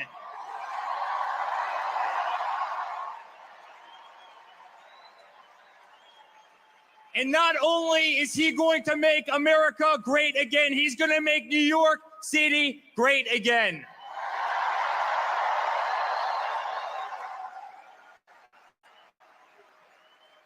So on behalf of our entire family, thank you. Thank you for being on the greatest ride I could have ever possibly been a part of. Thank you for 10 incredible years. I want you to know, and I speak on behalf of my entire family, I want you to know that we will never stop fighting. My father will never stop fighting. Laura will never stop fighting. I'll never stop fighting. We live in the greatest country in the world. We are not going to allow that to slip away. And I promise you guys, the best days of this nation are ahead of us. I love you very much. New York, it's an honor to be here.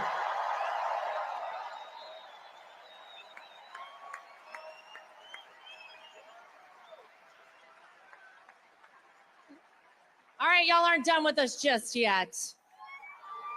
I'll say a few things if that's okay with everybody here. Can I just say how honored I am to be the co-chair of the Republican National Committee for you guys? I'll tell you something, we're making sure that we have free, fair, and transparent elections and nobody's cheating in 2024.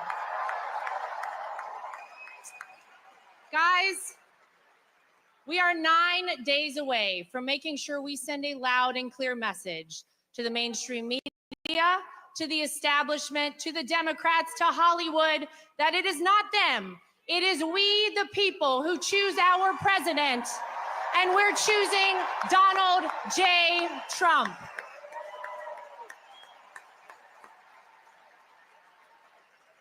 And I gotta tell you, it is incredible to be here in Madison Square Garden, in New York City, the greatest city on earth, in the greatest country on earth, the United States of America, because if you think about it, New York City made Donald Trump, right? But Donald Trump also made New York City. Yeah. He changed the skyline of this city, rebuilt it. Remember whenever they couldn't get an ice skating rink, Woolman Rink in Central Park? Donald Trump rebuilt the ice skating rink for New York City. By the way, under budget and ahead of schedule, if I'm not mistaken, because that's how we like to do things in the Trump family. And when nobody else was doing it, Donald Trump put his heart and soul right here in New York City. It's true, and this is the city that made him a household name. This is the city that put Donald Trump in so many rap songs, by the way, right? And truly made him the American dream. But I'll tell you something, being a New Yorker teaches you something else, doesn't it? It teaches you how to be tough. It teaches you that it doesn't matter how hard you get hit, you get back up and you keep fighting.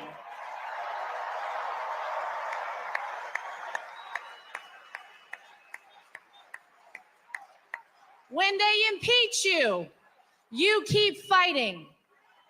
When they indict you, you keep fighting. When they take a mugshot of you, the greatest mugshot in the history of the world,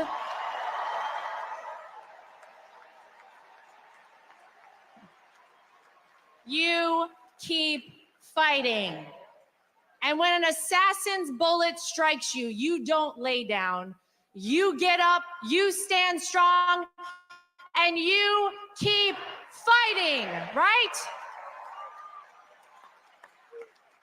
Now, in case you guys don't know, Donald Trump likes to go places nobody expects him. Anybody hear about a little rally up the street in the Bronx? Yeah. Does anybody know the last time a Republican president campaigned in the Bronx? It was Ronald Reagan, and ladies and gentlemen, he turned New York red. I'm just saying.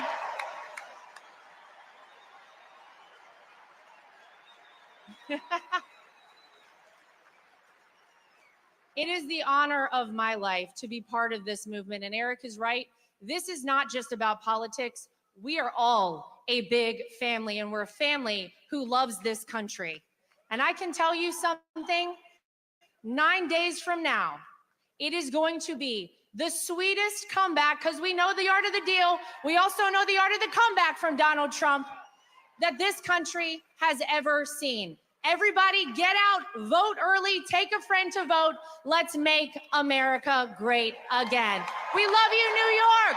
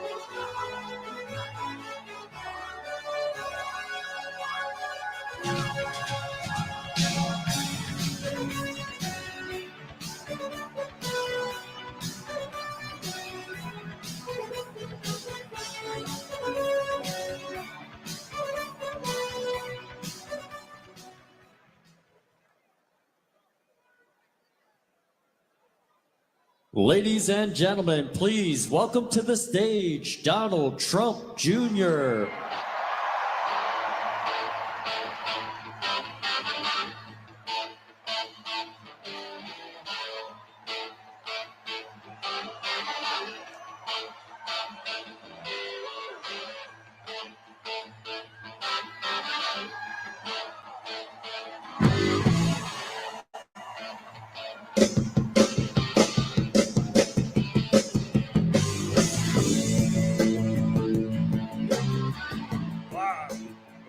Hello, Madison Square Garden! Are you guys ready to take your country back? Are you sick of the insanity? Guys, this is not my first rodeo. It's the third go around, but you think this could have ever happened 4 or 8 years ago in the heart of New York City? The King of New York is back to reclaim the city that he built.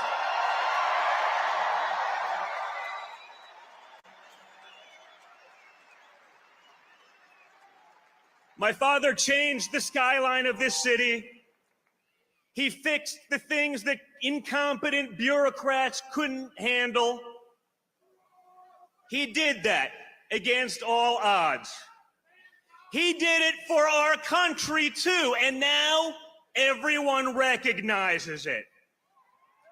What's unique about this election, folks, you've had 4 years under both leaders.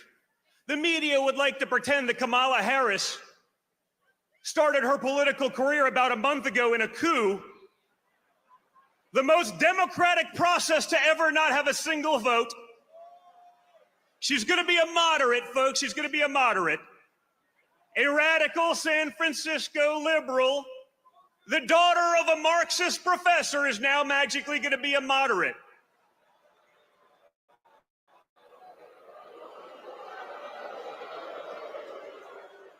No one's buying it anymore. You know why? Because they've been lying to you for the last 9 years, and you're not buying their crap anymore. You've had enough. The fact that I could drive here today with my father for like 25 blocks and watch the streets of New York lined up with red MAGA hats tells us everything you need to know. You had 4 years under Donald Trump, and despite the most vicious opposition from the media, from big tech, from the Democrats, and even from the weakling Republicans, You got results. We got peace deals done.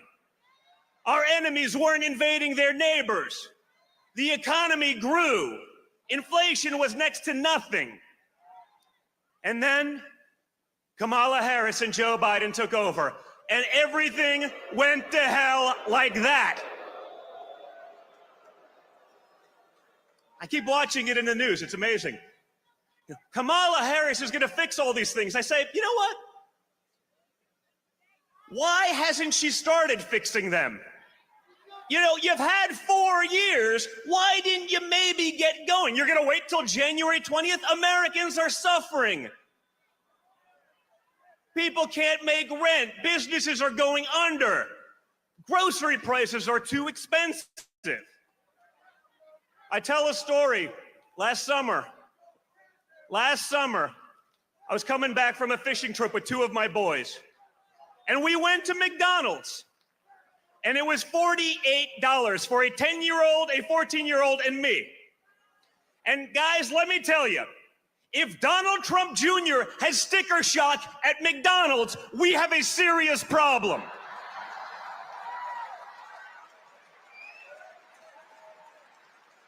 It does not have to be this way, guys. We can change it, but it's going to take all of you. You know, these days, you know, everyone's a tough guy. Everyone's a tough guy on the keyboard, on the internet. You know, everyone's a badass.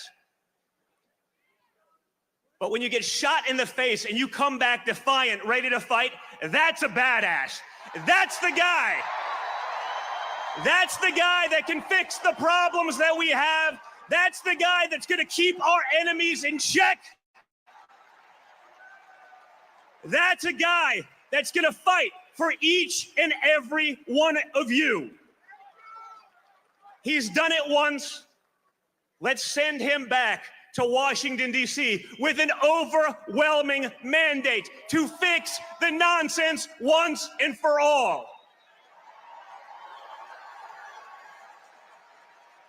Guys, look at the people who have spoken here tonight, and look at some of the people who are still coming. When did you think you'd be able to get RFK Jr., Tulsi Gabbard, Elon Musk? People from all different walks of life, incredible skill sets, whether it be health, whether it be technology, everything. You have them on one unified ticket. Think about that. Compare that to Kamala Harris and Tampon Tim. It ain't the same, folks. Timmy ain't fixing anything, and neither is Kamala.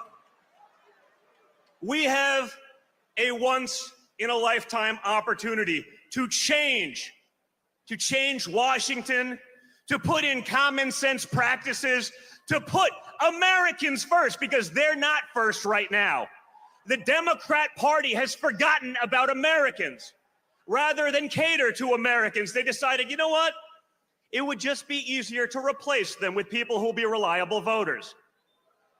The insanity has to stop, and the fact that we can pack Madison Square Garden in the heart of New York City shows me that the spirit of the American people is there.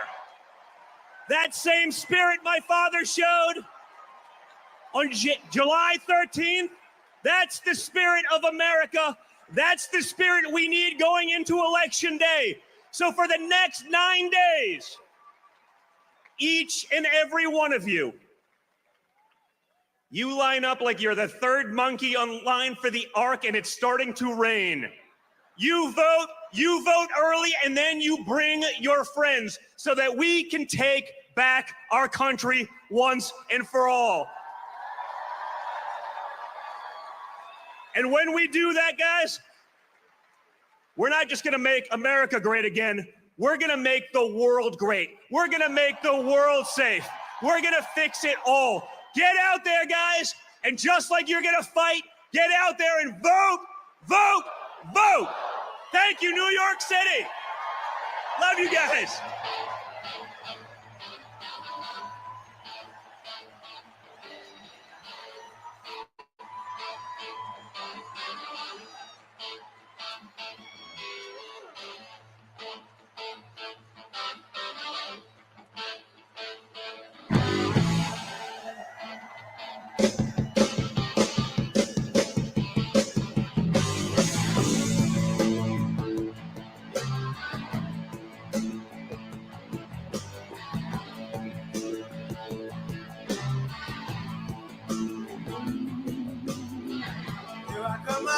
and now, baby.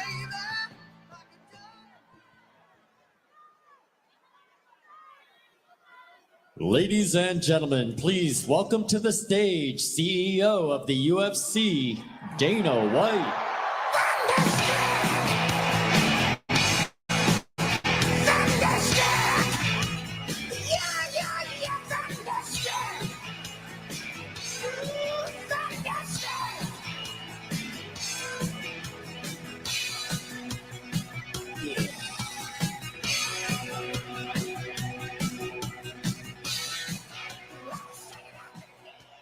Ladies and gentlemen, we are 9 days away from the most important election of my lifetime. Stakes have never been higher, and the choice has never been clearer. President Trump and I have been friends for 25 years. I've said this before, and I'm going to say it again. He is the most resilient, hardest working human being that I've ever met in my life. I know he's a great leader. This is not my opinion, not my hope. He's proven he can build the strongest economy in American history. He's proven he can secure our borders and keep our nation safe. He's proven to be the strong leader allies and adversaries alike must respect. He's proven he loves this country so much, he's literally put his life on the line for it. What has the other candidate proven? She can get your party's nomination without even facing voters. What else? What else can she offer the American people other than vague promises and no plan? She talks a lot about the need for change and her hope for the future. Hope and change. Does that sound familiar? She can use the old Obama playbook, but she's not Obama, and she is no agent of change. She is the sitting vice president of the United States right now. What she hopes is voters will focus on the future because she doesn't want us looking at the last 4 years to see what we really need to change. We need change from sky-high inflation. According to Yahoo Finance, the cost of groceries is up over 25% during the Biden-Harris administration. Food is unaffordable for most Americans. That has to change. We need change from wide-open borders. BBC News reports illegal immigration reached record levels since they took office, with an estimated 10 million border crossings. That's a 300% increase compared to the Trump administration, and that's not including the unknown millions who cross undetected. That is the record of the other candidate, the border czar of the Biden administration. We need change from weak foreign policy. According to the Institute for Economics and Peace, a nonpartisan think tank, think about this, there are more active armed conflicts now than any time since World War II. Weakness from the Biden-Harris administration has invited aggression and conflicts around the globe. When President Trump was our commander-in-chief, the world was a much more peaceful place. J.D. Vance touched on this, but I want to hit it again. Vice President Harris was asked recently by the objective journalists of The View if there's anything she would have done differently than Biden over the past 4 years. And again, her answer was, there is not a thing that comes to mind. So don't take my word for it, take hers. She will not change a thing. Hope is nice, but hope is not a plan. Change is needed, but change won't come from the status quo. And she is the status quo. If you want real change, you'll vote for proven leadership. If you want to return to economic prosperity, border security, and global stability, you'll vote for the one candidate who's proven he can deliver all of that. My fellow Americans, if you want what's best for your family and this country, you're going to vote Donald J. Trump as the 47th president of the United States. Thank you, New York. Have a good night.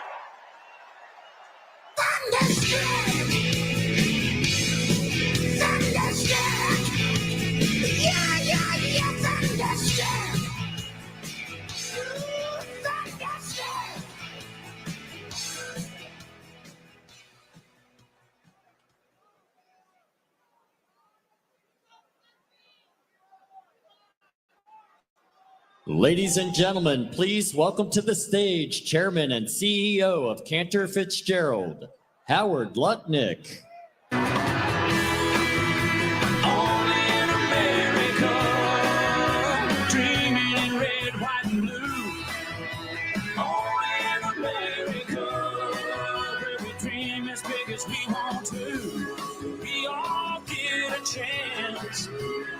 Everybody gets to dance.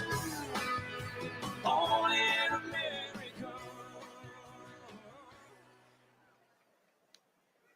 Hello, New York!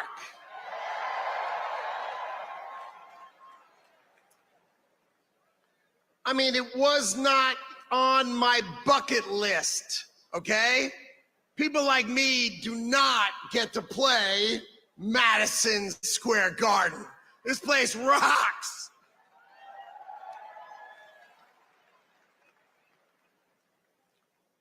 All right, most of you in New York, maybe you know my story.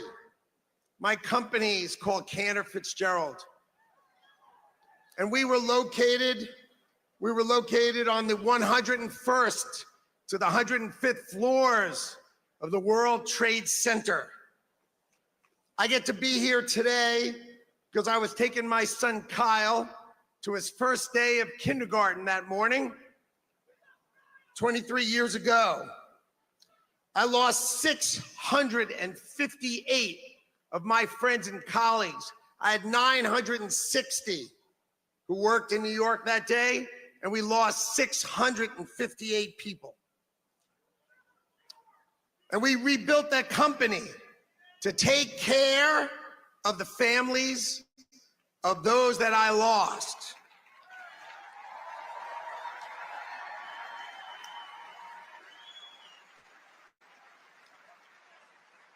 So we took care of those families. Each of my employees, they took 25% of their salaries and they gave it to the families of the people we lost, because that's what New Yorkers do. And we gave those families $180 million.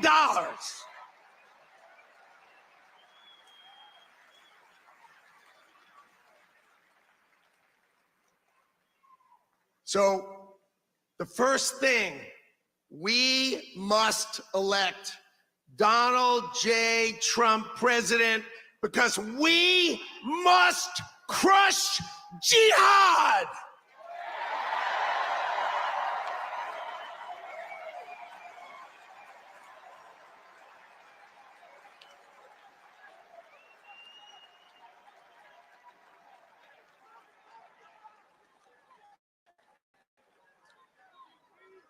I love this city.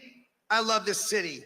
And Donald Trump loves this city no matter how crappy they treat him. He is back because he loves you and he loves this city.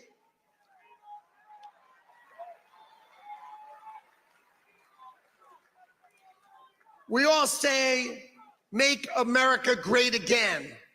But let's just go over for a minute what that means, because we all say it as a slogan. When was America great? At the turn of the century, our economy was rocking. This is 1900, 125 years ago. We had no income tax. And all we had was tariffs. All we had was tariffs. And we had so much money that we had the greatest businessmen of America get together to try to figure out how to spend it. That's who we were then. But then we had World War I and we had World War II. And we felt we had a duty to rebuild the rest of the world. So here's what we did. We took down our protection. We took down our tariffs. And we turned instead and we taxed Americans so that we could export the power of our economy and save the rest of the world, which we did. Now let me ask you a question. What decade should that have ended? Should it have ended in the 80s, the 90s, 2000? What in the world are we doing? We're letting the rest of the world eat our lunch.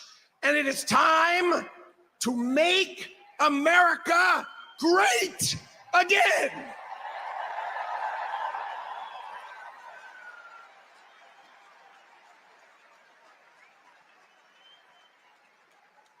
All right. What does America first mean?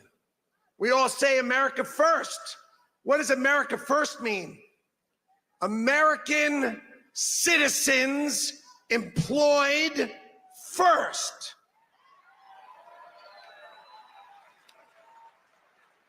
NAFTA. Bill Clinton's favorite I hate Michigan move. Open the border, take all car manufacturing and move it to Mexico, and screw over everyone in America who works in the auto industry. We don't make cars here. I mean, they make our cars in China and ship them here. It's got to end. So when he says America first, let's be crystal clear. He is saying employ American citizens first.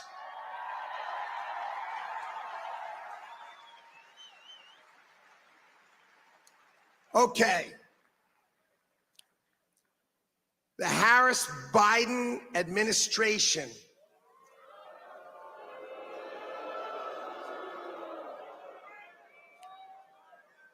has set us up with a $6.5 trillion spending budget on our taxes of $4.5 trillion as they screw our children's future to the wall.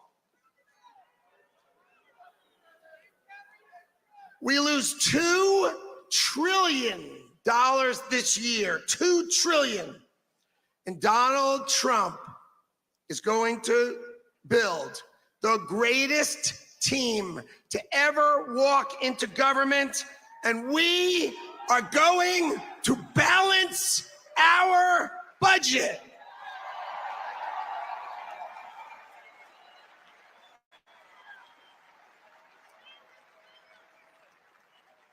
And when we balance our budget, the world is going to feel what it feels like to unleash the full power of the United States economy and its amazing workforce.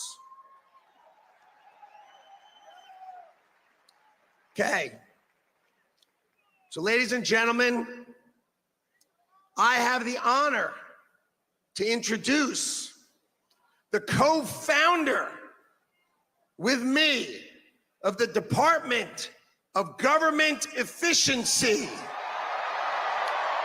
Doge, Madison Square Garden. Ladies and gentlemen, give it up for the greatest capitalist in the history of the United States of America, Elon Musk.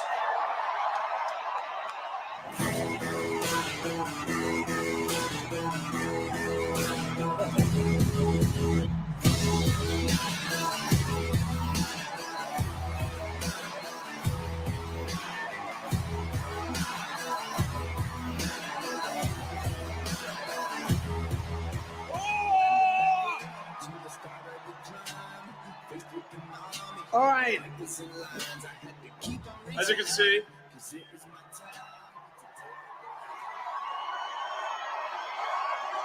I'm not just MAGA, I'm dark, gothic MAGA. Well, the energy in this room is incredible.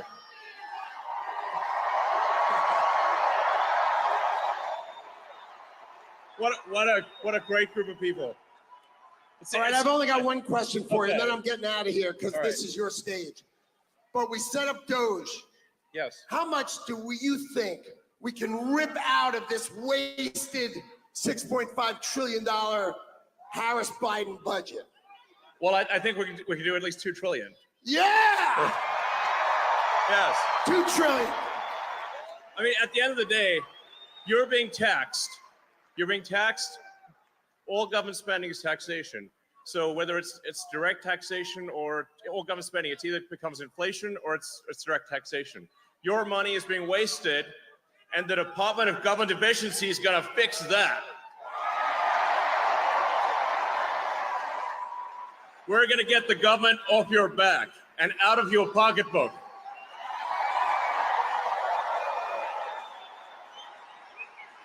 And America's just not just going to be great. America is going to reach heights that it has never seen before. The future is going to be amazing.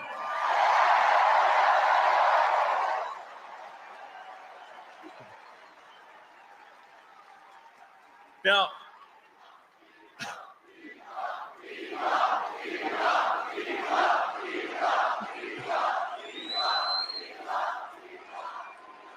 you guys are awesome. Honestly, this is like,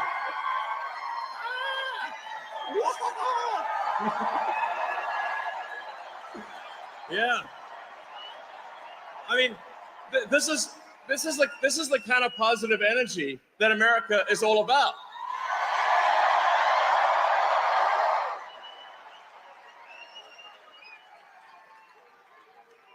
Yeah. USA, USA, USA, USA, USA. Wah! Yes. Now, I have something I want to ask you to do, though, because obviously we're somewhat preaching to the converted in this stadium, but there's a lot of people out there who need to vote for President Trump. Okay, so this is a real battle. This is a real election battle. So you need to get friends and family to vote. Make sure they vote early. This is important. We're going to be putting up a scorecard, okay? An early vote scorecard, state by state, county by county. What is the scorecard? Vote early. Vote now. Yeah.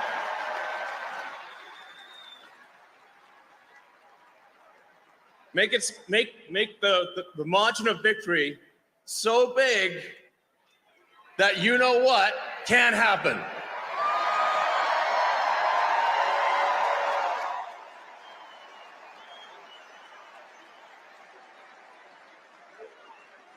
Massive, overwhelming sweep of every swing state, and even some of the states that people don't think are swing states. Massive, crushing victory. Get everyone, friends, family, people on the street. Put the signs up, put the hat on. Let's go.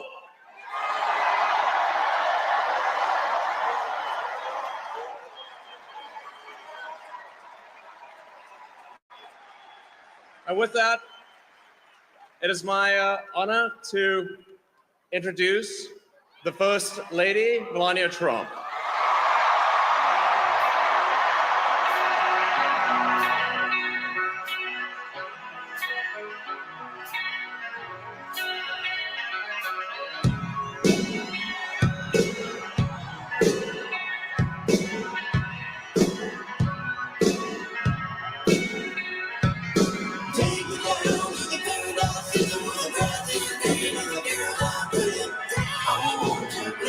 Take me home.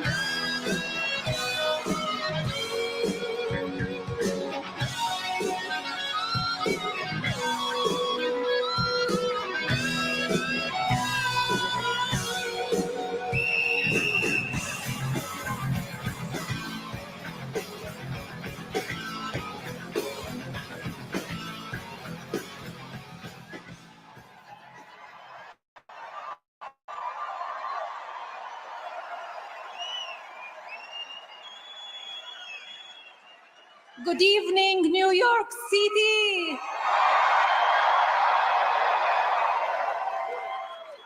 Hello, Madison Square Garden. Our hometown, where architectural symbols of strength, courage, and unity create a canvas for the world's undisputed capital of industry. Where titans of finance, fashion, and entertainment convene among an iconic range of superior design, structures, and artistic accomplishments.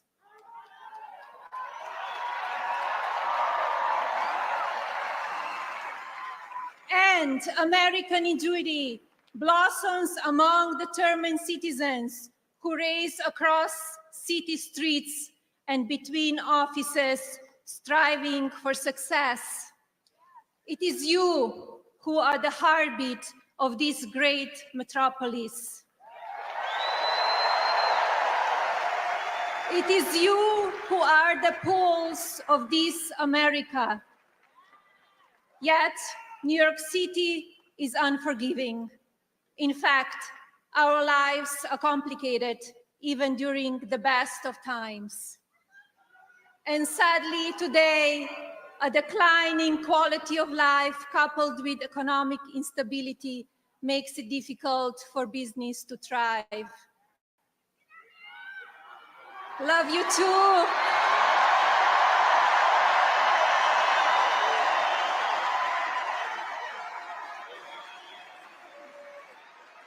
Crime is on the rise, while public safety diminishes, creating an environment where families with young children choose to relocate. And this story repeats itself from coast to coast across our nation. This is America.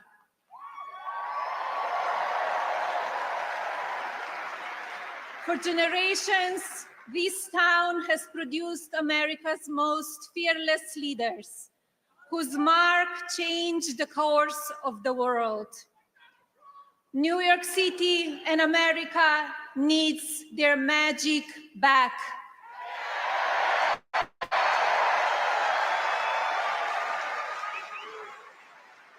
A country of tomorrow that will shape our future and reset expectations for the generations. Envision a wonderful America where the seeds of security, prosperity, and health are sown once again for benefit of our families.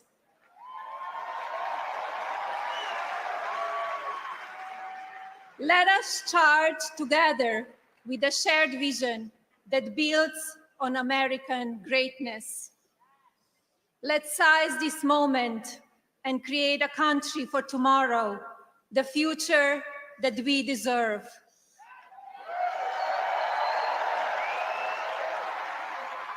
And now,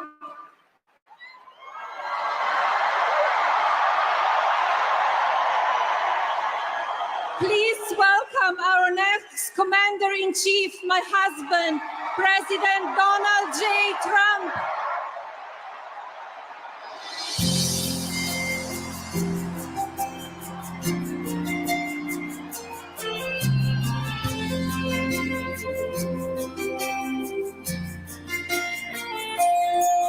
If tomorrow all the things were gone, I'd work for all my life. I had to start again, just my children and my wife.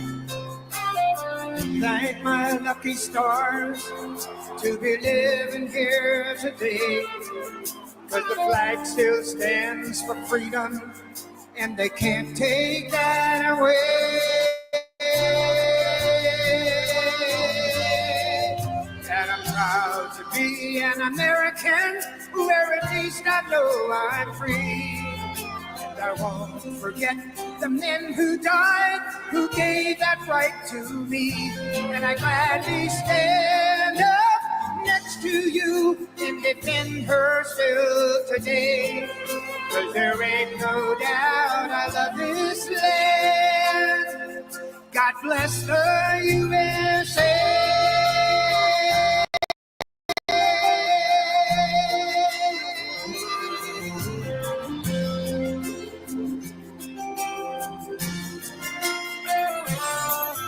From the lakes of Minnesota to the hills of Tennessee, across the plains of Texas, from sea to shining sea, from Detroit down to Houston and New York to LA, there's pride in every American heart, and it's time we stand and say that I'm proud to be an American, where at least I know I'm free. And I won't forget the men who died, who gave that right to me. And I gladly stand up next to you and defend her still today. 'Cause there ain't no doubt I love this land. God bless the USA.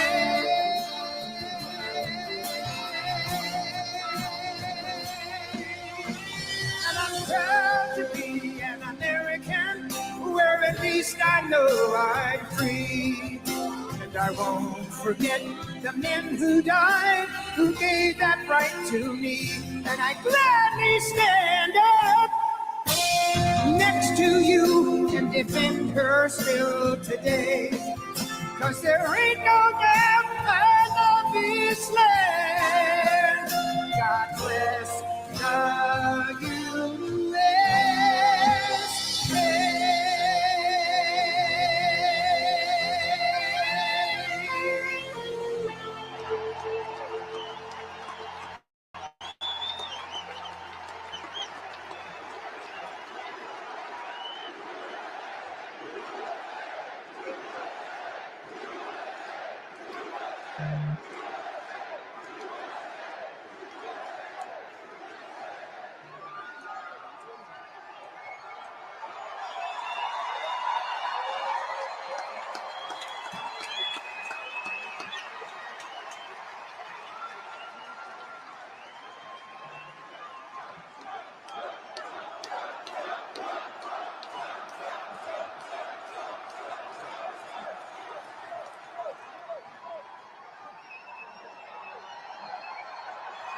Thank you, everybody. Thank you.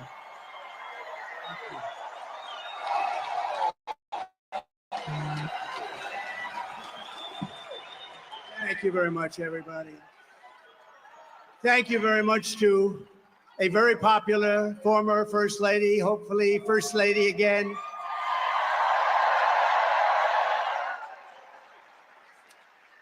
And I just want to say a very big hello to a special place, New York, and to an incredible arena, Madison Square Garden. Incredible.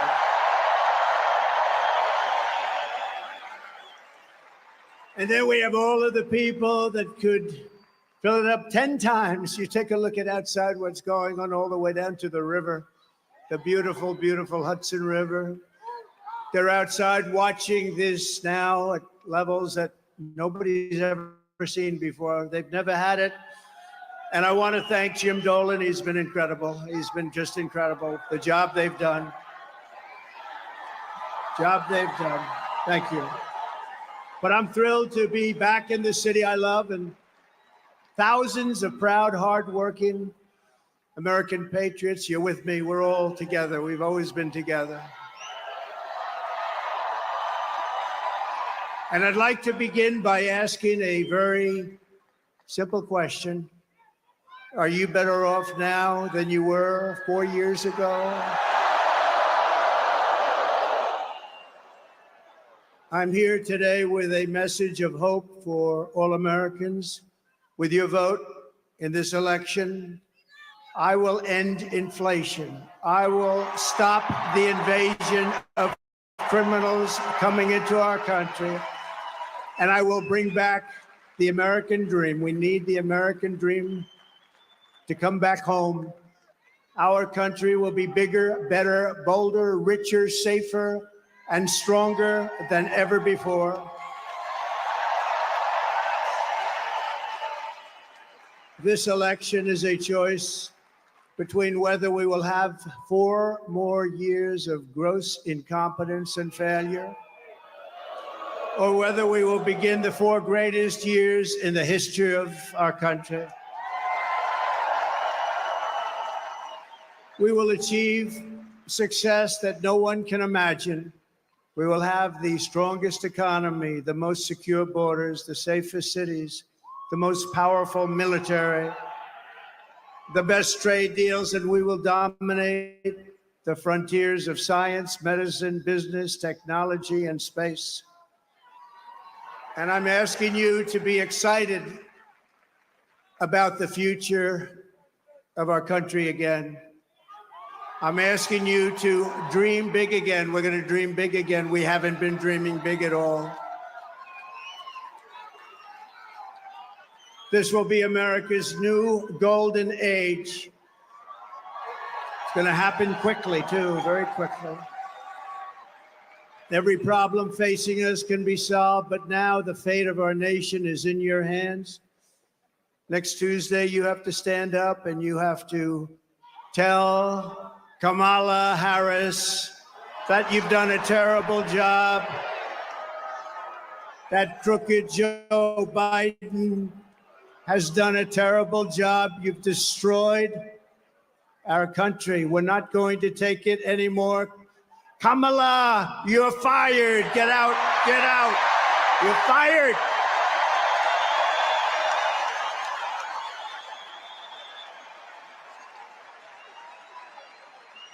Early voting is underway in every swing state, and we are setting all-time records. They're voting, I tell you what.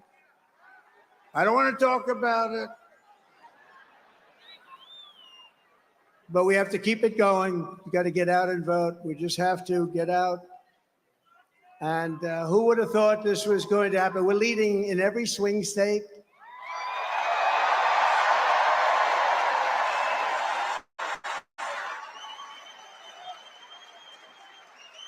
But it doesn't mean a thing. It only means how are we doing at the end. So look, we have 9 days from now, and we're going to defeat Kamala Harris, and we're going to win back the beautiful White House, and we're going to make America great again, and it's going to happen fast.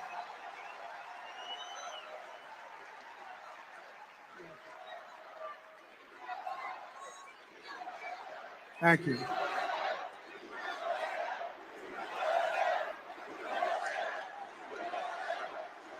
In less than 4 years, Kamala Harris has shattered our middle class. She cast the deciding votes that launched the worst inflation in the history of our country. She cost the typical American family over $3,000 in a short period, but over $30,000 over the last 3 years. She killed 50,000 manufacturing jobs this year alone. Now Kamala wants to raise the typical family taxes by nearly $3,000 a year and impose a 33% tax hike on all domestic production. If Kamala Harris gets 4 more years, our economy can never recover. If I win, we will quickly build the greatest economy in the history of the world.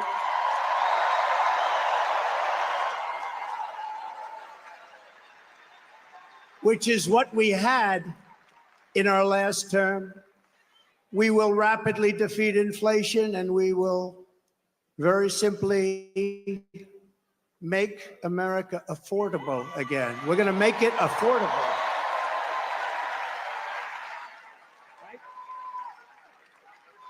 I will massively cut taxes for workers and small businesses, and we will have no tax on tips, no tax on overtime, and no tax on Social Security benefits for our seniors.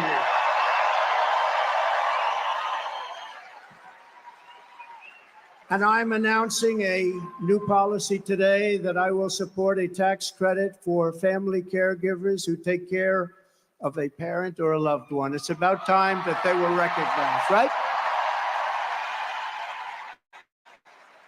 They add so much to our country and are never spoken of, ever, but they're going to be spoken of now. Thank you all very much. I'll also make interest on car loans fully tax deductible, but only for cars made in America.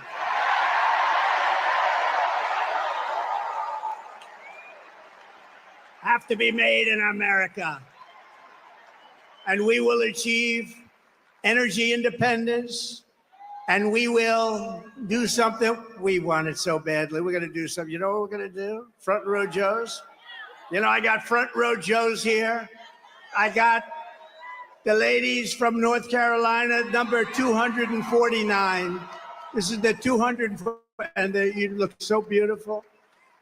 We have a lot of people, they followed us, but we're going to do something. The ladies can tell you what we're going to do. We're going to drill a baby drill. And I will terminate the Green New Scam, and we'll cut your energy prices in half, 50%, within 1 year from January 20th. Is the fake news hearing that? Whoa, look how much. Wow, that's a lot of fake news. That is a lot of fake news. Look at that. Wow. That's got to be a record, Mr. Speaker. I think that's a record. That is a lot of fakers back there. To bring back millions of jobs, we will give our companies the lowest taxes, the lowest energy costs, the lowest regulatory burdens, and free access to the best and biggest market on the planet. Remember this, if we keep going like this, we won't have the biggest and the best. We won't have a market, we won't have a country. But only for those who make their product here in the USA and hire American workers for the job. And if these companies don't make their products here, then they will pay a very stiff tariff when they send their products into the United States for the privilege of competing with our workers and our now protected companies. We're going to protect our companies. They're not leaving anymore. They're not leaving anymore.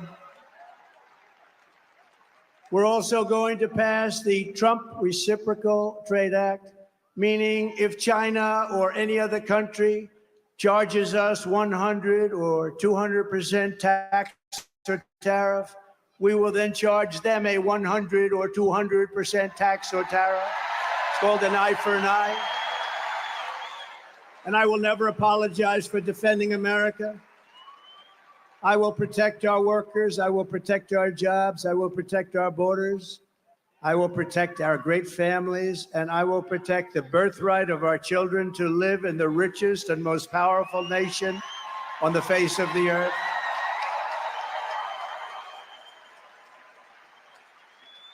As we rescue our economy, I will also restore our borders. There's never been anything like it. It's bigger than inflation. It's bigger than the economy. What they're doing to our country, they're allowing criminals from all over the world to enter our country. Over the past 4 years, Kamala Harris has orchestrated the most egregious betrayal that any leader in American history has ever inflicted upon our people. She has violated her oath, eradicated our sovereign border, and unleashed an army of migrant gangs who are waging a campaign of violence and terror against our citizens. There has never been anything like it anywhere in the world for any country. Kamala has imported criminal migrants from prisons and jails, insane asylums and mental institutions from all around the world, from Venezuela to the Congo. A lot of people are coming from the Congo prisons. They're coming from all over the world. Over the last month, 181 countries violated our laws. And she has resettled them into your communities to prey upon innocent American citizens. But the day I take the oath of office, the migrant invasion of our country ends and the restoration of our country begins.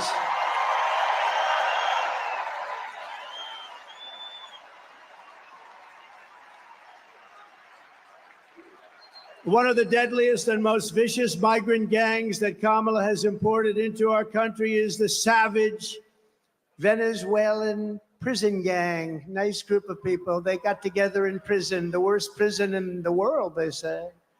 It's called Tren de Aragua. And that is taking over apartment complexes and unleashing a violent killing spree all over America, especially in Aurora, Colorado, where we have a governor who's petrified of them, and maybe he should be. But now they've even taken over Times Square. Take a look.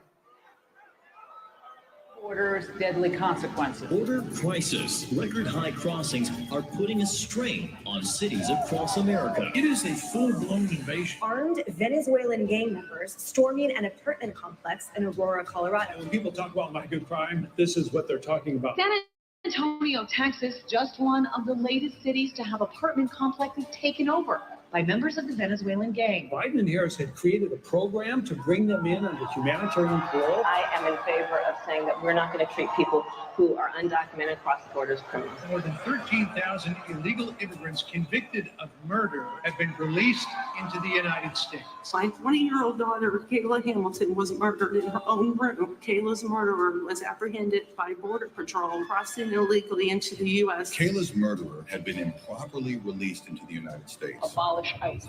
Yeah, we need to probably think about starting from scratch. More than a dozen people suspected of being Tren de Aragua gang members right here in San Antonio. The gang members had been terrorizing the apartment complex. New details in the murder of Laken Riley. The illegal immigrant suspect who cops say committed the heinous murder is a Venezuelan national. And was paroled and released into the country by the Biden administration. If they'd all been properly vetted, that probably wouldn't have happened. Two men investigators say are in the country illegally from Venezuela are charged with capital murder and the death of Jocelyn Nungaray. Martinez and Angel wrapped his arms around Jocelyn's neck, took off her pants, and climbed on top of her. Later strangled Jocelyn to death and then tied up her hands and feet. Court documents suggest a group of men arrested for beating and robbing a Dallas woman last month are members of a Venezuelan street gang. The men threatened to cut off her fingers if she did not cooperate. Manuel Hernandez was booked by Colleyville police just 2 days earlier and released the day before the robbery. A Peruvian gang leader who is wanted for 23 murders, who was arrested by Border Patrol near Roma, Texas, then released into America.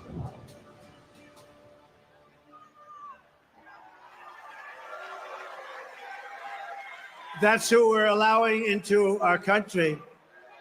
We're not going to have a country any longer. That's who we're allowing in.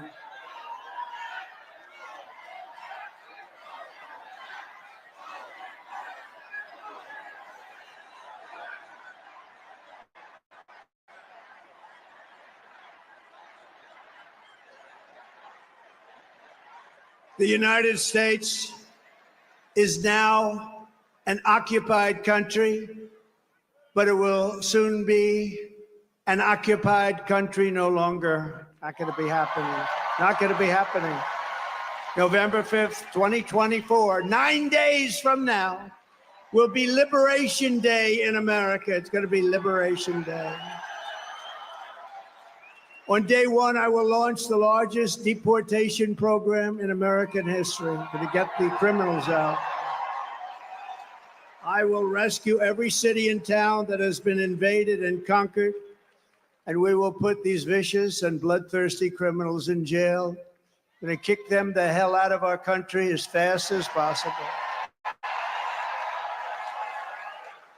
And to expedite removals of Tren de Aragua and other savage gangs like MS-13, which is equally vicious, I will invoke the Alien Enemies Act of 1798. Think of that. That's how far back That's when they had law and order. They had some tough ones. Think of the Alien Enemies Act of 1798. You hear that, Mr. Speaker? Get ready. To target and dismantle every migrant criminal network operating on American soil. And there are lots of them. We don't have the same country anymore, you know that. And you know, when you look at the polls and they say about the economy and they have all these different things, the worst nightmare that we're facing is what they've done to us on our borders. We had the safest border in the world. In fact, there's a chart, which I hope they have, because I didn't tell them I wanted it, but there's a chart that I love very much because I wouldn't be here without it. That's it. I love it.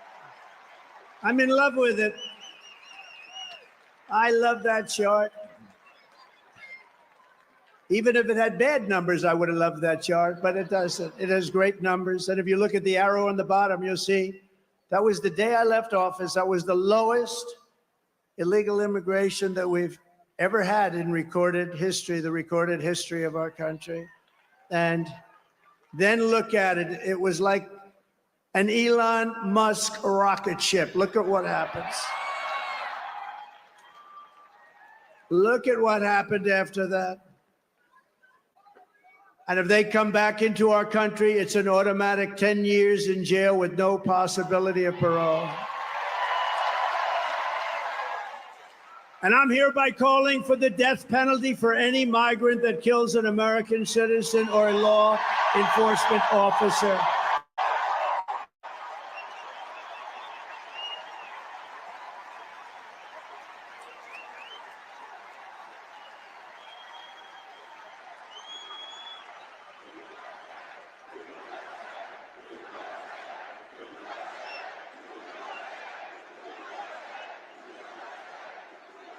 Under Kamala, America is a sanctuary for criminals and for illegal aliens that are in our country illegally. I will immediately ban all sanctuary cities in the United States.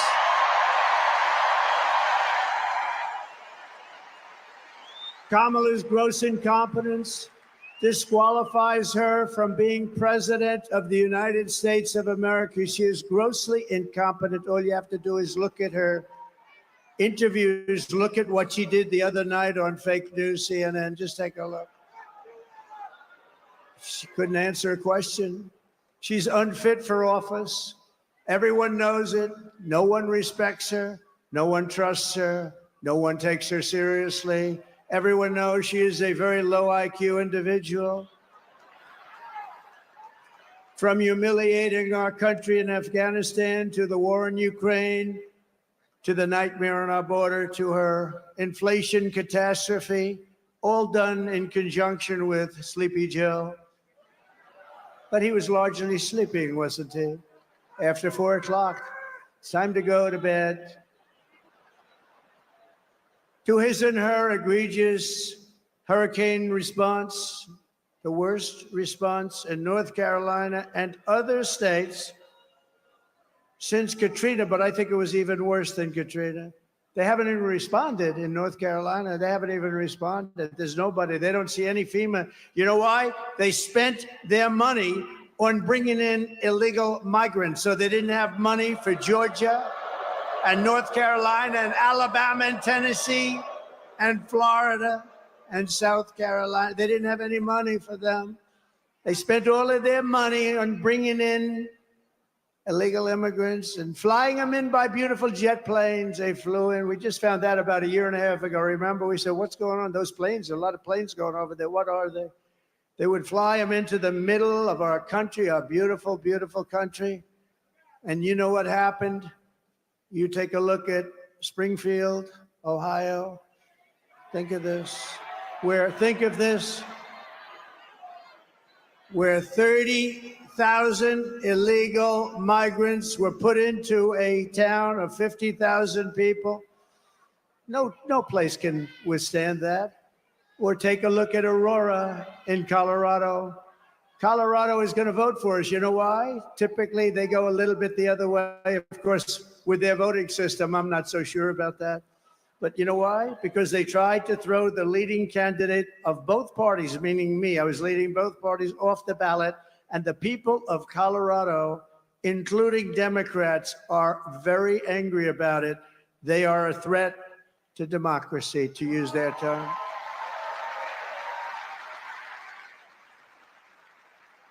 Isn't it nice to have somebody that's your president that doesn't need a teleprompter? We haven't been on teleprompter for a long time. I haven't been on this teleprompter. No, it is nice. You saw the other day where Kamala got a little stuck on the teleprompter, went a little bad. It stopped on her. You have to be, you know, if you're a politician, you have to be able to handle that. Remember? You have to do the weave, he says. You got to do more than the weave. But it happens a lot as a politician. It happens. I mean, we have so many politicians here, great ones, really great. Some are not so good, but great ones. And when Newt, or when the speaker, or when Tommy Tuberville, who's here someplace, the great senator from Alabama, or when any one of our literally 75, by the way, should I introduce all of them by name? I should. Should I? No? Yes? I don't know. It's a lot. Speaker, should I? I don't know. Will they be angry at me? Yeah, they will. It's a lot of introducing, right? Let's keep going with the speech, huh? But you know, when you have when you're in this profession, I have a friend who wanted to come in. I said, do you like speaking? Well, I do, but I have a great fear of speaking. I said, don't be a politician. If you have a fear of speaking, don't be a politician. But one thing you have to know is that no matter how good your people are that operate this machinery, it's going to break. And you're going to be out there all by yourself a lot. And you got to be able to do so. 3 weeks ago, she was saying there was only 32 days left, right? And she's reading it like, there's 32 days, and it stopped. And she went, there's 32 days. 32, 32. And I was watching. I said, this isn't pretty. 32. She was gone. And then, damn it, it kicked back on. She was gone. We've had it. Happens a lot. And don't forget, you got all those people back there. Now, they don't talk about her, but if that ever happened, it happens all the time. I was campaigning in Ohio for a very, very Bernie Moreno. He's doing a good job. I think he's maybe going to win in Ohio. The problem he's got, his opponent, Brown, Sherrod Brown, he's taking ads in like he's my best friend. He never votes for me. He's not my best friend. Ohio's been very friendly to Trump. We win it all the time by a landslide. But the opponent is taking ads. I got 4 of them. I think we have 4 of them, right? They're taking ads. All of a sudden, they love Trump. We agree with Trump on tariffs. We agree with Trump on the border. We love Trump. And they're Democrats. They have friends calling up. Did they switch to the Republican Party? But it happened with Bernie Moreno. I was in Ohio to try and get him over the initial primary hump.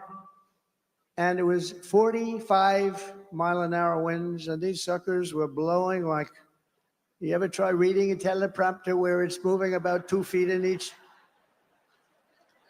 But I didn't have to worry about that because even worse, they ended up blowing off the stage a lot of it. So I'm now in the first sentence, and I got 28,000 people and millions of people watching on television. I got no teleprompter. And did I do a good job, Mr. Speaker? And he won. And he won, huh? Thank you, Matt. And he won. And so you're up there all alone. We don't go 32, 32, 32. Oh, my God, whatever. Kamala Harris is a train wreck who has destroyed everything in her path. To make her president would be a gamble with the lives of millions and millions of people. She would get us into World War III. We're very close to World War III. If you don't have a smart president, if you don't have a president that gets it, if you don't have a president that is respected by the other side, and they did respect us 4 years ago, they really respected us. Iran was broke. They had no money. Russia wouldn't have played with us at all. Russia would have never gone into Ukraine. Israel, October 7th would never, ever have happened, would have never have happened. All those people would be alive right now, those people that were killed on that horrible day. But if you don't have a president that gets it, you know what else you wouldn't have had? You wouldn't have had that, the most embarrassing day in the history of our country, in my opinion, Afghanistan, the way they, not that they got out, we were getting out, but we were going to get out with dignity and strength.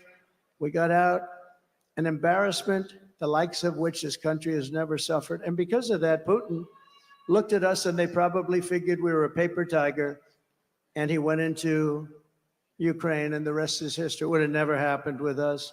And you wouldn't have had any inflation. You know, we had the best economy, but we had no inflation. And inflation has destroyed a lot of seniors on fixed income, and a lot of people in this room have been virtually destroyed by inflation. You wouldn't have had inflation. They screwed up our energy, and it went up so much. And then they started spending far too much money on things like the Green New Scam, which is just a scam, just a complete scam. They actually admitted that, if you think about it. But she would get us into World War III because she's incompetent, can't do the job, unfit for it. And then all of your sons and daughters will end up getting a little notice. They'll say, Mom, Dad, what is this little green piece of paper? Ay, ay, ay, darling, that's a draft notice. They're drafting you to go and fight in some country that I've never heard this country. I've never heard of this country before. Oh no, I don't want my baby to fight. I don't want my baby to be killed. What they did in Afghanistan with those 13 great soldiers, I've gotten to know the parents so well, and leaving all of that equipment behind and leaving Americans behind, and many, many people with no legs and no arms, all because of incompetent people. But we don't want your sons and daughters to get a little draft notice and you have to explain to them what it means. We're tired of fighting. I'm the only president in the last 84 years that didn't start a war. Remember Crooked Hillary?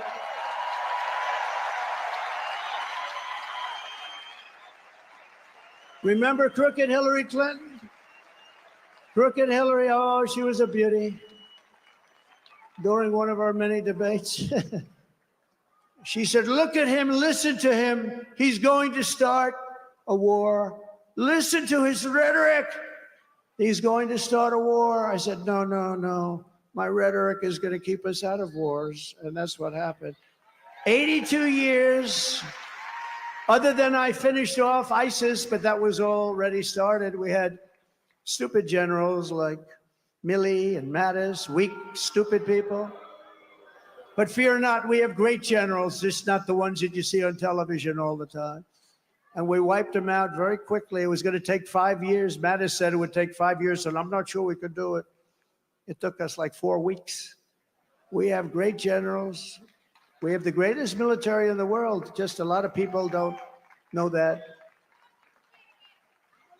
And everybody knows it, but, you know, I saw the other day a report that they issued that if we end up in a war with China, we cannot win. We're not strong enough. So I said to myself, assuming that's true, how stupid are you to put out a report like that? How stupid.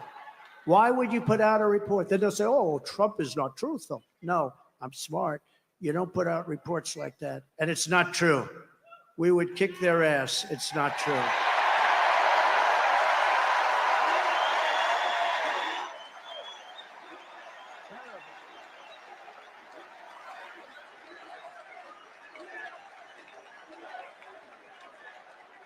Our enemies are laughing at her. They want her to win so badly. Oh, they don't want Trump. They don't want Trump. I've made this position a very dangerous one because of that. That's why. It's a very dangerous. You know, if you drive a race car, you have 1/10 of 1% chance of dying. if you ride the bulls, I think the bulls are pretty nasty, right? You have about the same 0.1% of dying. If you become president of the United States, you got a hell of a shot at dying. I never knew that when I ran. I never thought about it, but here we are. Here we are. And I'm okay with it. And I would rather be here than any place in the world.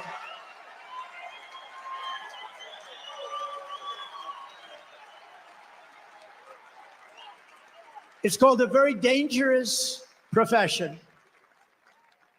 But if we win, our enemies won't be laughing anymore. They're not going to be laughing. And you know what? The truth is, I got along with all of them. I got along with Putin. Ukraine was the apple of his eye, but I said, Vladimir, don't go in. Remember, I ended the pipeline in Europe. I ended the pipeline in Europe. And then when Biden came in, he approved it. But he ended the Keystone pipeline, the one in America. So he got it a little mixed up, didn't he, huh? Nord Stream 2, I said, we're ending Nord Stream 2. Everybody said, what is Nord Stream 2? I said, that's the massive Russian pipeline where they're going to make a fortune, where they're going to Germany and all countries in Europe. So I said, you mean we're fighting to help them with NATO and spending all of that money, and they're paying the person and the group that we're fighting billions of dollars a month? What the hell are we doing? I ended it. It was dead. And Biden came along and he approved it. Weak. Look, 30 years ago, he was not considered smart either. So now he's really not smart. If we win, America will be respected, and even if it's necessary, feared again. It's not the worst word. On issue after issue, Kamala broke it, but I will fix it. We're going to fix it. But we're just not running against Kamala. I think a lot of our politicians here tonight know this. She means nothing. She's purely a vessel. That's all she is. When you see her up there talking about the grass on my front lawn, I grew up in a middle-class neighborhood and I had grass on my front lawn. Yeah, but we're asking, what would you do to fix the country? And why didn't you do it? You had almost 4 years. Why didn't you do this stuff?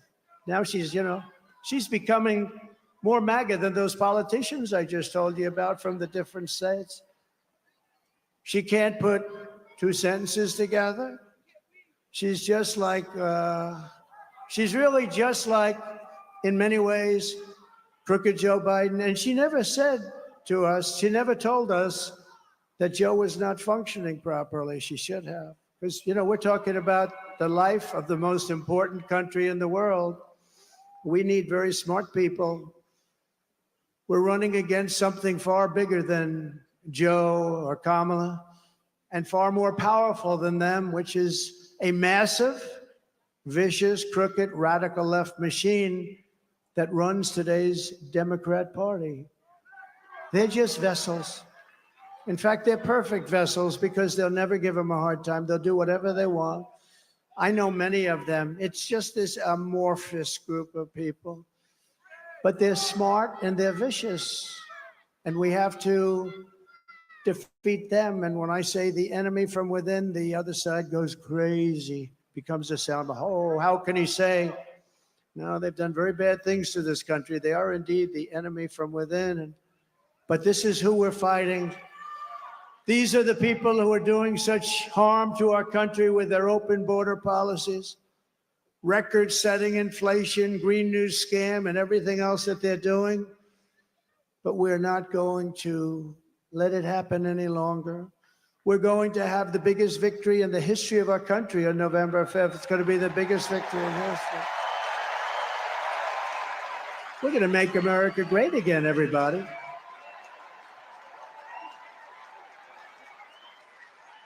On top of it all, Kamala says she would not do one thing differently from Joe Biden, which is totally disqualifying. And you have to remember this. All of the mistakes he made, and you know what maybe is the worst, but they're also bad. Think of this. 325,000 children are missing, dead sex slaves or slaves. They came through the open border and they're gone. Their parents will most likely never see them again, almost any of them. Think of the number, 325,000 children are missing or dead. Take a look at this, please. Would you have done something differently than President Biden during the past 4 years? There is not a thing that comes to mind. I stood there on the tarmac watching you check your watch. The chaotic and deadly U.S. evacuation from Afghanistan stunned Americans and the world and cost the lives of 13 U.S. soldiers. Would you have done something differently? There is not a thing that comes to mind. More than 13,000 illegal immigrants convicted of murder have been caught at the border and then released into the United States. An Afghan national is in custody today after being accused of plotting an election day terrorist attack. The suspect entered the U.S. on a special immigrant visa.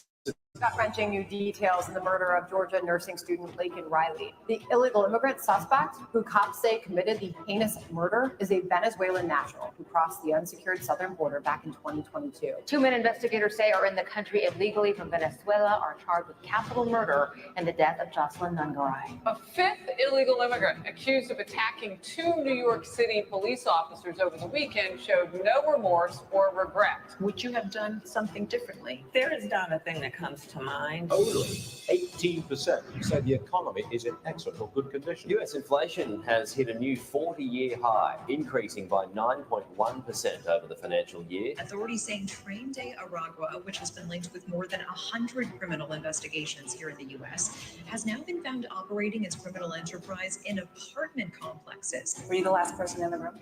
Yes.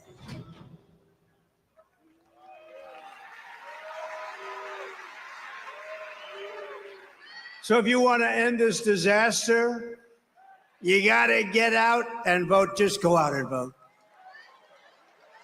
You got to get out. We have to put it away. We're close. We're so close. You know, usually the Republicans are losing in the first week of the early voting. And we did something that has not been done. I don't think, Speaker, it's been done yet, but it's been done for us. We're leading every one of the swing states, all 7 of them. So we usually get them from behind. Because Republicans like to vote on a thing called Election Day. You know, in the old days, we had election days. Today, we have election periods. They go on forever. And last time they went beyond and start early, start late, do whatever the hell you want. You know, we got more votes in 2020 than any sitting president in history by millions. Okay. And we did great, obviously, in 2016. We won, but we did much better in 2020. But everything, nothing compares to what's happening. I mean, you have tens of thousands of people standing outside watching us on a television, and we love you out there. We love you. They're watching.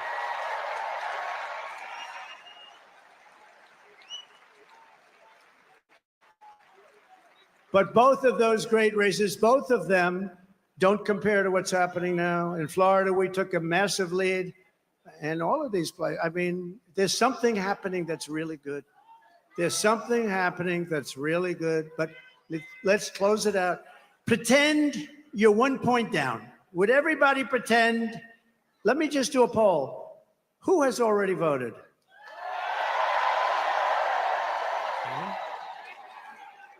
Who is going to vote? Yeah. Good. That's what I like. That would be better than the other way if you've already voted. So I'd say 16, 17, maybe 20%, and we're leading. And most of you haven't voted, but you promise you're going to vote? Everybody promise? Promise, promise, promise? There's a lot of people in here. Well, the beauty is that, you know, a Republican likes to vote late, and they like to vote and make sure their vote's in the box, right? They want to vote. They just feel better about it. And so we had a lot of people voting, but really that's the same. I do it in every event. I say, who's voted for the last 3 events? Last night I was at Penn State, a great place. I actually met, this is an amazing, the national championship wrestling team. Penn State won the national championship, but listen to this. 11 out of the last 13 years, even Jim Jordan would be impressed by that. You know, Jim Jordan is a great guy. He's a great wrestler, all-American wrestler, Jim. You can see it by the way he acts. Not afraid of anything, right? And I looked at those guys and they're rough as hell. I said, you may be the only people that can take trendy Aragua in a fight. And it won't even be that easy for them. They're tough people. But it was great to meet that team, and those great champions, amazing, really great champions. And we were packed at Penn State. We were packed. No matter where we go, we're packed. No matter where we go, because there's something happening. And the something happening is they want to take back their country. People want to take back their country. You love the country. I love the country. We want to take it back. I could be right now on the most beautiful beach in the world. I could be at Turnberry in Scotland. I own it. I could be anywhere. I got that greatest. I don't have to be here, but I would much rather be at Madison Square Garden with you.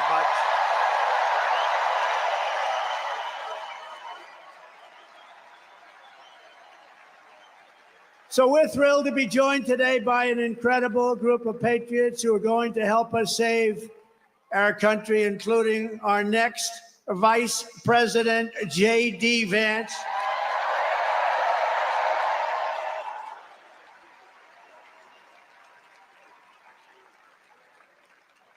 And a man who was so incredible. Last week, I watched that rocket ship come down. I've never seen it. I told this story last night. I was on the phone with a very, very important person, and I'm talking to him, and I'm watching the television while I'm talking to this guy's boring as hell. And I said, wait a minute, wait a minute. I'm looking at the screen. And I see this rocket pouring the fire, the flames. It's all over the place.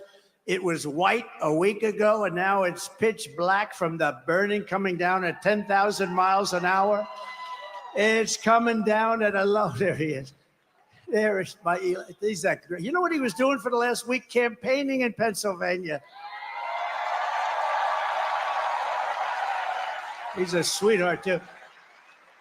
So I'm talking to this guy, very important guy, big guy, and I have the television screen on, and there's rockets coming down. I said, you know, it was pure, beautiful white when it left, but it's burned from the fire and the flame, and it is. And now I see it coming down like this, and it's like 20 stories tall or something. It's massive, and it's coming down. And I say to the guy, hey, do me a favor, will you hold on a minute? Just hold on. I'll talk to you. This is like one of the most important people.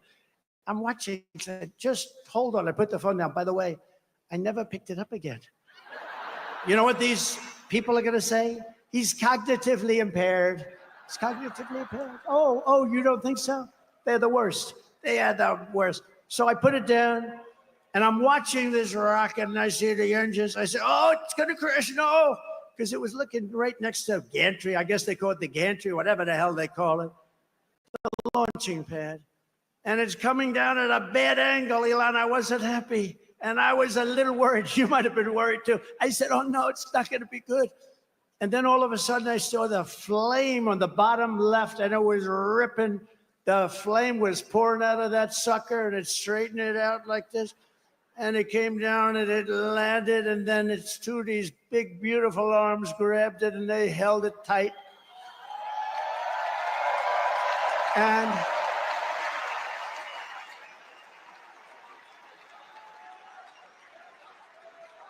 And I said, I wasn't sure if it was a movie. I thought it might be one of these crazy movies. And I said, I got to call Elon. And I call him. I said, Elon, was that you? This is like about 4 minutes after. Was that you? Yep, that was me. I say, Elon, you're a genius. You are a genius. You are. He is special. He is special. And you know what he wants more than anything else? For our country to be really well run, solidly run, to be run democratically, all the things that everybody in this room wants. And I mean, honestly, he left that pad and he went to Pennsylvania to campaign. Can you believe it?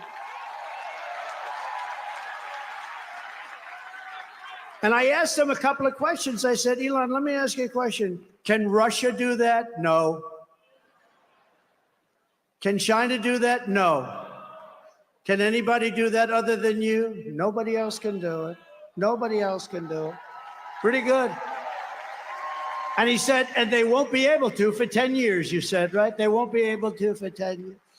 No, he's amazing. And he's a great guy, too. He really is. Got to remember him. This is a piece of work.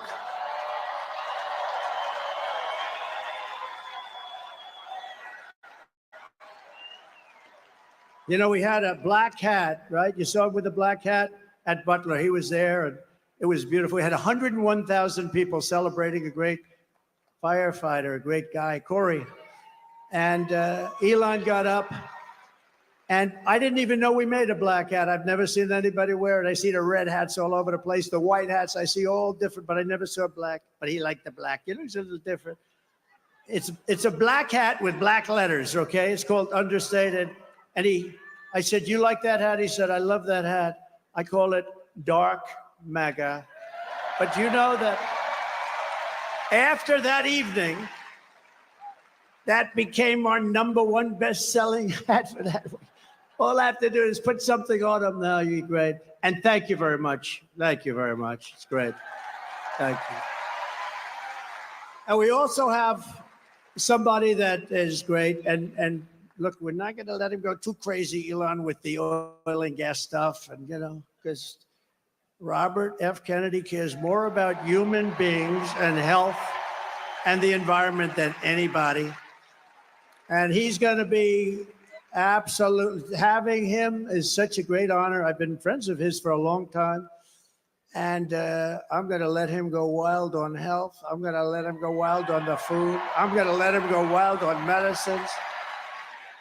The only thing I don't think I'm going to let him even get near is the liquid gold that we have under our feet.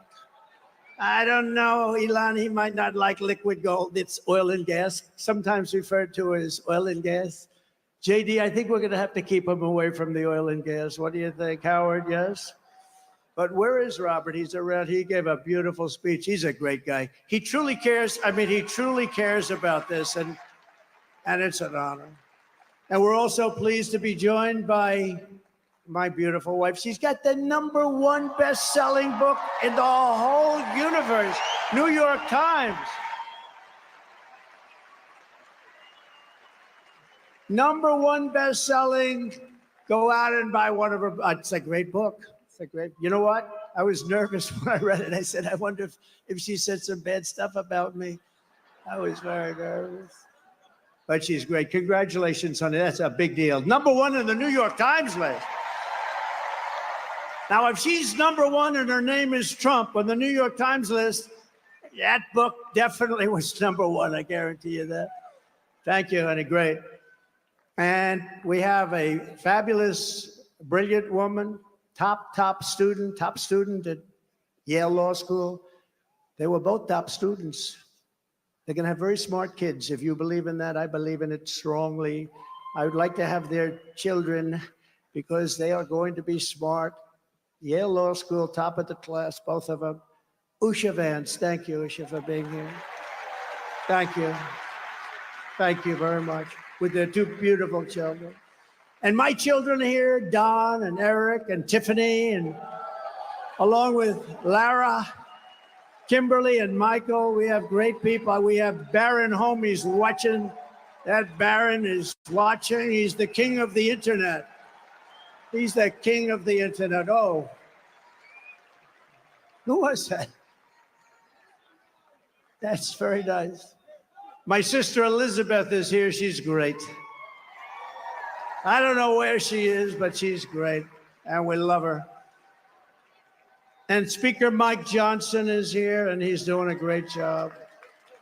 It's not easy when you have a majority of 3, but he's done a great job, and he's going to continue to do a great job, and we like him. He's a terrific person. I watched him just totally decapitate a fake reporter on NBC, Meet the Fake Press.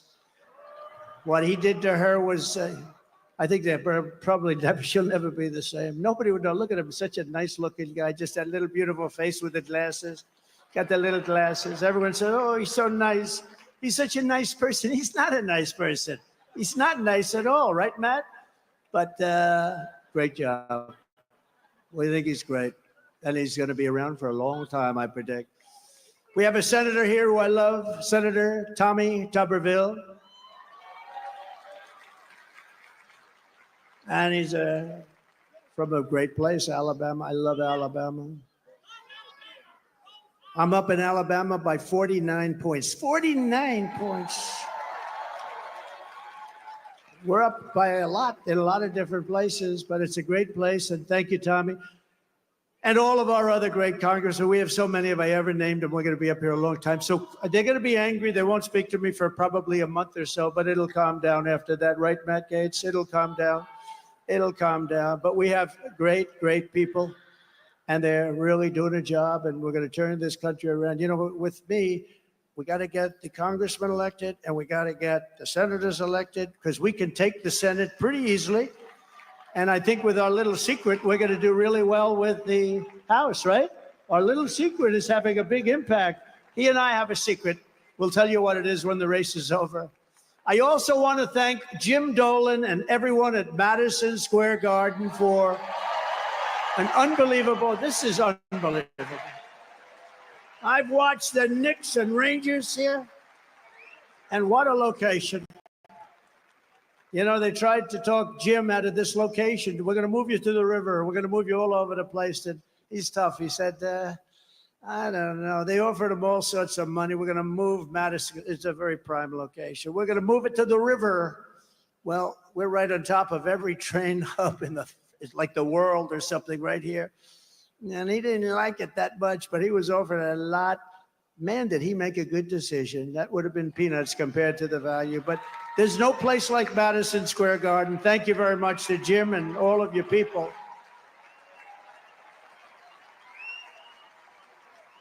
But here are the facts. Kamala Harris is a radical left Marxist, rated even worse than crazy Bernie Sanders or Pocahontas.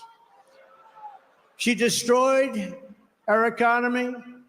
She was an original creator of Defund the Police. Can you believe it? She was one of the originals for Defund the Police. And anybody who wants to defund our great police for even 1 week is not worthy of being president of the United States, because that's where her thinking is. Kamala vowed to abolish ICE. You know, those tough people you've been looking up at the screen?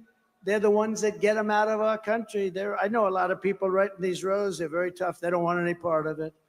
They got to go in there, fist a-blazing to move them. You know, we had a case in Long Island where MS-13, one of the other really bad gangs, killed 2 young girls, 16 years old, walking to school. They didn't shoot them. They knifed them and they cut them into little pieces because it was so painful. Perfect young, beautiful girls were cut up into little pieces by knives. MS-13, they're animals. And you know who took care of it for us? ICE. ICE, they had no problem. Kamala wants to defund ICE. We're not defunding ICE, right? We're not defunding ICE. We're not even going to think about it. She's never going to get the chance. There's no way she becomes president. There's no way. Radical left lunatic who destroyed San Francisco. She destroyed, along with Gavin Newsom, the governor, who's the worst, one of the worst governors in the country. They destroyed California. And she's not going to get a chance to destroy our country any further. We're going to get it back fast. She wants to ban fracking.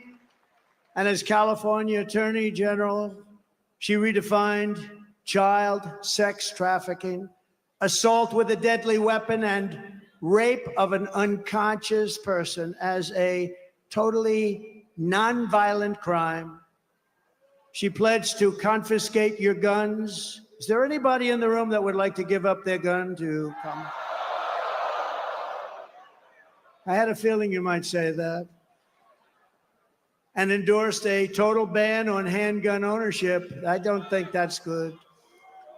When a criminal crawls into your house at night, it would be nice to be able to at least have a chance, wouldn't it? Wouldn't it be nice? She even called for free sex change operations on illegal aliens in detention at taxpayer expense. Think of it, at taxpayer.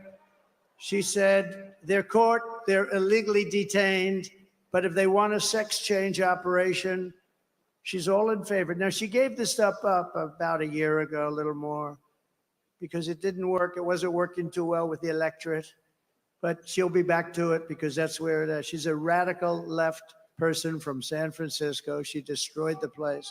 But you know, she lied about that, but she also lied about something very important. For years and years, she said she had a job at McDonald's. And the reason I went there last week, do you know that I got a call from Sundar, very smart guy at Google. He said, this is the most amazing thing. We've had just about more hits on this crazy McDonald's store. And I went there just to prove a little point. See, you never know how something's going to work out, Mr. VP, do you? But he called and he said, we've had more hits on McDonald's than, I think he said, anything we've ever had, but let's say it's close. And did anybody watch Joe Rogan recently? Right?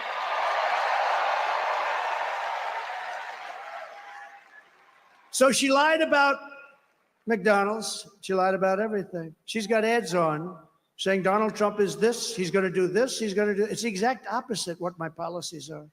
She's got me doing this. He doesn't want to frack. No, I'm all for fracking. And I have been for one thing. I have been, even the enemy, because they are the enemy, what they've said, even that enemy too, and they're really the enemy. They're the enemy of the people, the press. They said one thing about me that I consider a great compliment. They said, this guy is the most consistent person we've ever seen, because I've been against cars and car factories being taken out of the. Now it's happening again. When you hear 50,000 manufacturing jobs lost in just a short period of time. But I've been the most consistent because we're going to bring our manufacturing back to the United States. It's all coming back, so get ready. Get ready. You're going to have your choice of great jobs. And on top of all this, Kamala tried to turn our military woke. So tonight, whether you are a Republican, Democrat, or independent, conservative, or liberal, I'm inviting you to join the greatest political movement in the history of our country. It's really that it is. You know, it's the greatest movement in the history of our country. I tell the story years ago. There's a guy, is great guy, older guy now, very old, but he was great, conservative guy, Pat Buchanan, right? We know Pat Buchanan. He came in second in the New Hampshire primary. And for 45 years, he made an unbelievable career of it. He was a hot item. He was on every show. He came in second in one primary. We came in first in 50 primaries. We then had a great election that we won. We then had another great election that we did a hell of a lot better in, and bad things happen. We're not going to let that happen. COVID. They used COVID to cheat. But we then had an election. But now we have the election of, well, this will be, in my opinion, I have to say if, because, you know, there's always risks, I guess. But if we pull this off, this will be the biggest political event in the history of our country. Right?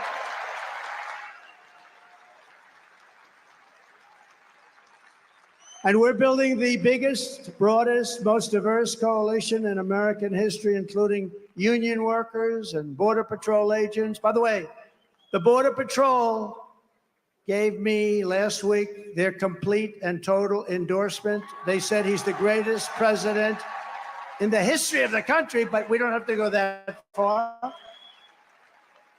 And they said there's never been anybody like him on the border. They said to him, the fake news said, has she ever called you? No. They didn't like that answer, by the way. Then they asked her, have you ever called? No, she never called. Almost 4 years, she never called, not once, the Border Patrol. And she was the border czar. She was in charge of the border. Think of it. 4 years, she never called. Now she's trying to say, well, you know, I was really not the border. Whether she was the border czar or not, she was put in charge of the border by Sleepy Joe. And then he went to bed. He put her in charge. She went to bed. She did the worst job on the border than anybody has done in the history of the world. There's never been a border like this in the world.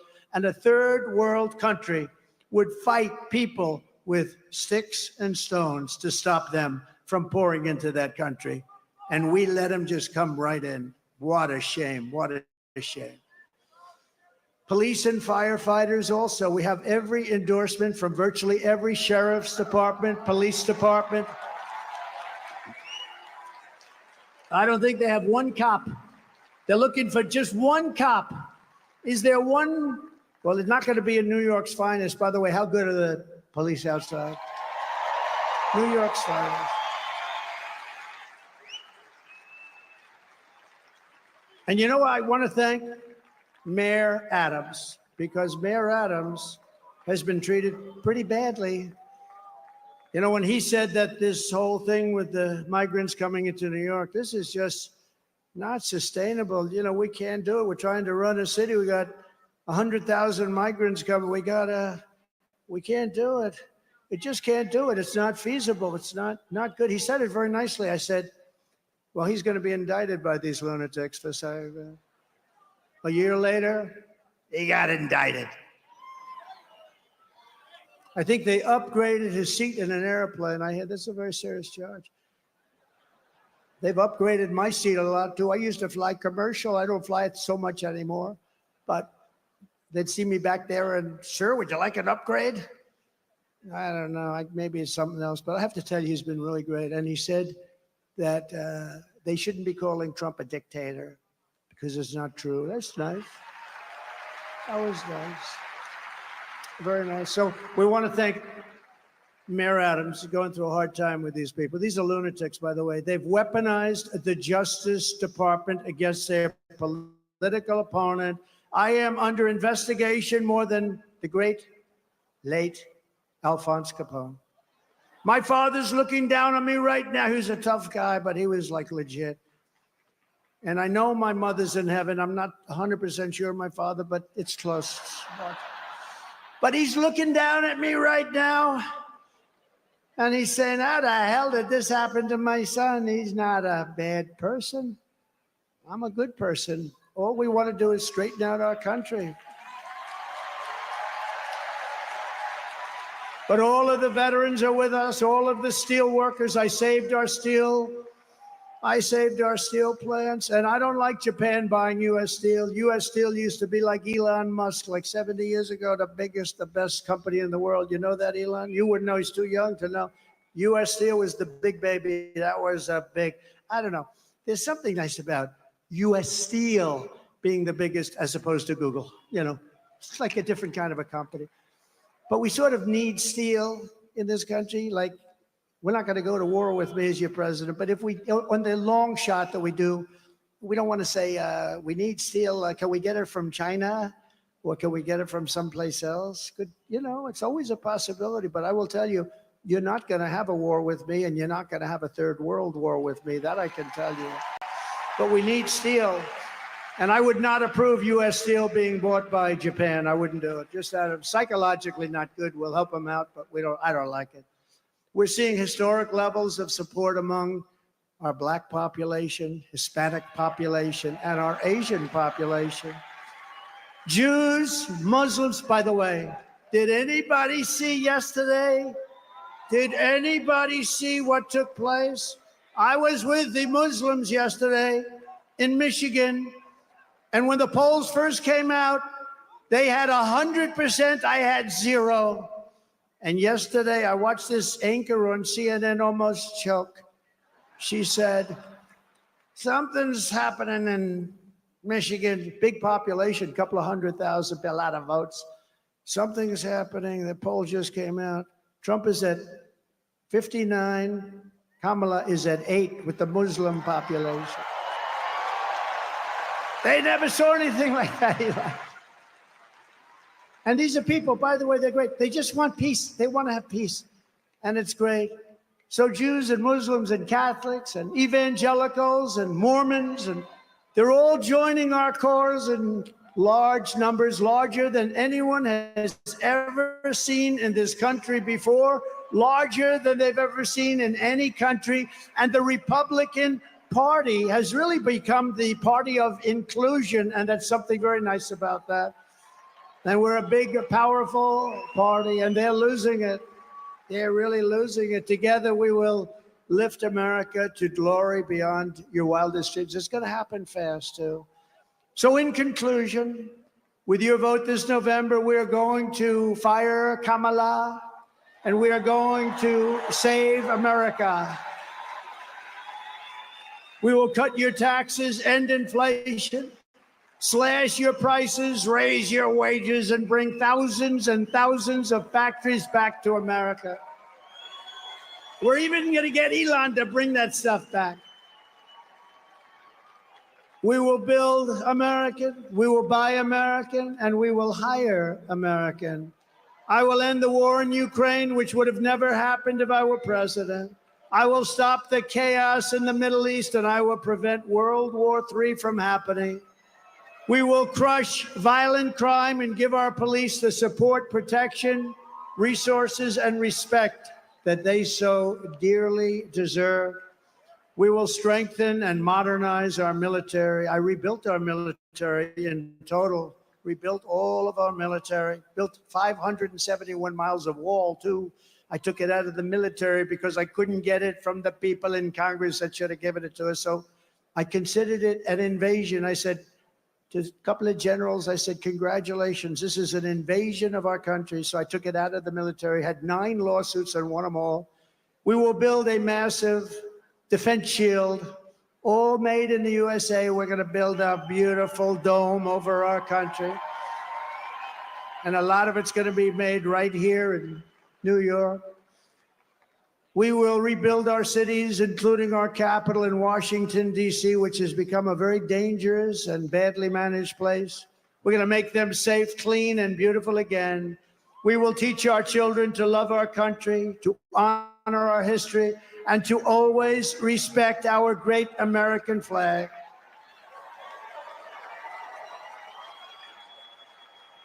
And as long as the Speaker of the House of Representatives is here, I would like to put forward a bill, because I watched 2 months ago as some very bad people, radical left people, by the way, nothing happened to them, in Washington, D.C., burned our American flags. They were burning flags. And I would like to suggest that we put in a bill, if you burn the American flag, 1 year in jail.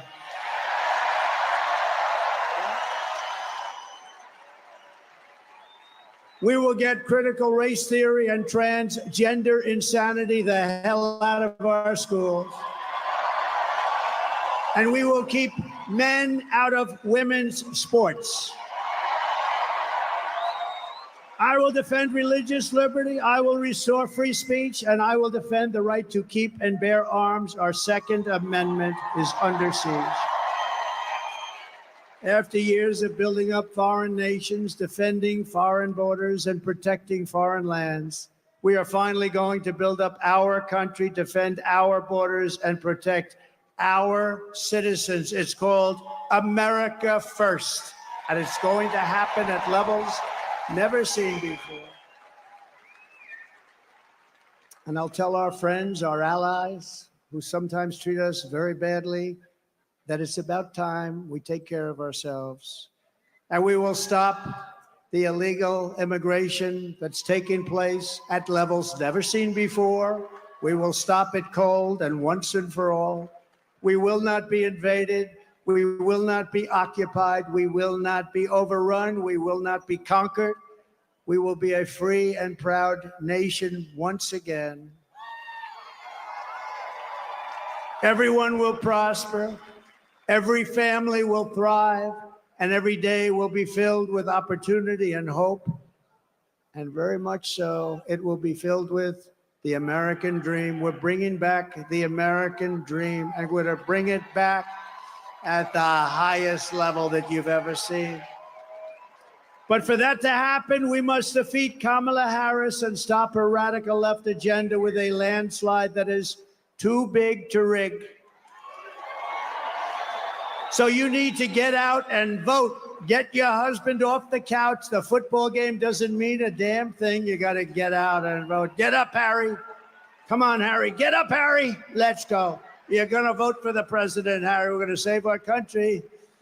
For the past 9 years, we have been fighting against the most sinister and corrupt forces on earth.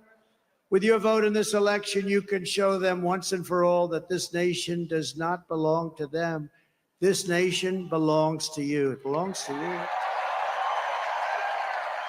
No city embodies the spirit, energy, and potential of the American people more than where we are gathered tonight. We want to win our country, but we also want to win New York and make it safe and strong and beautiful and affordable and vibrant again. And we're going to do that. And we'll work with the mayor and we'll work with the governor.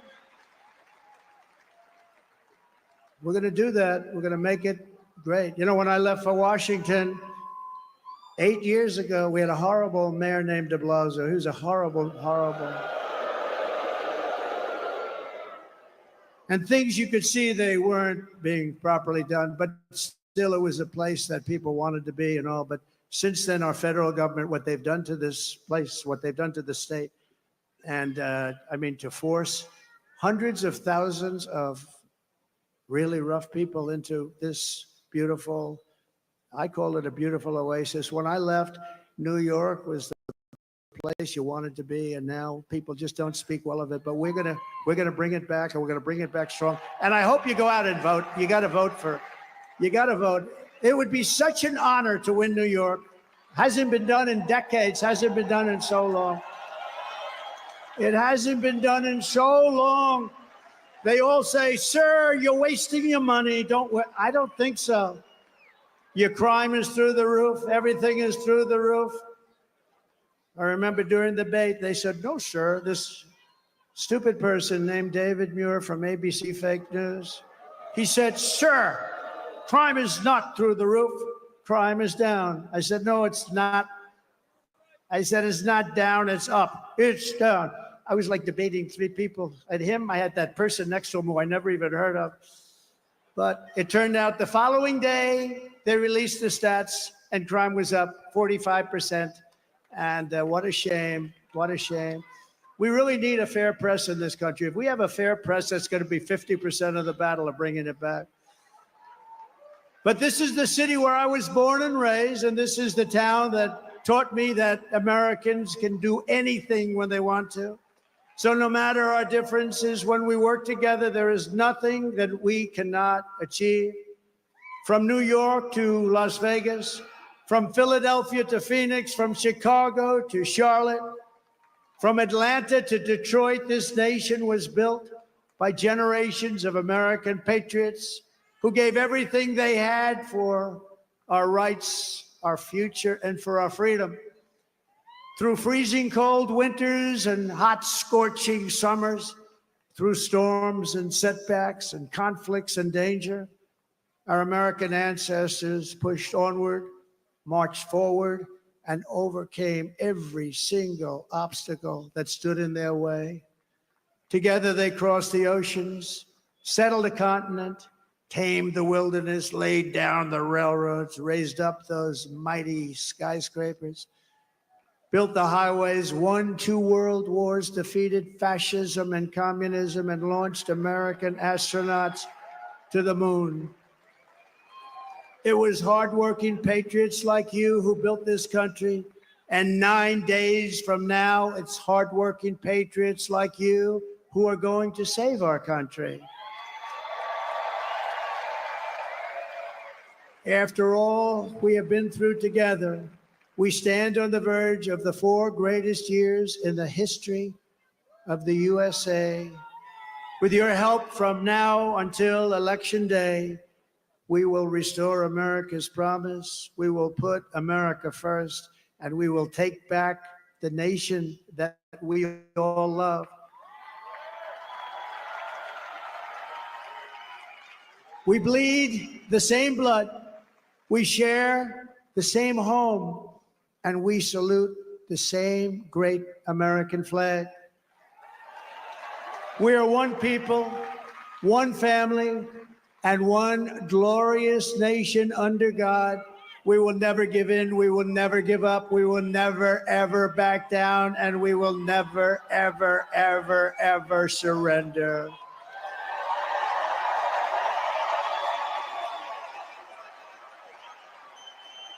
Together we will fight, fight, fight, and we will win, win, win. We're going to win, win, win.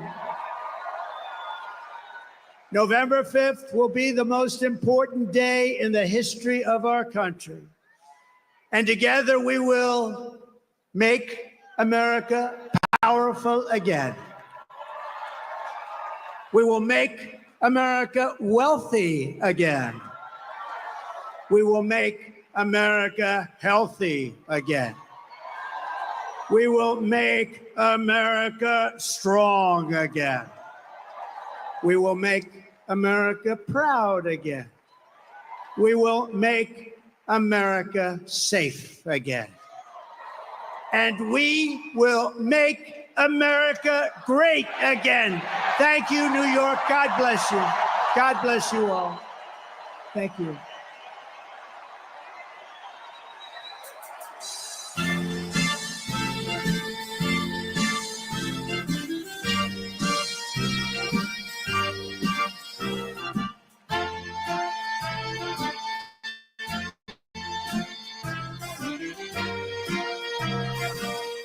Start spreading the news.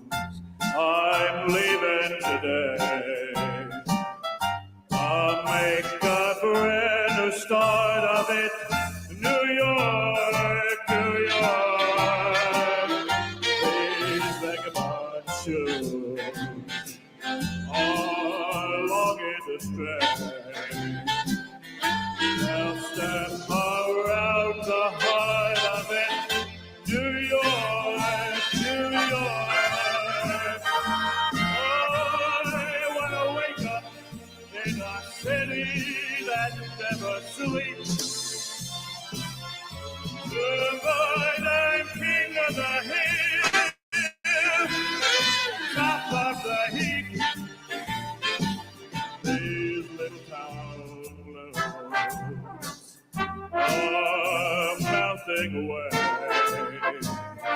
I'll make a brand new start of it in old New York.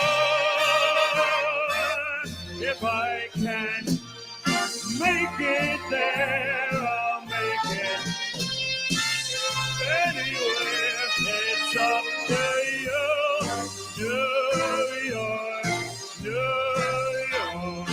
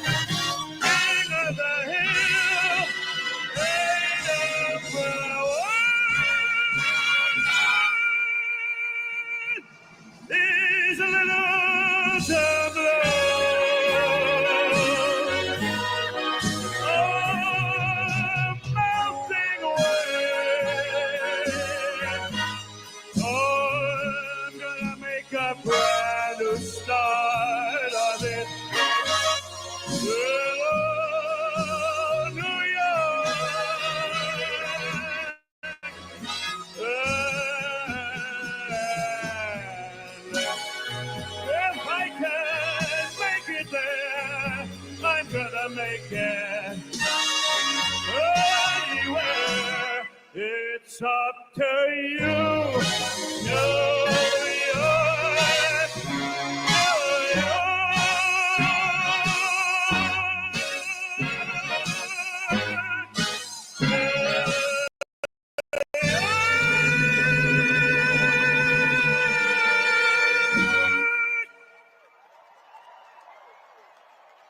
Let's hear it for Donald J. Trump, 47th President of the United States.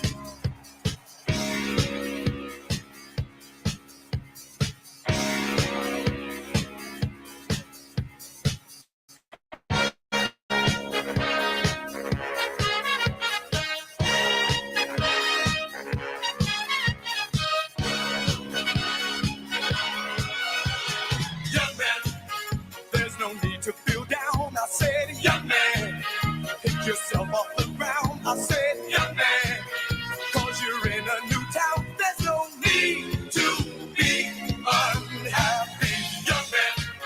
There's a place you can go. I said, young man, when you're short on your dough, you can stay there. And I'm sure you will find many ways to have a good time. It's fun to stay at the YMCA. It's fun to stay at the YMCA. They have everything for your men to enjoy. You can hang out with all the boys. It's fun to stay at the YMCA. It's fun to stay at the YMCA. You can get yourself clean. You can have a good meal. You can do whatever you feel. Young man, are you listening to me? I said, young man, what do you wanna be? I said, young man, you can make real your dreams, but you got to know this one thing. No man does it all by himself. I said, young man, put your pride on the shelf and just go there to the YMCA. I'm sure they can help you today. It's fun to stay at the YMCA. It's fun to stay at the YMCA. They have everything for your men to enjoy. You can hang out with all the boys. It's fun to stay at the YMCA. It's fun to stay at the YMCA. You can get yourself clean. You can have a good meal. You can do whatever you feel. Young man, I was once in your shoes. I said I was down and out with the blues. I felt no man cared if I were alive. I felt the whole world was so tired. That's when someone came up to me and said, young man, take a walk up the street. It's a place there called the YMCA. They can start you back on your way. It's fun to stay at the YMCA. It's fun to stay at the YMCA. And President Trump's homecoming to Madison Square Garden, a smashing success. Thousands upon thousands of people down Fifth Avenue, all the way to Trump Tower. Potentially hundreds of thousands of people arriving today. Of course, this is max capacity around 19,005, but with some overflow, looking around 28,000 to see the president inside of the world's most famous arena. It was packed house all the way up to the top rows. You could see all the way around the arena, people in the very top rows and down on the floor too. So it's not even just the seat max capacity. Max capacity is down on the floor as well. And a lot of people weren't able to get inside the arena, so they were able to check out the overflow outside as well. Members from the Trump family, Christopher Macho, the opera singer, Elon Musk, an incredible speech there. The co-director, apparently, of the new government efficiency. He will be a member of the cabinet. Very exciting to see that. Bobby Kennedy Jr., of course. Speaker Johnson and former Speaker Newt Gingrich with his lovely wife, Lissa, as well. So quite a star-studded lineup tonight. It was absolutely incredible, and a word from our favorite sponsors. Republican Red Winery is proud to introduce Never Surrender. This collectible wine commemorates President Trump's triumphant fist pump following the attempt on his life, an iconic moment we will never forget. Never Surrender is a special Pinot Noir that has been aged to perfection over 10 years. Republican Red Winery made less than 2,000 of these bottles, and more than half have been sold in the past week alone. When these bottles run out, there's no more left. So order now at republicanred.com before it's all gone. Each bottle comes hand-numbered with certificate of authenticity, and to make this an even more meaningful, significant portion of the profits will go directly to support the Trump campaign. So don't miss your chance. Go to republicanred.com now to own this piece of American history. Simply use the discount code RSBN for extra savings on your order. Again, that's republicanred.com, and let's make wine great again. And a great way to purchase that Republican red would be to watch out for your savings, your 401k and IRA. Text Trump to 989898 for Birch Gold for that free kit, an extraordinary way to see how you can diversify and protect yourself against inflation and the cost of living for millennia. Gold has stood firm in the face of greedy governments, economic upheavals, and global strife. And it can protect your IRA or 401k now. To see how, get a free info kit by texting Trump to 989898. Plus now through the election, you make a purchase with Birch Gold, you get that free Trump silver coin. These one-of-a-kind coins honor a significant moment in history, July 13th in Butler, Pennsylvania. The president caught the design and enjoyed it so much that he got one for himself. And I know this is true because I handed it to him in Aurora, Colorado. What a great So story. hope that's in or on his desk as he's ready to take office once again as the 47th president of the United States. Text Trump to 989898. Birch Gold Group. Gotta love Birch Gold. Absolutely. And are you struggling to get a good night's sleep? With inflation skyrocketing and gas prices through the roof, it's no wonder we're tossing and turning at night. In today's world, a restful night is hard to come by, but it doesn't have to be with the help of Dream, a clinically proven sleep aid that's backed by rigorous research and crafted with top-notch ingredients designed to help you fall asleep, stay asleep, and wake up refreshed. Conservatives like Dan Bongino swear by Dream to get sleep that they need to fight for the America they believe in. Did I mention it also tastes amazing? Just think of it as a guilt-free, low-calorie dessert for your evening routine. Plus, it comes in multiple flavors for you to choose, just like cinnamon cocoa, white chocolate peppermint, and brownie batter, just to name a few. And here's the best part. We have an exclusive offer just for you. Enjoy early access to Beam's Cyber Deal and save up to 50% off site-wide. Just visit shopbeam.com/RSBN or click the link below and use code RSBN to find out why Dream is the go-to sleep aid for conservatives. This is the lowest price they've ever offered on Dream, and inventory is running low. They sold out last year, so don't wait. And there's nothing better than a great night of sleep. So I'm going to have to check out that Dream. Sounds lovely, and it's a great way to take care of your health. And Dr. Phil, speaking of health and behavioral health, gave a great speech today and said he doesn't agree with everything President Trump proposes, but he agrees with the overall philosophy defending the Bill of Rights and the Declaration of Independence, our constitutional form of government. And he mentioned we really shouldn't cancel or exit a friendship in case we disagree with someone. Rather, we should break bread with them. But our great friends at Mammoth Nation have put together many good companies that you can go to that make sure your money goes to your values and places where you don't have to worry about being canceled. They've been around for about 5 years now, and they were the first boots on the ground directly fighting cancel culture and the woke agenda. Here's the deal. Conservative Americans spend over $500 billion annually, mostly with the big box giants, and our billions are going to the radical left political machine. And that just ends up hurting us. So when you shop Mammoth Nation, you're supporting only companies that are aligned with your thoughts and belief system. Mammoth puts each and every one of their vendors and suppliers through a rigorous test to make sure that they are patriots and that they care for this great country. That way you can offer a huge variety of products and services with America First companies and American-owned companies. So at Mammoth Nation, your hard-earned money goes to support the conservative right, not the radical left. Please visit mammothnation.com. That's mammothnation.com. Become a lifetime member, and you can use the promo code RSBN to save up to 35%. They even have the Trump store in their marketplace, mammothnation.com. Gotta love it. And what a monumental rally it was for President Trump tonight here at the iconic Madison Square Garden, right here in Manhattan, the middle of New York City, the city where Donald Trump became a successful real estate developer. He transformed the skyline. This was just such a moment that I feel so blessed to be a part of. So I want to thank all of you, viewers, everyone for your love and support. And it's just been such an honor to be part of this tonight. You know, it's up to you, New York, New York. Great song.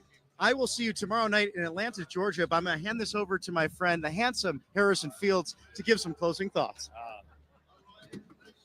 Well, New York, Manhattan. Many people say, why come here? And he said, because I want to. And 20,000 plus, I mean, there's thousands of more people outside. RFK, Elon Musk, Melania Trump, Eric Trump, Don Jr. I mean, 9 days before the election, I was joking with the camera guys. I was like, this was the RNC in one day. It really felt Like, that way. it really felt that way. It was iconic. That's absolutely right. And with back-to-back action-packed Trump action, I mean, he went and worked at McDonald's for the day, Yeah. and then he had his Joe Rogan podcast go absolutely viral just on Friday. Now today's Sunday here at Madison Square Garden. It's just nonstop action-packed excitement for the Trump team and all of us here at Right Side. And with 9 days left until the election, we just can't wait to show you what's next. Yeah. Now, he asked the crowd, did people vote? And there was a lot of people that rose their hands. I rose my hand. I didn't see your hand rose. I did, but I was sitting. It was, okay, so you voted. So I sat down, but I put my hand up because I did vote. There early you go. in the state of Ohio. The last time I asked, you hadn't gotten to it yet, but you had a lot of busy schedule coming up, so you voted. We both voted. I hope the people back home, record numbers. I mean, back home, millions of people watching. Hope you all have a plan at least to go out and vote. And I'll say one thing: there was, a lot made in the media. Kamala Harris is taking this. There was a comedian here that made a joke about Puerto Rico. I'm half Puerto Rican. My mom's Puerto Rican. My grandma was born in the island of Puerto Rico. To have the left go bonkers about this joke from a comedian is absolutely insane. Meanwhile, George Lopez goes out and makes a joke about Mexicans yesterday. Not a peep from the media. As a Puerto Rican who voted for Trump, whose family largely is voting for President Trump, Puerto Ricans are smart enough to know when a joke is a joke. And stop trying to gaslight them into voting for you because you realize that the Hispanic community wants nothing to do with the Democratic Party these days. And look at black voters as well. The trends are real. There's a reason why minority groups are leaving the Democratic Party is because all they do is gaslight and lie, and they come around Election Day wanting your vote, and they do nothing for us. So enough is enough. We're not voting Democrat anymore. And that was my soapbox because Twitter, X, is going crazy about this stupid thing. And I'm like, wow. Us Puerto Ricans are smarter than that. Exactly. So well said, too. And I think that's why a lot of comedians are now wanting to come over to the Republican side, the conservative side, because they're getting canceled all the time for jokes. And jokes are meant to be funny. And if you never make a joke, you can never offend anybody at all. Nothing's even funny in any sense. And if they think they have a problem with male voters now, I mean, this comedian is massive. People know and love him. He was at the Tom Brady roast. Young men that watch him are going to be like, really? Kamala Harris, this is all you got 9 days before the election? You want to go after a comedian? AOC, this is all you got? So it's an incredible time. I think this will go down as one of the biggest political moments in history. And live from New York City, Harrison Fields, you can follow me at Harrison W. Fields.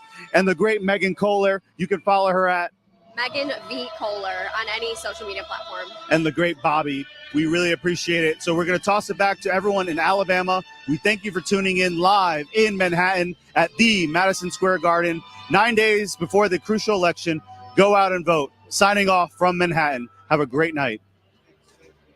All right, guys. So Bobby, Megan, Harrison, thank you so much. You guys watched what a rally that was. A MAGA rally in the heart of Manhattan. How about Christopher Macchio, the opera singer, singing New York, New York there at the end? So fitting, President Trump being born in Queens and, of course, speaking at the most famous arena in the world. And as Matt Cain with RSBN said earlier on Truth Social, bringing in the most famous person on earth as well. Tonight, two worlds collide, and it's pretty awesome to see. So I'm Matthew Alvarez here at Right Side Broadcasting Network. I'm going to get to some of the programming notes in just a second.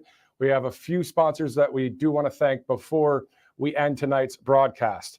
First, Birch Gold Group. As you heard earlier, we're thanking them tonight as we text Trump to 989898. That's the way to do it if you want a free info kit on gold, silver, precious metals.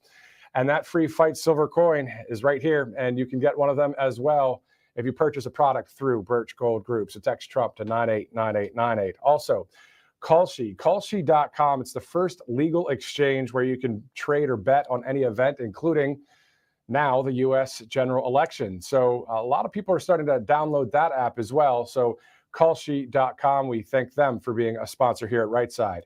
Republican Red Winery, RepublicanRed.com. That Never Surrender on the right side of your screen, that bottle of wine, that's a Pinot Noir. You can get a certificate of authenticity as well with that bottle. Not many left. So we're getting close to the possible end of the stock for those bottles there. RepublicanRed.com. Use that discount code RSBN for a nice discount. Also, let's go to tulipblossom.shop. It's skincare that's proudly crafted right here in the United States of America using only the finest organic ingredients, and there are no synthetic chemicals, no compromises, just quality that you can trust. You see that right there, tulipblooms.shop. We thank them for being a great sponsor. 30% off as well with RSPN. Let's also go to Beam. Are you struggling to get a good night's rest? Maybe tonight. Well, with inflation skyrocketing and gas prices through the roof, it's no wonder we're tossing and turning at night. Well, we're told that this product right here, we're hearing that it's doing really well right now in the sense of the amount of people talking about it. Beautiful advertisement right there as well, but does the product work? Well, they say it does. People like Dan Bongino swear by this product to get the sleep they need to fight for the America they believe in. So that information right there on your screen, shopbeam.com/RSBN. Let's move on to the other great sponsor here at Right Side Broadcasting Network that many of you viewers have seen for a long time, and he's still doing great. Mike Lindell, mypillow.com. You know, this My Coffee right here is really good as well. So if you want to check it out, obviously there's a number of pillows and other products there with the My Pillow store. Go to mypillow.com/RSBN for some serious discounts with that promo code RSBN. Speaking of Right Side Broadcasting Network, if you'd like to donate to the network, all you have to do is text RSBN to 801-801. So it's RSBN to 801-801. What a night of coverage. And for those of you that are still in the stream right now, you're in for a treat because some of you, I don't think, it's a guess, have not seen our New York promo video for tonight's coverage. Well, when this broadcast ends, the first part of the video that's going to come up will be right at the end of the broadcast. So you'll be able to check it out. It's pretty cool stuff that our founder, Joe Seals, made here at the network. Next stop for President Trump, 2 stops in Georgia tomorrow. So our coverage will start at 12 o'clock Eastern, as tomorrow will be just 8 days into the United States general election. We see the momentum, the national momentum for President Trump and we the people, and common sense leadership versus communist policies. We know the fork in the road is 8 days away. So for those of you that missed our New York promo video, you're about to see it. Have a great night, America. I'm Matthew Alvarez. For all of us at Right Side Broadcasting Network, we'll see you tomorrow.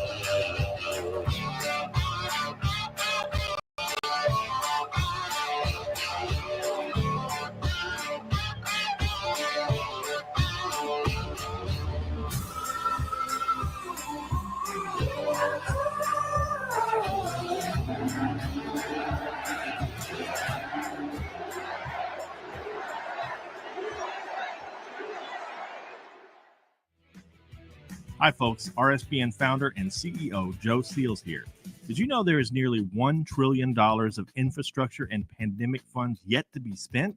That's right. There's a massive amount of money that the lame duck administration is pushing hard to spend in their last few months.